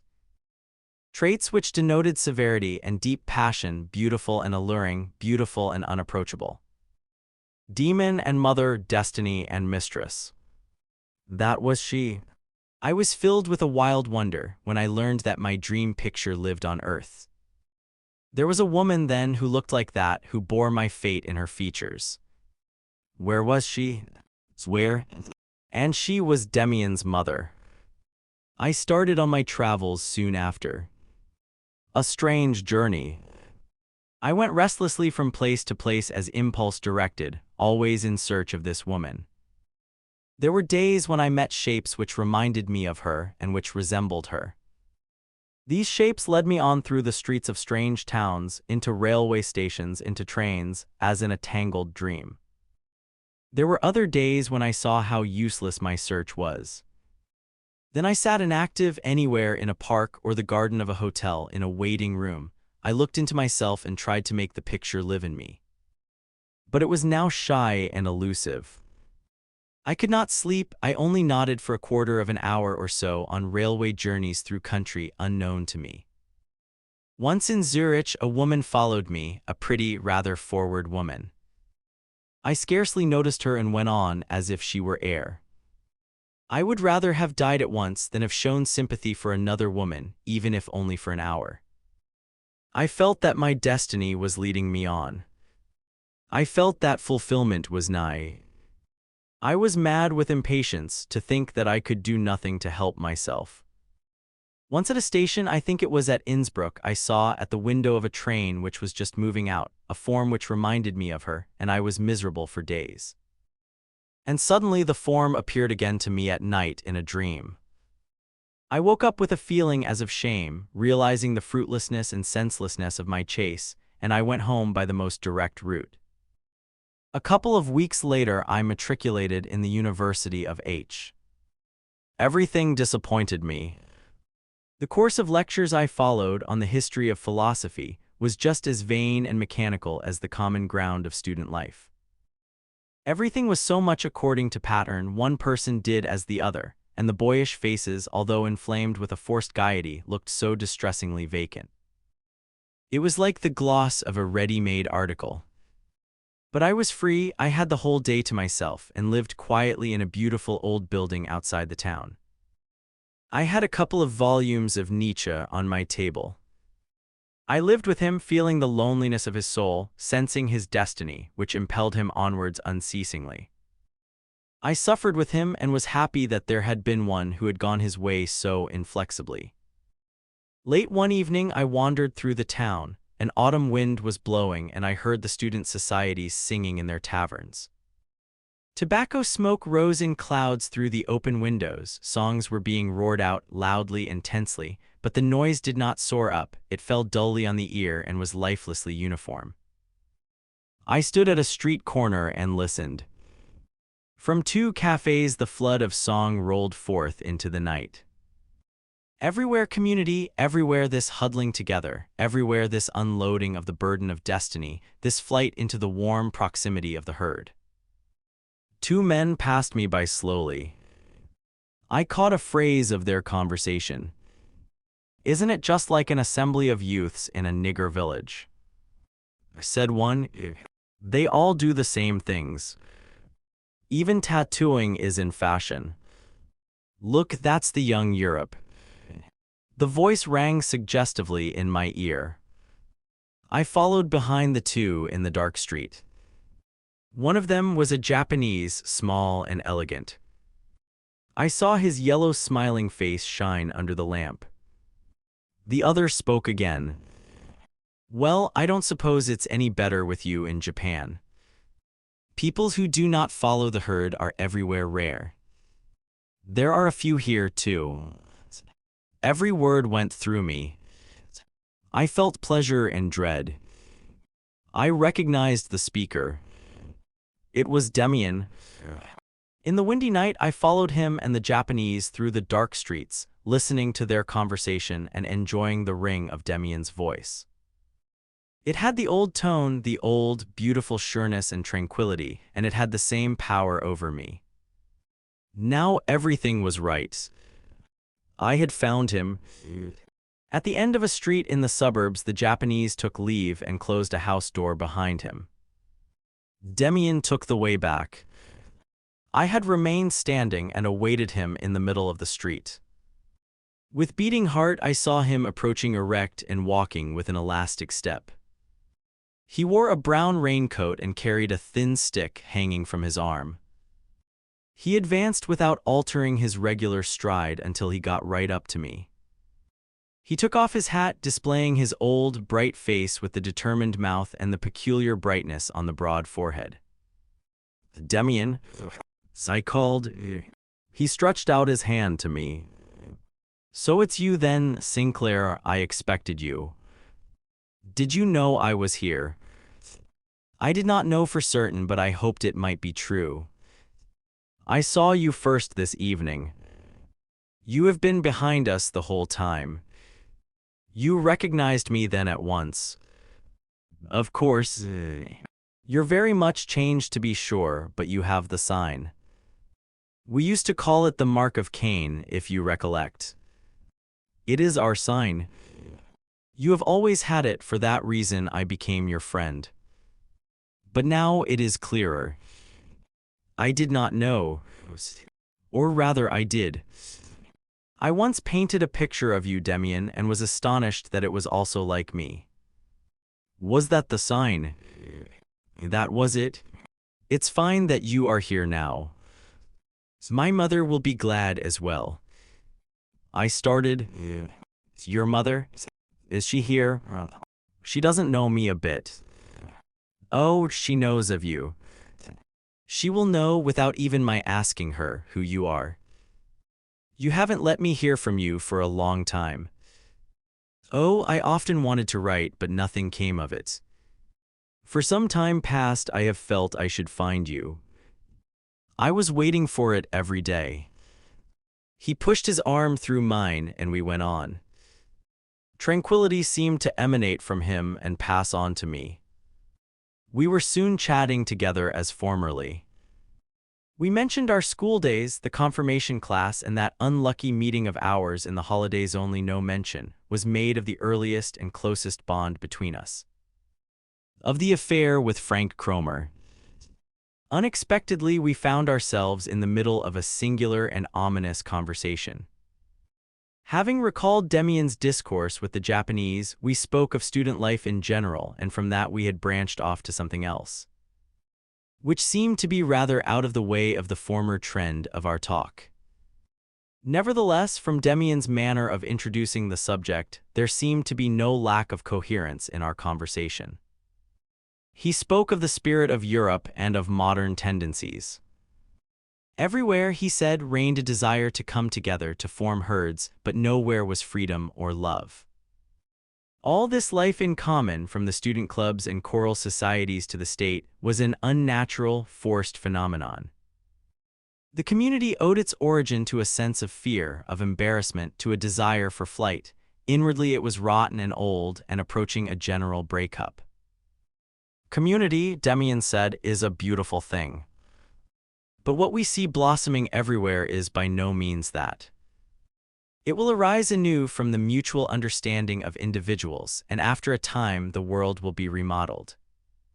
What is now called community is merely a formation of herds. Mankind seeks refuge together because men have fear of one another. The masters combine for their own ends, the workmen for theirs, and the intellectuals for theirs. And why are they afraid? One is only afraid when one is not at one with oneself. They are afraid because they have never had the courage to be themselves. A community of men who are afraid of the unknown in themselves. They all feel that the laws of their life no longer hold good, that they are living according to outworn commandments. Neither their religion nor their morals conform to our needs. For 100 years and more, Europe has simply studied and built factories. They know exactly how many grams of powder it takes to kill a man, but they do not know how to pray to God. They have no idea how to amuse themselves, even for an hour. Look at these students drinking in their tavern. Or take any place of amusement where rich people go. Hopeless. My dear Sinclair, no cheerfulness, no serenity can come of all that. These creatures who move about so uneasily in crowds are full of fear and full of wickedness. No one trusts the other. They adhere to ideals which have ceased to exist, and they stone everyone who proposes a new one. I feel that there are troubles ahead of us. They will come, believe me, they will come soon. Of course the world won't be bettered. Whether the workmen kill the manufacturers or whether the Russians and Germans shoot at one another, it will only be a change of proprietors. But it will not be in vain. It will free the world from the chains of present-day ideals. There will be a clearing away of Stone Age gods. The world as it is now wants to die, it wants to perish, and it will. And what will happen to us then? I asked. To us? Oh, perhaps we shall perish as well. They can also murder people in our position. Only we shall not be entirely wiped out. The will of the future will realize itself from what remains of our influence, or with the aid of those of us who survive. The will of humanity will make itself felt, which our Europe has for a long time past tried to drown in its sale yard of scientifically manufactured articles. And then it will be seen that there is nothing in common between the will of humanity and that of our present-day communities, of the states and peoples, of the societies and churches. But what nature wills with man is written in the individual few, in you and in me. It is found in Jesus, in Nietzsche. For these, the only important currents of thought which naturally can alter their course each day, there will be place when the present-day communities break up together. It was late when we made a halt before a garden by the river. We live here, said Demian. Come and see us soon. We shall expect you. I cheerfully wended my long way home through the night, which had become cold. Here and there brawling students were lurching through the town. I had often felt, sometimes with a feeling of privation, sometimes with scorn, the contrast between their curious sort of gaiety and my lonely life. But now, tranquil and strong in a sense of secret power, I felt as never before how little that affected me, how far removed was their world from mine. I reminded myself of officials of my native town, worthy old gentlemen, who clung to memories of the semesters they had passed in drinking, as they would to memories of a blissful paradise, and who practiced a cult, calling up reminiscences of the vanished freedom of their university life with all the seriousness which some poet or other romantic would devote to an account of his childhood. Everywhere the same. Everywhere they sought of being warned they were not striking out for themselves, but merely going the way of all the world. 2 or 3 years passed in drinking and jollification, and then they crept under the common shelter and became serious gentlemen in the service of the state. Yes, it was rotten, our whole system was rot, and these student sillinesses were less stupid, and not so bad as 100 others. However, when I reached my distant dwelling and went to bed, all these thoughts had flown. Everything else was in suspense, as I looked forward to the fulfillment of the promise made to me that day. As soon as I wished, in the morning if I liked, I could see Demian's mother. Let the students hold their drinking bouts and tattoo their faces. Let the world be rotten and on the brink of ruin. What had that to do with me? I was waiting for one single thing, that my fate might meet me in a new picture. I woke up late in the morning from a deep sleep. The day broke for me as a solemn festal day, such as I had not experienced since the Christmas celebrations of my boyhood. I was full of a deep unrest, yet entirely without fear. I felt that an important day had broken for me. I saw and felt the world around me changed. It was full of secret portent, expectant and solemn. Even the gently falling autumn rain was beautiful, full of the quiet, glad, serious music of a festal day. For the first time the outer world was in tune with my inner world. Then it is a feast day for the soul, then living is worthwhile. No house, no shop window, no face in the street disturbed me. Everything was as it had to be, but did not wear the empty features of everyday and of the habitual. It was like expectant nature, standing full of awe to meet its fate. Thus, as a little boy, I used to see the world on the morning of a great feast day, at Christmas or at Easter. I had not known that this world could still be so beautiful. I had been accustomed to living shut up in myself, and to content myself with the idea that my understanding for the outside world had been lost. That the loss of glistening colors was inevitably connected with the loss of childish vision. So the hour came when I found again that garden in the suburbs, at the gate of which I had taken leave of Max Demian the night before. Concealed behind trees in a gray mist of rain stood a little house, bright and homely. Tall flowers stood behind a big glass partition. And behind shining windows were dark room walls with pictures and bookcases. The front door led immediately into a little hall, and a silent old servant, black with white apron, showed me in and took my raincoat from me. She left me alone in the hall. I looked about me. I looked round, and immediately I was in the middle of my dream. On the dark wood wall above a door, under glass and in a black frame, hung a picture I knew well, my bird with the golden yellow hawk's crest forcing its way out of the sphere. Much moved, I remained standing. My heart felt glad and sorry, as if in that moment everything I had done and had experienced came back to me as answer and fulfillment. Like a lightning flash, a crowd of pictures passed through my soul. My home, the house of my father with the old stone crest over the arch of the door. The boy Demian drawing the crest, myself as a boy, fearsome under the evil spell of my enemy Kromer. Myself as a youth at the table in my little room at school painting the bird of my dream, the soul caught in a web of its own weaving. And everything up to this moment found echo in me again and was confined, answered, approved. With misty eyes I stared at my picture and read in the book of my soul. My glance dropped. In the open door under the picture of the bird stood a tall lady in a dark dress. It was she. I could not utter a word. The beautiful woman smiled at me in a friendly way beneath features like her son's, timeless and without age, full of an animated will. Her look was fulfillment, her greeting meant homecoming. In silence, I stretched out my hands to her. She seized both mine with her strong, warm ones. You are Sinclair. I knew you at once. I am very glad to see you. Her voice was deep and warm, I drank it in like sweet wine.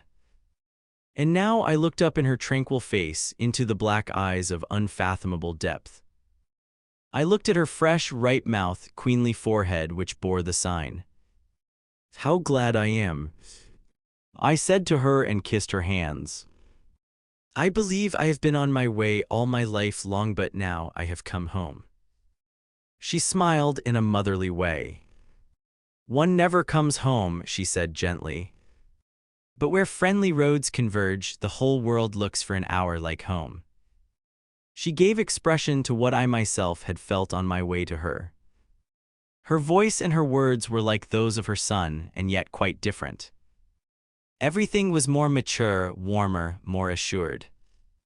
But just as Max in years past had made on no one the impression of being a mere boy, so his mother did not look like the mother of a grown-up son. So young and sweet was the breath of her face and hair, so smooth her golden skin, so blossoming her mouth.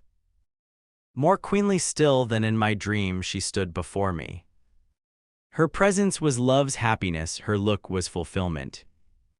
This then was the new picture in which my fate displayed itself, no longer severe, no longer isolating, but mature and full of promise. I took no resolutions, I made no vows.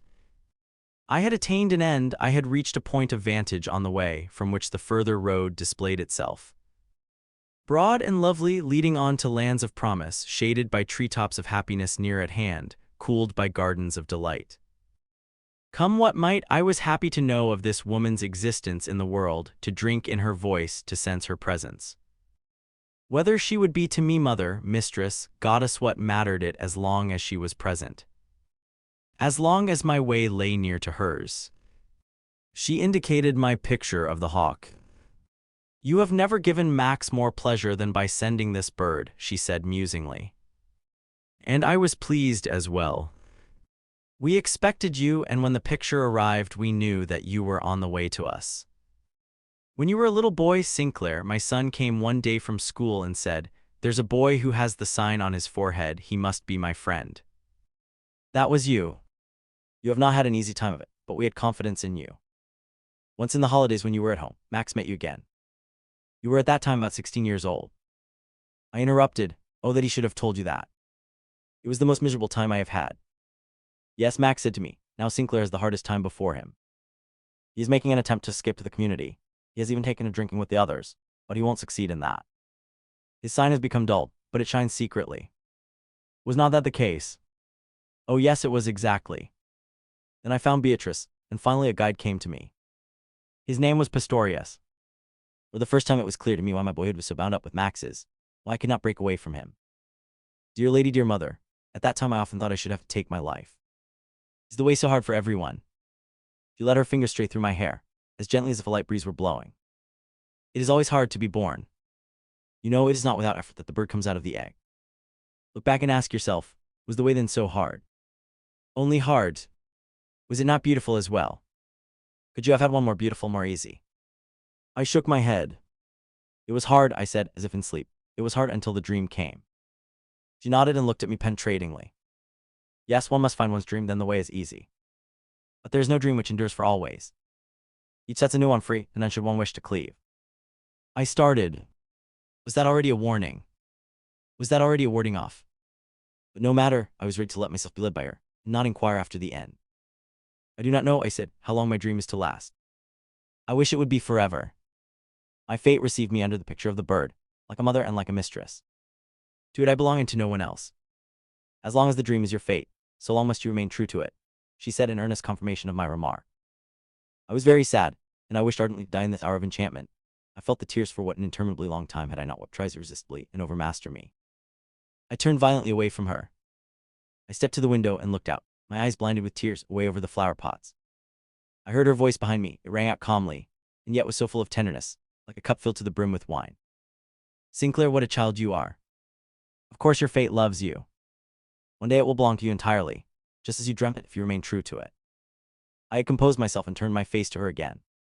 She gave me her hand. I have a few friends, she said, smiling. Very few very close friends who call me Mother Eve.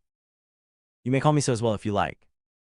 She led me to the door, opened it and indicated the garden. You will find Max out there, I think. I stood under the tall tree, stunned and stupefied. I knew not whether I was more awake or more dreaming than ever. Softly the rain dripped from the branches. I went slowly through the garden, which stretched far along the river bank. At last I found Demian. He stood in an open summer house. Naked to the waist, he was doing boxing exercises, with a little sack of sand hung from a beam. Astonished, I remained standing there. Demian looked magnificent, his broad chest, the firm manly head. The uplifted arms were strong and sturdy. The movements came from the hips, the shoulder, the joints of the arm, easily as if they bubbled out of a spring of strength. Demian, I called, what are you doing there? He laughed gaily. I am exercising. I have promised to box with the little Jap. The fellow is as idle as a cat, and naturally just as sly. But he won't be able to manage me. I owe him just one little beating. He drew on shirt and coat. You have already seen Mother? He asked. Yes, Demian, what a marvelous mother you have. Mother Eve. The name suits her perfectly. She's like the mother of all being. He gazed for an instant musingly in my face. You know her name already. You ought to be proud, young friend. You are the only one to whom she has said it in the first hour's acquaintance. From this day on, I went in and out of the house like a son and a brother, but also like a lover. When I closed the gate behind me, even when I saw the tall trees of the garden emerge in the distance, I was happy. Outside was reality. Outside were streets and houses, human beings and institutions, libraries and lecture rooms. Here inside were love and the life of the soul. Here was the kingdom of fairy stories and dreams. And yet we lived by no means shut off from the world. In thought and word, we often lived in its midst, only on another plane. We were not separated from the majority of creatures by boundaries, but rather by a different sort of vision. Our task was to be, as it were, an island in the world, perhaps an example, in any case to proclaim that it was possible to live a different sort of life. I, who had been isolated for so long, learned to what extent community of feeling is possible between people who have experienced complete loneliness. I no longer desired to be back at the tables of the happy, at the feasts of the merry. I no longer felt envious or homesick when I saw others living in community. And slowly I was initiated into the mystery of those who bore the sign. We who bore the sign were probably justly considered by the world as peculiar, yes, mad even, and dangerous. For we were awake or were waking, and our endeavor was to be more and more completely awake, whereas the others strove to be happy. Attaching themselves to the herd, the opinions and ideals of which they made their own, taking up the same duties. making their life and happiness depend on common interests. True, there was a certain greatness, a vigorousness in their endeavor. But whereas, from our point of view, we who bore the sign carried out the will of nature as individuals, and as men of the future, the others persisted in a stubbornness which hindered all progress. For them mankind, which they loved just as we did, was something already complete, which must be maintained and protected. For us mankind was a distant future to which we were all on the way. No one could image this future, neither did its laws stand written in any book. Besides Mother Eve, Max, and myself, there belonged to our circle in a greater or lesser degree of intimacy many seekers of very various sorts. Many of them were going along their own special paths, had set up special aims, and adhered to special opinions and duties. Amongst these were astrologers and Kabbalists, also an adherent of Count Tolstoy, and all kinds of tender, timid, sensitive people, followers of new sects, men who practiced Indian cults, vegetarians, and others. With all these we had really nothing of a spiritual nature in common, except the esteem which each accorded the secret life dream of the other. Some were in closer contact with us, such as those who traced the searchings of mankind after gods and new ideals in the past, and whose studies often reminded me of my friend Pistorius. They brought books with them, translated for us texts from ancient tongues, and showed us illustrations of ancient symbols and rites. They taught us to see how all the ideals of mankind up to the present have their origin in dreams of the subconscious soul. Dreams in which humanity is, as it were, feeling its way forward into the future, guided by premonitions of the future's potentialities. So we went through the religious history of the ancient world with its 1,000 gods to the dawn of Christianity. The confessions of the isolated saints were known to us, and the changes of religion from race to race. And from all the knowledge we thus acquired resulted a criticism of our era and of present-day Europe. Of this continent which through enormous exertions had created powerful new weapons for humanity, only to fall finally into a deep spiritual devastation, the effects of which were at last being felt. For it had gained the whole world, only to lose its own soul. There were with us believers as well, advocates of doctrines of salvation, in the efficacy of which they were very hopeful. There were Buddhists who wished to convert Europe, and disciples of Tolstoy and of other confessions. We in our narrow circle listened, but accepted none of these doctrines except as symbols. We who bore the sign had no cares as regarded the formation of the future. To us every confession, every doctrine of salvation appeared in advance dead and useless. Our whole duty, our destiny, was, we felt, to attain to self-realization, in order that in us nature might find scope for its full activities, and that the unknown future might find us ready to fill any role which should be allotted us.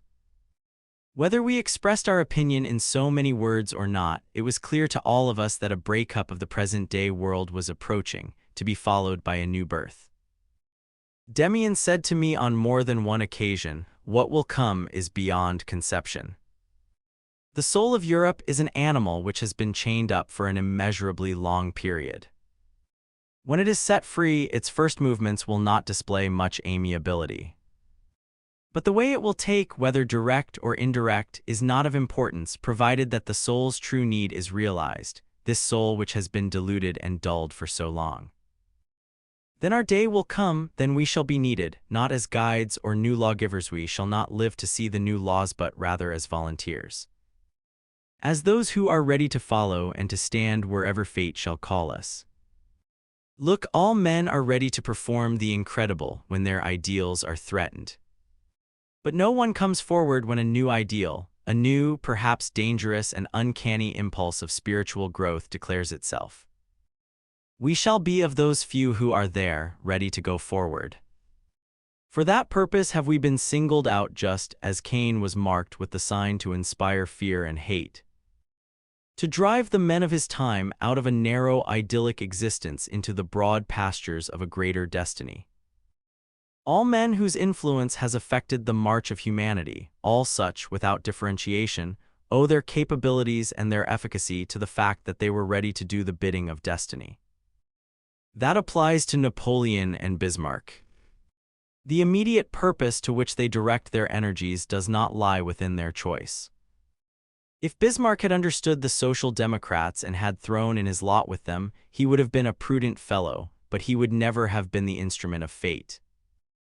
The same applies to Napoleon, to Caesar, to Loyola, to all of them. One must always look at such things from the point of view of biology and evolution. When the changes which took place in the Earth's surface transferred to the land animals which lived in water, and vice versa, then those specimens which were ready to fulfill their functions as instruments of fate brought new and unheard of things to pass and were able, through new adaptations, to save their kind. Whether these specimens were the same that had previously been conservatives and preservers of the status quo or the eccentrics and revolutionaries is not known. They were ready to be used by fate, and for that reason were able to help their race through a new stage of evolution. That we do know. For that reason, we want to be ready. Mother Eve was often present when such conversations took place, but she did not join in. For each of us who chose to express his thoughts, she was as it were a listener and an echo, full of confidence, full of understanding. It appeared as if our ideas all emanated from her and returned to her again. My happiness consisted in sitting near her, in hearing her voice from time to time, and in participating in that atmosphere of maturity and of the soul which surrounded her. She felt immediately when a change was taking place in me, when my soul was troubled, or when a renewal was in progress. It seemed to me as if the dreams I had in my sleep were inspired by her. I often related them to her. She found them quite comprehensible and natural. There were no peculiarities which she could not follow clearly. For a time I had dreams which were like reproductions of the day's conversation. I dreamed that the whole world was in revolt and that I, alone or with Demian, tensely waited the signal of fate. Fate remained half concealed, but bore somehow or other the traits of Mother Eve to be chosen or rejected by her. That was fate. Sometimes she said with a smile, "Your dream is not complete, Sinclair, you have forgotten the best part," and it sometimes happened that I recalled it then. And I could not understand how I had come to forget any of it. At times I was discontented and was tormented by desire. I thought I could not bear to see her near me any longer without taking her in my arms. She noticed that immediately. Once, when I had stayed away for several days and had returned distraught, she took me aside and said, "You must give up these desires or else surrender yourself to them completely. If one day you are able to ask, convinced that your wishes will be fulfilled, then you will find satisfaction. But you wish and repent again and are afraid. You must overcome all that. I will tell you a fairy tale." And she told me of a youth who was in love with a star. He stood on the seashore, stretched out his hands, and prayed to the star. He dreamed of it, and all his thoughts were of it. But he knew, or thought he knew, that a star could not be embraced by a man. He held it to be his fate to love a star without hope of fulfillment, and he created from this thought a whole life poem about renunciation and mute, faithful suffering which should better him and purify him. But his dreams all went up to the star. Once again he stood at night by the seashore on a high cliff. He gazed at the star, and his love for it flamed up within him. And in a moment of great longing he made a spring, throwing himself into space to meet the star. But at the moment of leaping, the thought flashed through his mind, "It is impossible." And so he was dashed to pieces on the rocks below. He did not know how to love. Had he had the strength of soul at the moment of leaping to believe in the fulfillment of his wish, he would have flown up and have been united with the star. "Love must not beg," she said, "nor demand either. Love must have the force to be absolutely certain of itself. Then it is attracted no longer, but attracts. Sinclair, I am attracting your love. As soon as you attract my love, I shall come. I do not want to make a present of myself. I want to be one. On a later occasion, she told me another fairy story. There was a lover who loved without hope of success. He withdrew entirely into himself and thought his love would consume him.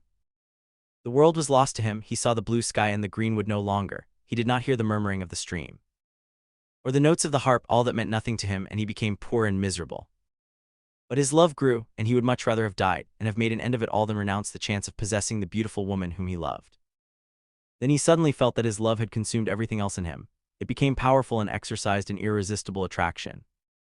The beautiful woman had to follow. She came, and he stood with outstretched arms to draw her to him. But as she stood before him, she was completely transformed, and with a thrill he felt and saw that he had drawn into his embrace the whole world which he had lost. She stood before him and surrendered herself to him. Sky and wood and brook, all was decked out in lovely new colors, all belonged to him and spoke his tongue. And instead of merely winning a woman, he had taken the whole world to his heart, and each star in the heaven glowed in him, and twinkling communicated desire to his soul. He had loved and thereby had found himself. But most people love only to lose themselves thereby.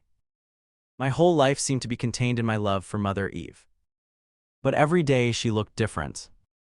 Many times I felt decidedly that it was not her person for which my whole being was striving, but that she was a symbol of my inward self, and that she wished only to lead me to see more deeply into myself. I often heard words fall from her lips, which sounded like answers to the burning questions asked by my subconscious self. Then again there were moments when in her presence I burnt with desire, and afterwards kissed objects she had touched. And by degrees sensual and unsensual love, reality and symbol merged into one another. Then it happened that I could think of her at home in my room with quiet fervor. I thought I felt her hand in mine and my lips pressed to hers. Or I was at her house gazing up into her face, talking with her and listening to her voice, and I did not know whether it was really she or whether it was a dream. I began to foresee how one can have a lasting and immortal love. In reading a book I had acquired new knowledge, and it was the same feeling as a kiss from Mother Eve. She stroked my hair and smiled at me. I sensed the perfume of her warm ripe mouth, and I had the same feeling as if I had been making progress within myself. All that was important and fateful for me seemed to be contained in her. She could transform herself into each of my thoughts, and every one of my thoughts was transformed into her. I feared that it would be torture to spend the 2 weeks of the Christmas holidays, separated from Mother Eve with my parents at home. But it was no torture. It was lovely to be at home and to think of her. When I returned to H, I remained away from her house another 2 days, in order to enjoy the security and independence of her actual presence. I also had dreams in which my union with her was accomplished by way of allegory. She was a sea into which I, a river, flowed. She was a star, and I myself was a star on my way to her. We felt drawn to one another. We met and remained together always, turning blissfully round one another in close-lying orbits to the music of the spheres. I related this dream to her when I visited her again after the holidays. "It is a beautiful dream," she said softly. "See that it comes true." There came a day in early spring that I shall never forget. I entered the halls. A window stood open, and the heavy scent of hyacinths, wafted by a warm breath of air, permeated the room. As no one was to be seen, I went upstairs to Max Demian's study. I knocked softly on the door and entered without waiting for permission, as I was in the habit of doing with him. The room was dark. The curtains were all drawn. The door to a little room adjoining stood open, where Max had set up a chemical laboratory. From there came the bright white light of the spring sun, shining through rain clouds. I thought no one was there and pulled back one of the curtains. There I saw Max Demian, sitting on a stool by a curtained window. His attitude was cramped and he was oddly changed. The thought flashed through me, "You have seen him like this once before." His arms were motionless at his side, his hands in his lap. His face inclined slightly forward with open eyes was without sight, as if dead. In the eyes there glimmered dully a little reflex of light, as in a piece of glass. The pale face was self-absorbed and without any expression, save that of great rigidity. He looked like a very ancient mask of an animal at the door of a temple. He appeared not to be breathing. The recollection came to me thus, exactly thus, had I once seen him many years ago when I was still quite a boy. Thus had his eyes stared inwards, thus his hands had been lying motionless, close to one another, a fly had been crawling over his face. And he had then, 6 years ago perhaps, looked just as old and as ageless, not a wrinkle in his face had changed. I was frightened and went softly out of the room and down the stairs. In the hall I met Mother Eve. She was pale and seemed tired. I had not seen her like that before. A shadow came through the window, the bright white sun had suddenly disappeared. I went into Max's room, I whispered hastily. Has anything happened? He is asleep or absorbed, I don't know what. I once saw him like that before. But you didn't wake him? She asked quickly. No, he did not hear me. I came out immediately. Mother Eve, tell me what is the matter with him. She passed her hand over her forehead. Don't worry, Sinclair, nothing has happened to him. He has retired into himself. It will not last long. She got up and went out into the garden, although it had begun to rain. I felt that I must not follow her. So I walked up and down in the hall, inhaling the scent of the hyacinths which dulled my senses, and gazing at my picture of the bird over the door. I felt oppressively the odd shadow which seemed to fill the house that morning. What was it? What had happened? Mother Eve came back soon. Rain drops hung in her dark hair. She sat down in her easy chair. She was very tired. I went to her, bent down, and kissed the raindrops in her hair. Her eyes were bright and soft, but the raindrops tasted like tears. Shall I go and see how he is? I asked in a whisper. She smiled weakly. Don't be a child, Sinclair. She admonished loudly, as if to relieve her own feelings. Go now and come back later, I cannot talk to you now. I went. I walked out of the house and out of the town towards the mountains. The thin rain was falling obliquely, and clouds were driving at a low altitude under heavy pressure, as if in fear. Down below there was hardly any breeze, but on the heights above a storm seemed to be raging. Several times the sun, pale and bright, broke for an instant through the steely gray of the clouds. There came a fleecy, yellow cloud driving across the sky. It collided with the gray cloud wall, and in a few seconds the wind formed a picture of the yellow and blue. Of a bird of giant size, which tore itself free from the blue merle, and with wide fluttering wings disappeared in the sky. Then the storm became audible, and rain mixed with hail rattled down. A short burst of thunder with an unnatural and terrific sound cracked over the whipped landscape. Immediately after the sun broke through, and on the mountains close at hand above brown woods glistened, pale and unreal, the fresh snow. When I returned after several hours, wet from the rain and wind, Demian himself opened the front door to me. He took me with him up to his room. A gas flame burned in the laboratory, paper lay about, he appeared to have been working. Sit down, he invited, you must be tired, it was a terrible storm, it's evident you were overtaken by it. Tea is coming at once. Something is the matter today, I began hesitatingly, it can't only be that bit of a storm. He looked at me penetratingly. Have you seen anything? Yes. I saw a picture clearly in the clouds for an instant. What sort of a picture? It was a bird. The hawk, was it? That's the bird of your dream. Yes, it was my hawk. It was yellow and of giant size, it flew up into the blue-black heaven. Demian took a deep breath. Someone knocked at the door. The aged servant brought in tea. Take a cup, Sinclair, do. I don't think it was by chance you saw the bird. Chance? Does one see such things by chance? Well, no, it means something. Do you know what? No. I only feel it means a violent shock, the approach of fate. I think it will affect all of us. He walked violently up and down. The approach of fate. He exclaimed loudly. I dreamed the same thing myself last night, and my mother yesterday had a premonition, portending the same thing. I dreamed I was going up a ladder, placed against a tree trunk or a tower. When I reached the top, I saw the whole country. It was a wide plain with towns and villages burning. I cannot yet relate everything, because it isn't all quite clear to me. Do you interpret the dream as affecting you? I asked. Me? Naturally. No one dreams of what does not concern him. But it does not concern me alone, you are right. I distinguish tolerably well between the dreams which indicate agitation of my own soul, and the others, the rare ones, which bear on the fate of all humanity. I have seldom had such dreams, and never one of which I can say that it was a prophecy, and that it has been fulfilled. The interpretations are too uncertain. But this I know for a certainty: I have dreamed of something which does not concern me alone. For the dream belongs to others, former ones I have had. This is the continuation. These are the dreams, Sinclair, in which I had the premonitions which I have already mentioned to you. We know that the world is absolutely rotten, but that is no reason to prophesy its ruin or to make a prophecy of a like nature.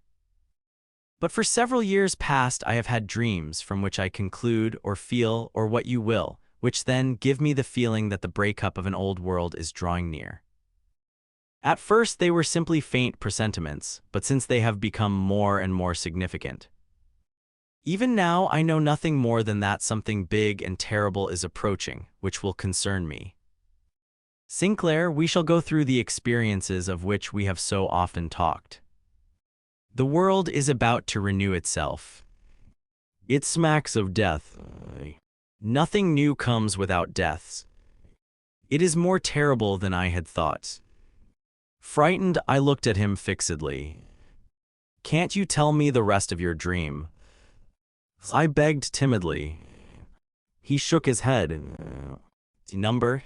The door opened and Mother Eve entered. There you are, sitting together.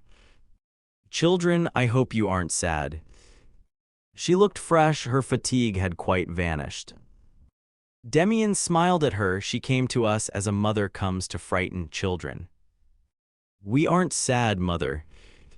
We were simply trying to solve the riddle of these new signs. But that is of no importance. What is to come will be here all of a sudden, and then we shall learn what we need to know.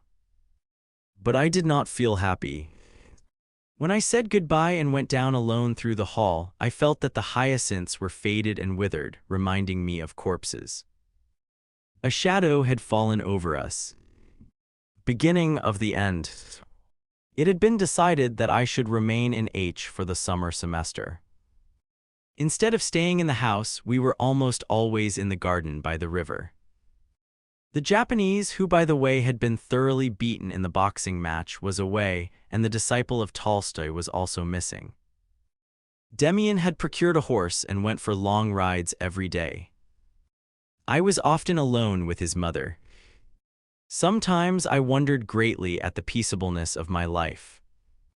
I had been so long accustomed to being alone, to practice renunciation, to fight toilfully my own battles, that these months in H seemed to me like a time passed on a dream island where I might live tranquilly in beautiful, enchanted surroundings.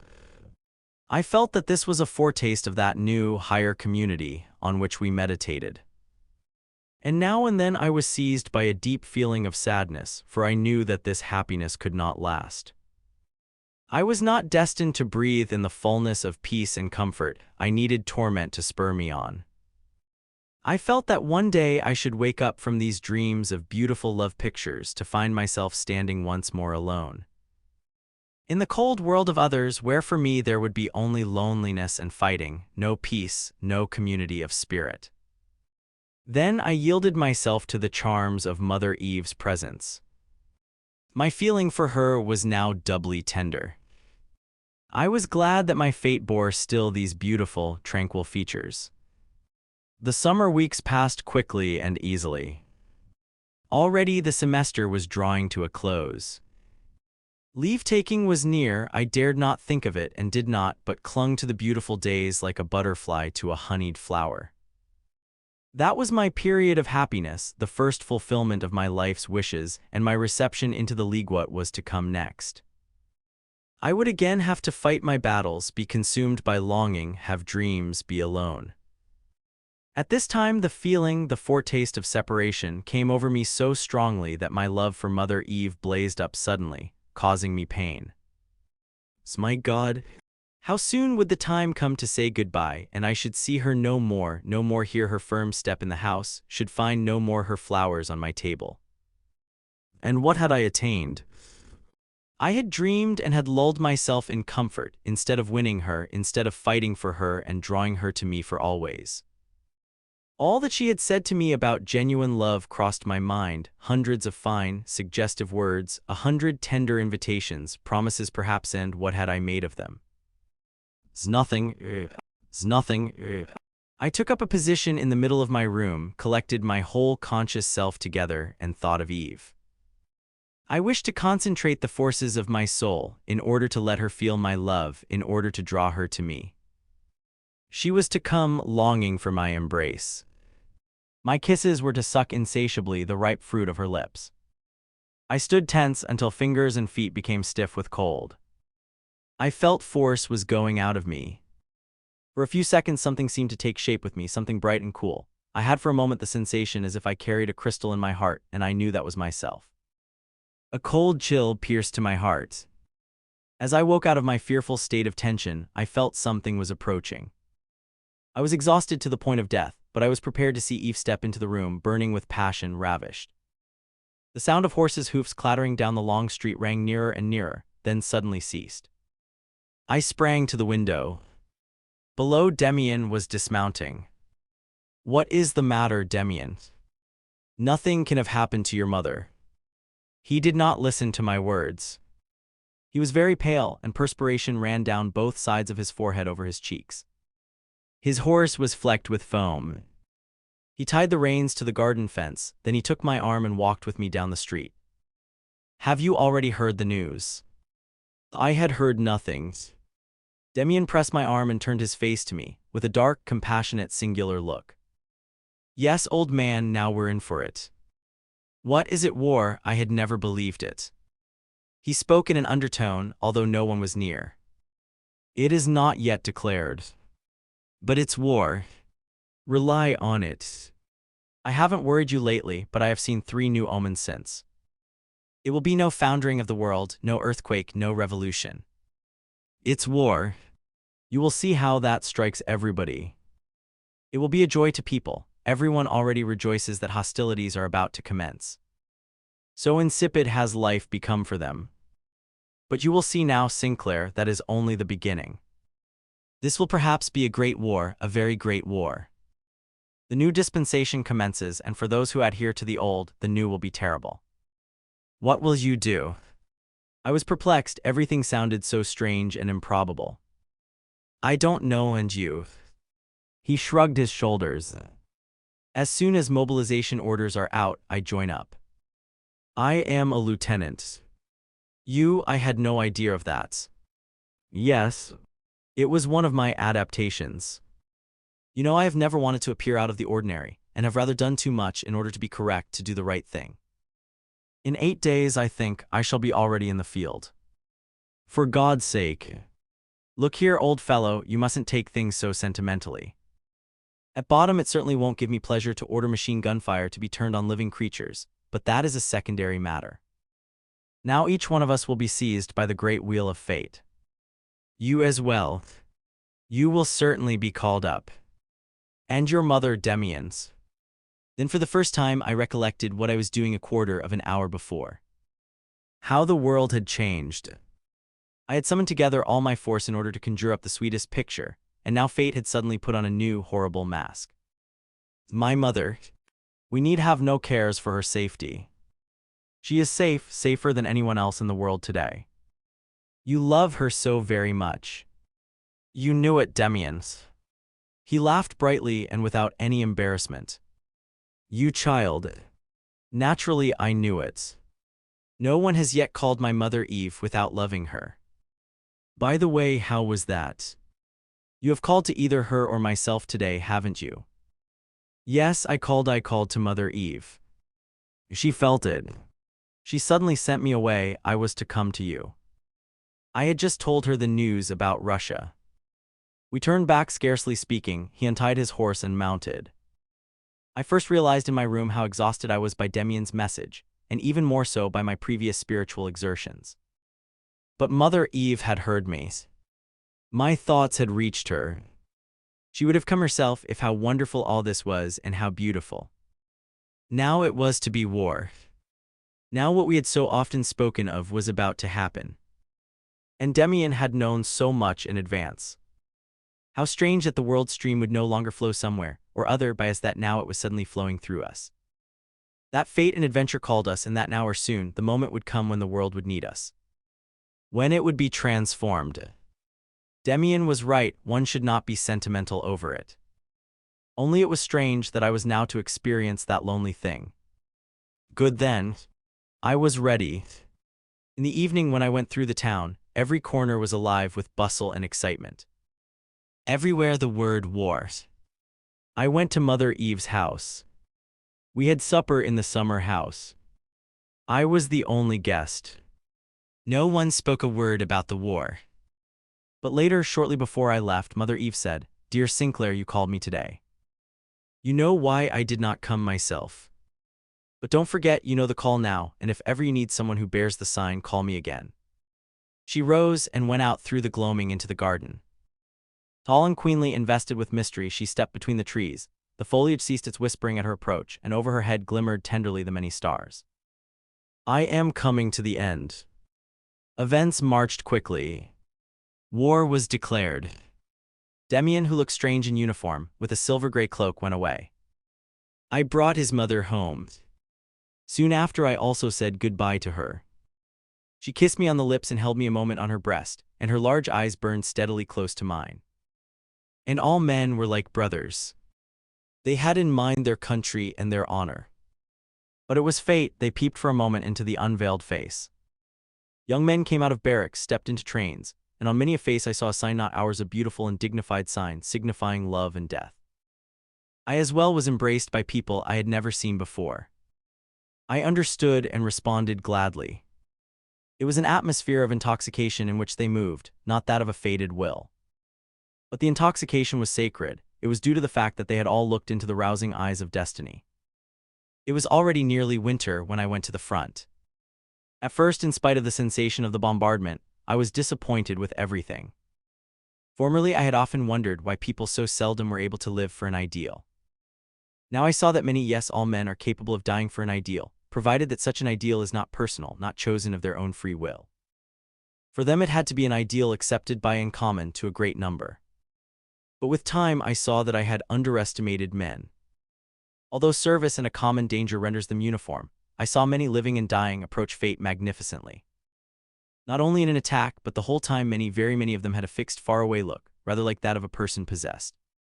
A look which indicates entire ignorance of the end pursued, and a complete surrender of self to the unknown. No matter what they might believe and think they were ready, they were there in case of need. Out of them would the future be formed. And however strongly the world's attention appeared to be focused on war and heroic deeds, on honor and other old ideals. However distantly and unnaturally sang the voices of humanity, all this was merely the surface, just as the question with regard to the foreign and political aims of the war was superficial. Deep down below the surface of human affairs, something was in process of forming. Something which might be a new order of humanity. For I could see many, many such died at my side to whom the understanding was brought home that hate and rage, murder and destruction had no connection with the real object of the war. No, the object, just as the aims in view, was purely a matter of chance. Their deepest and most primitive feelings, even their wildest instincts, were not actually directed against the enemy. Their murderous and bloody work was an expression of their own inner being, of their cleft soul which wished to rave and kill. To destroy and die, in order to be able to be born anew. A giant bird was fighting its way out of the egg, and the egg was the world, and the world had to go to ruin. One night in early spring I was doing sentry duty in front of a farm we had occupied. The wind was blowing in fitful gusts, shrieking and moaning according to the vagaries of its mood. Over the high Flanders sky rode an army of clouds, somewhere or other behind was a suspicion of moon. I had been restless throughout the whole of that day, troubled by cares which I could not precisely define. Now at my dark post I thought with fervor of the picture of my life up to that time, of Mother Eve of Demian. I stood leaning against a poplar, staring into the agitated sky, the mysterious quivering brightness of which soon resolved itself into a series of pictures. I felt by the odd slowness of my pulse, by the insensibility of my skin to wind and rain, by the lively wakefulness of my inner being, that a guide was near me. In the clouds a large city could be seen, out of which millions of men were streaming, spreading in swarms over the broad countryside. In their very midst there appeared the mighty figure of a god, as big as a mountain, with glittering stars in its hair and with the features of Mother Eve. Into it disappeared the processions of men, as into a gigantic cave, and were lost to view. The goddess shrank down on the ground, the sign on her forehead glittered brightly. She seemed to be under the influence of a dream. She closed her eyes, and her large features were twisted in pain. Suddenly she cried out, and out of her forehead sprang stars, which hurried in lovely arcs and half-circles over the black sky. One of the stars rushed noisily through the air to meet me, as if seeking me out. With a crash it burst into 1,000 sparks, lifting me off my feet and hurling me onto the ground. The world broke up thunderously about me. They found me close to the poplar, covered with earth and wounded in several places. I lay in a cellar, guns growled and rumbled overhead. I lay in a cart and was jolted over empty fields. For the most part I was either asleep or unconscious. But the more deeply I slept, the more strongly I felt that I was being drawn, that I followed at the will of a force over which I was not master. I lay on straw in a stable. It was dark, someone trod on my hand. But my inner self willed to go further. The mysterious force drew me on. Again I lay in a cart and later on a stretcher. Even more strongly I felt in me the command to go forward. I was conscious only of the pressure, the force which seemed to be controlling my journeying thus from place to place. At last I was there. It was night. I was fully conscious, and I felt strongly the secret attraction and power which had brought me to that place. Now I was lying in a room, on a bed made up on the floor. I felt I had arrived at the place to which I had been called. I glanced around. Close to my mattress was another, on which someone was lying, someone who bent over and looked at me. It was Max Demian. I could not speak, and he either could not or would not. He only looked at me.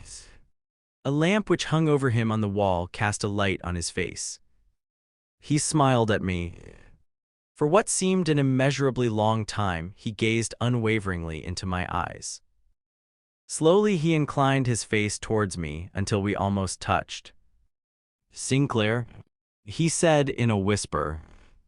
I signaled to him with my eyes that I understood him. He smiled again, almost as if in compassion. "Little one," he said, smiling. His mouth lay now quite close to mine. Softly he continued to speak. "Can you still remember Franz Kromer?" he asked. I winked at him and could even manage to smile. "Sinclair, old man, listen, I shall have to go away. Perhaps you will need me once again, on account of Kromer or something. When you call me, I shall not come riding on a horse or in a train. You must hearken to the voice inside you, then you will notice it is I, that I am in you. Do you understand?